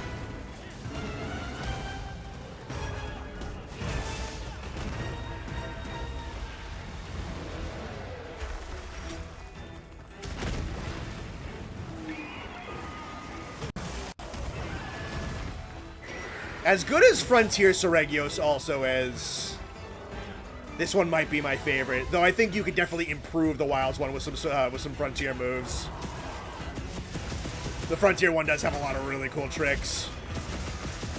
I fucking love Seregios in this game, and the Lagiacrys is so great. And they would not have been if they were TU monsters. They would have been like where Gravios is. And Gravios is fun in this game and really good. But he's not this good. There goes the Monkey Man. The laggy hype for TU was insane. I don't think they would have had the swimming combat. No. No, they wouldn't have had the swimming combat. The fight wouldn't have been nearly as challenging.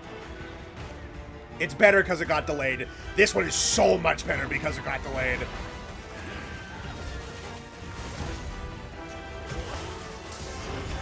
I adore this fight. This is one that it's only just kind of gotten a little bit better and a little bit better and a little bit better and a little bit better the more I do it. Because my impressions of Seregios on stream when he first came out is like, yeah, Seregios, sure, like that fight was good. I like that fight perfectly fine. But like Laggy though, blah, blah, blah, blah, blah. I still like, Laggy's still fucking like really good. But man, this fight has just clicked with me so much. The Laggy one might be a little bit more interesting and have a little bit more to do. But I don't know, just like the weapons I like to play and how they interact with his kit and how his kit interacts with like focus mode and shit. God, this fight's amazing. I might even like it subjectively a little bit more, honestly. I'd really have to think about that, but they are very close.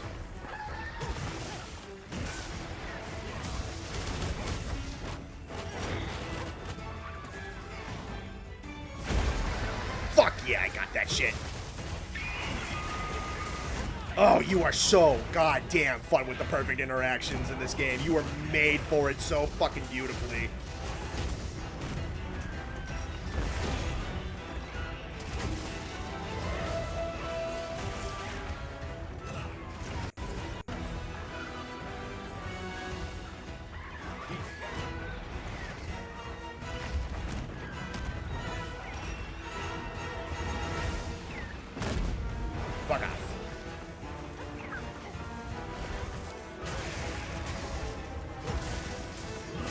Seregio sure is surviving a long time for being untempered.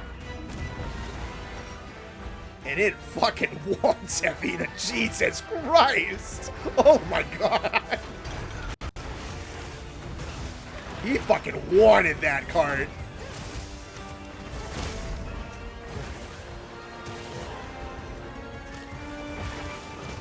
Down he goes. What a dude. What a dude. If you can get a Seregio subspecies or rare species finally in the expansion, that would be hype. I hope so. I really, really do. I don't even necessarily know what I do, but I know you could totally make a good one. Carver, slave scale. Neat. Grab that shit so the boys can go. Let's tune my shit back down a little bit.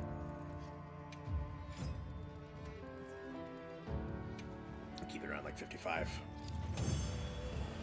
In the game, Arch-Tempered Arkveld and a 9-star Rathalos Capcom, that would be so perfect. It would be. It really, really would be. AT Arkveld and 9-star Wrath. Oh, dude, I'd pop the fuck off. I would pop the fuck off so hard for an AT Rathalos. Or not, there wouldn't be AT Rathalos, but it'd be 9-star Rathalos. That'd be awesome. And another... Ooh, Carver Meal.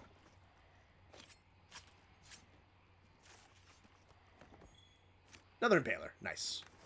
Alright, okay. Did Kaiser want to do something silly? Have an Ice Steve that throws blades of ice instead of scales. Just like huck snowballs at you. That'd be funny. Just like fucking shards of ice being flung at you like bullets. That'd be so cool, actually. I don't know if you could do something that mobile and that big. It'd have to be kind of smaller, I think. You could do something, if you want to do something in the Ice Shard Cliffs, it could be mobile, but it can't be big. And if it's bigger, it really kind of can't be mobile, unfortunately. I don't think the Ice Shard Cliffs is as limiting as some people like to make it out to be.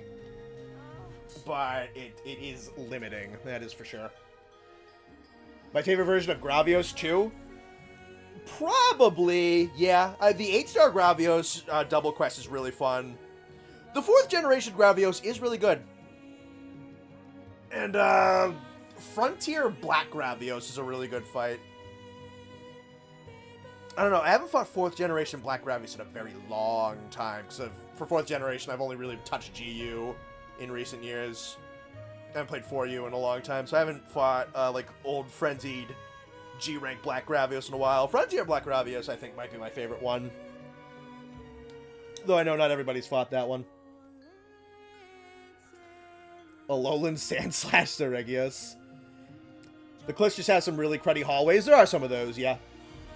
They've had subspecies that are smaller than the base in the past. Could always do it again. Oh, yeah. No, for sure, for sure. That is not unprecedented. Glacial Ignactor is smaller. Magma Almudron is smaller. Alright, do we have something up? Nothing yet. IGN Gravios fight right before the game launch shook me with how good it looks. Yeah, I mean, Gravios is really fun in this game. He's very big-bodied, and especially due to the fact that he's a tier 2, he is subject to the fact that wound buildup in the early game was very, very, very aggressive, and you can kind of slaughter him. But the actual design to his combat beyond that is very fun. It's a really fun version of Gravios. Which makes the 8-star quest a blast to play, because they just can live a whole lot longer. The wounds aren't as debilitating and stun-locking, and there's 2 of them in the same area that you have to be careful of.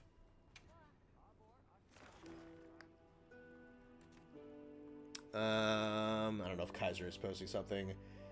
Do you want moderate difficulty or extreme difficulty? What time is it? It's 11:15? Let's just do moderate for now, buddy. Lost my 4U and 3U copies a few years back. Still sad about it? Yeah, it's worth being sad about, unfortunately. Supersonic Seregios. He's super fast and can stun you by flying past you instead of directly attacking you. That sounds super cool on paper. I don't know if... Volstrax, but no dragon. Interesting. Interesting. Maybe. Maybe. Still not up. They bring a monster like Naga Tigrex back with a big overhaul to their moveset. Yeah, I feel like Sunbreak Tigrex is definitely really good. Iceborne Tigrex really isn't that bad. No, Iceborne Tigrex is good. Sunbreak Tigrex is pretty solid. I feel like they would put a little bit of work into overhauling him. It's not like there's nothing you can do. I do appreciate how straightforward and how simple he is in his design. I really do enjoy the bullfight design of him. But at the same time, if they are able to keep that intact while still doing something to make him a little less spam-tastic, I'd be fine with that. I don't know. I feel very defensive over Tigrex. I'm like, he's a bullfight. You don't understand. I know he does the charge a lot. He's supposed to do the charge a lot. Use a lance. Please, for the love of God. It's fun, I promise. Offensive guard, I think, is the best thing to ever happen to Tigrex. Punish Seregios, it's Seregios, but I gave him a shotgun. Why would you do that, Matt? The IGN pre-release fights were so fun to watch. Only time I willingly watched IGN. Yeah, kind of same, honestly. I did like reactions to him. Kind of like Rathalos' bigger overhaul in this game and Laggy's. Yeah, I mean, this is the best Rathalos file. The only competition that Wild Rathalos has, in my opinion, is Sunbreak Silverlos and Zenith Rathalos is like the only two that I think that is the three best Rathaloses, is Wild's base, Sunbreak Silverlos, and Zenith Rathalos. That's like the big three. Not even just the Rats, but the Rathaloses. That is a toss-up, I think, for the best one. Honestly, that could be a really fun video idea. Because I've seen, like, Rage Gaming videos do, like, a Rathalos tier list based on, just, like, the core species and the subspecies. But wouldn't it be kind of, it might be, I don't know, maybe it'll be really repetitive if I go, like, first generation, second generation Rathalos, third generation Rathalos, fourth generation Rathalos, second generation Azure, second generation Azure, and then literally do every Rathalos. Okay, so is this every fanged beast in the game? That's kind of fun. No, you're an amphibian. It's Chotacabra and all of the fanged beasts. Uh-oh.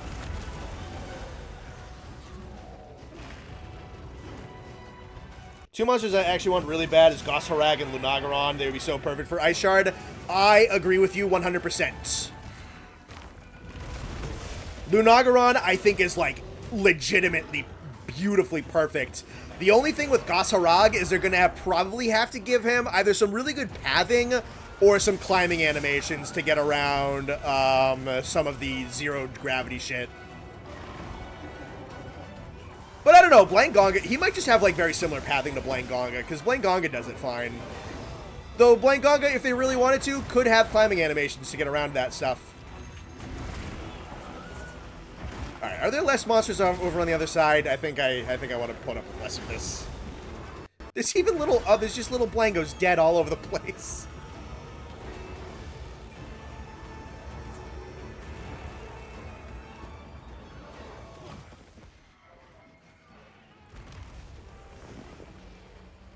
What's up, Monkey Man?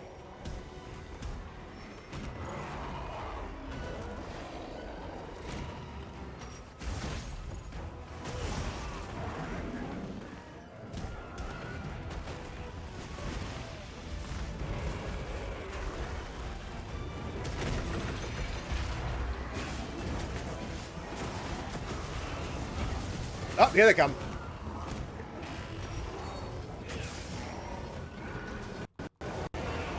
Damn, they didn't even pause. They just came sprinting.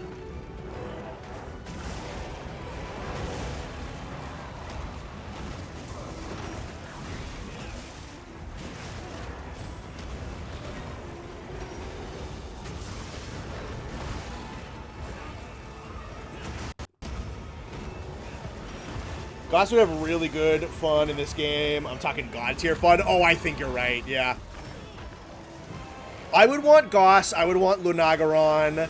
I think Glacial Ignactor would probably work pretty well.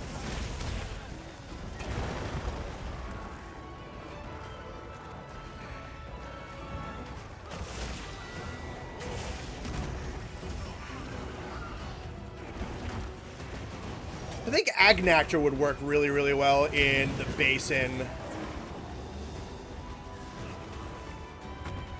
Hi, Conga.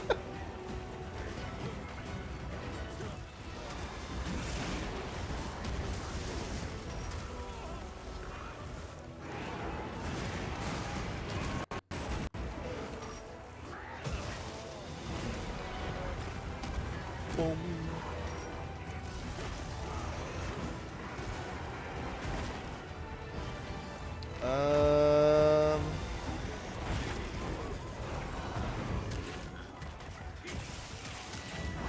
I don't know why I attacked you. Hear me out, Jade Baroth. There's areas where he could work. Honestly, Legiana probably wouldn't be a bad bet.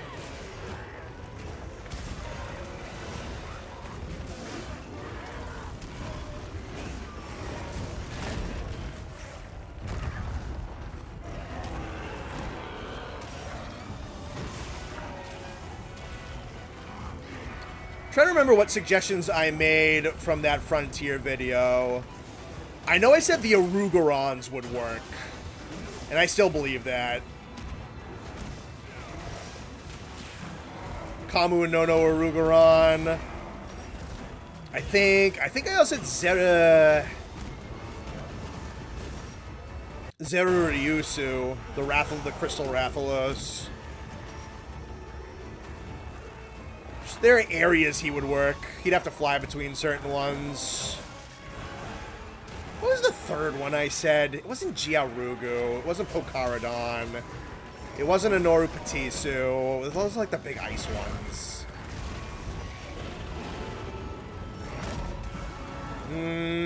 Fuck, I don't remember what my other one was.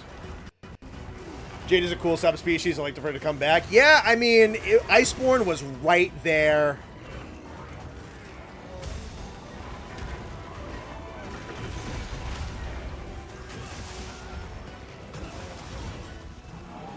Oh, fuck you, Jarakan.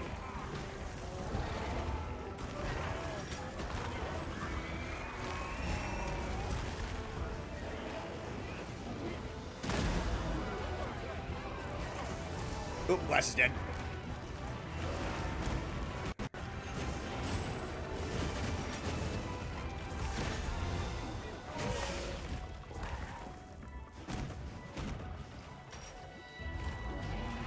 For Okururu? No, I'm talking about Cliff specifically. The Dosha are fucking everybody up. I mean, they're just big body and slamming all over the place. Piss. The targets want fuck me right now.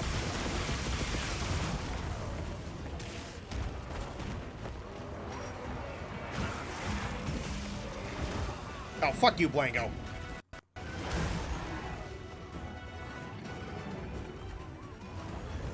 Chadacabra is still alive? Yeah, I mean, he's on his way out, but he's not there yet.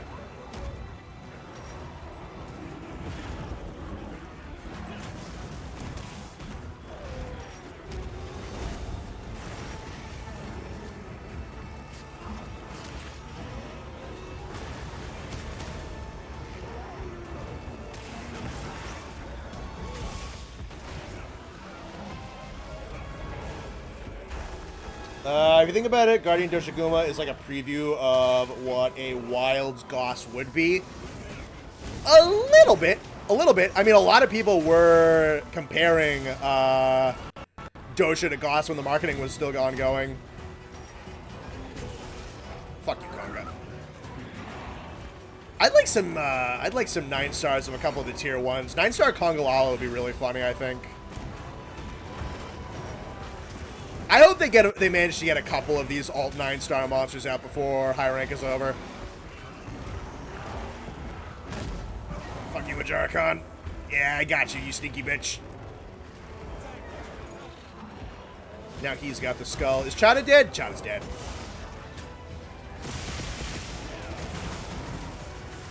Yeah, get on the ground and stay on the ground. Get out of my fucking way, you giant pit bull. Magnet Monkeys and Four Crew are the ones I want to mainline the most. Good picks.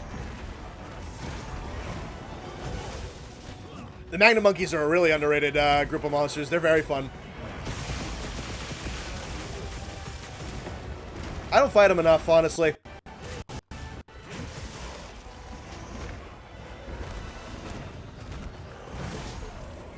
Oh, hi. I don't know how that happened, but you're getting got. Fuck you.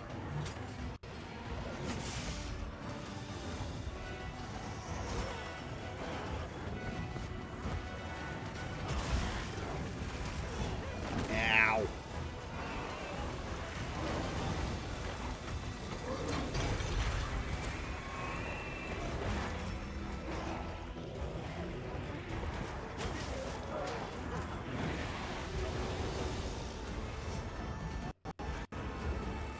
Is there a 9x5 Wrath couple mission? Wrath couple mission? Ooh.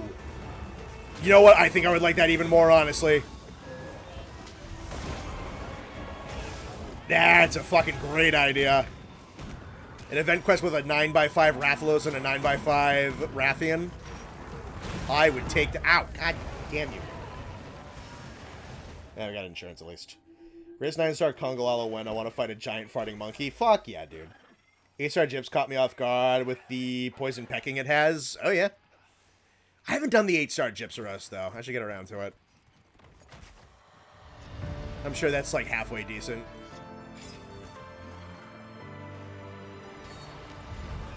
Alright, question is, am I going to be able to carve anything?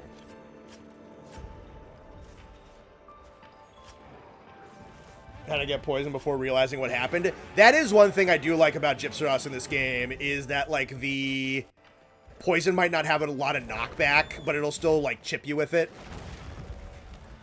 So you get that to happen, and then you still get fucking, like, now you're getting chip damage. Oh, I did not mean to do that. Sorry.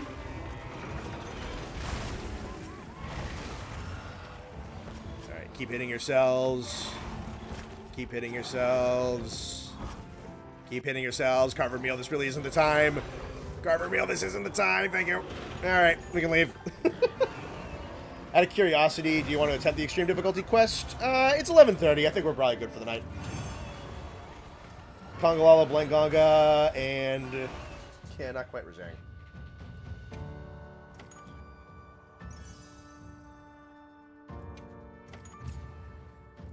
There we go. On the bright side, if we don't get 9-star Rathalos, we're probably getting the best silver Rathalos ever made in the DLC. Probably. Probably. Dude, wild silver Rathalos is probably going to be fucking nuts. You can piss and moan about the fact that silver and gold come back in every game all you want. They've been really good the last 2 games. Okay, it is 11:30, which means we've been going for about 4 hours, 4.5 hours. I think we got a nice, good, big stream in. I do have some stuff I gotta do, some clipping I gotta do. Let's see. I don't really have anything new to announce. There's a monster highlight being worked on. I talked about this before. It is pretty well on in the pipeline. Definitely gonna be coming out in November instead of October, which I kind of wanted it to come out in October, but that is what it is. Maybe some more Frontier First Hands in November. A lot of work going into the Christmas project in November. That's what we're looking at video-wise. I think I am... there's a good chance I'm going to stream 2 more times this week. I have an idea for Wednesday. The boys and I might actually do some Battlefield 6 on Wednesday. I might do a little bit of Frontier just to start while I'm waiting for them to get off work. And then a couple other guys and I think we're going to do some Battlefield 6 on Wednesday. I have a game I've been wanting to streaming that I think is going to work for Halloween on Friday. Unless I'm needed for something, I'll keep you in the know for that. But yeah, no, I might be closing out this month with 2 more streams. Just to fatten out the wallet a little bit. But yeah, so look forward to those. We'll close out October with those. And yeah, there's not going to be a stream on Saturday because I have D&D on Saturday. We'll look into Monday or Sunday next week. But yeah, no, expect probably 2 more streams this week on Wednesday and Friday. And expect some videos coming out in early November. Other than that, I think we are done for the night. Thank you guys for tuning in. Thanks for hunting with us. Thanks to Nathan for hanging out. Hope he's getting a good night's sleep right now. Appreciate you guys. Appreciate you chatting. I think we had honestly, some pretty good discussions and conversations today. It wasn't so much of a goofy stream. It was more of an actual sit down and talky stream. I can sometimes be semi-intelligent when I'm not having my IQ dragged through the mud by having friends around. But I think we did have some good bits. I'm definitely gonna clip the Berserk Tetsukabra thing. Honestly, I might clip the thing about, like literature and reading and shit like that, because, like, I thought that was, like, that's just a nice discussion. I'd like to have that, like, highlighted and soloed out. We can have stuff that isn't just goober shit put out on, Overflow. So I think I might do both of those. Yeah, I think we're done for the night. So take care, have a great rest of your week, and bye-bye.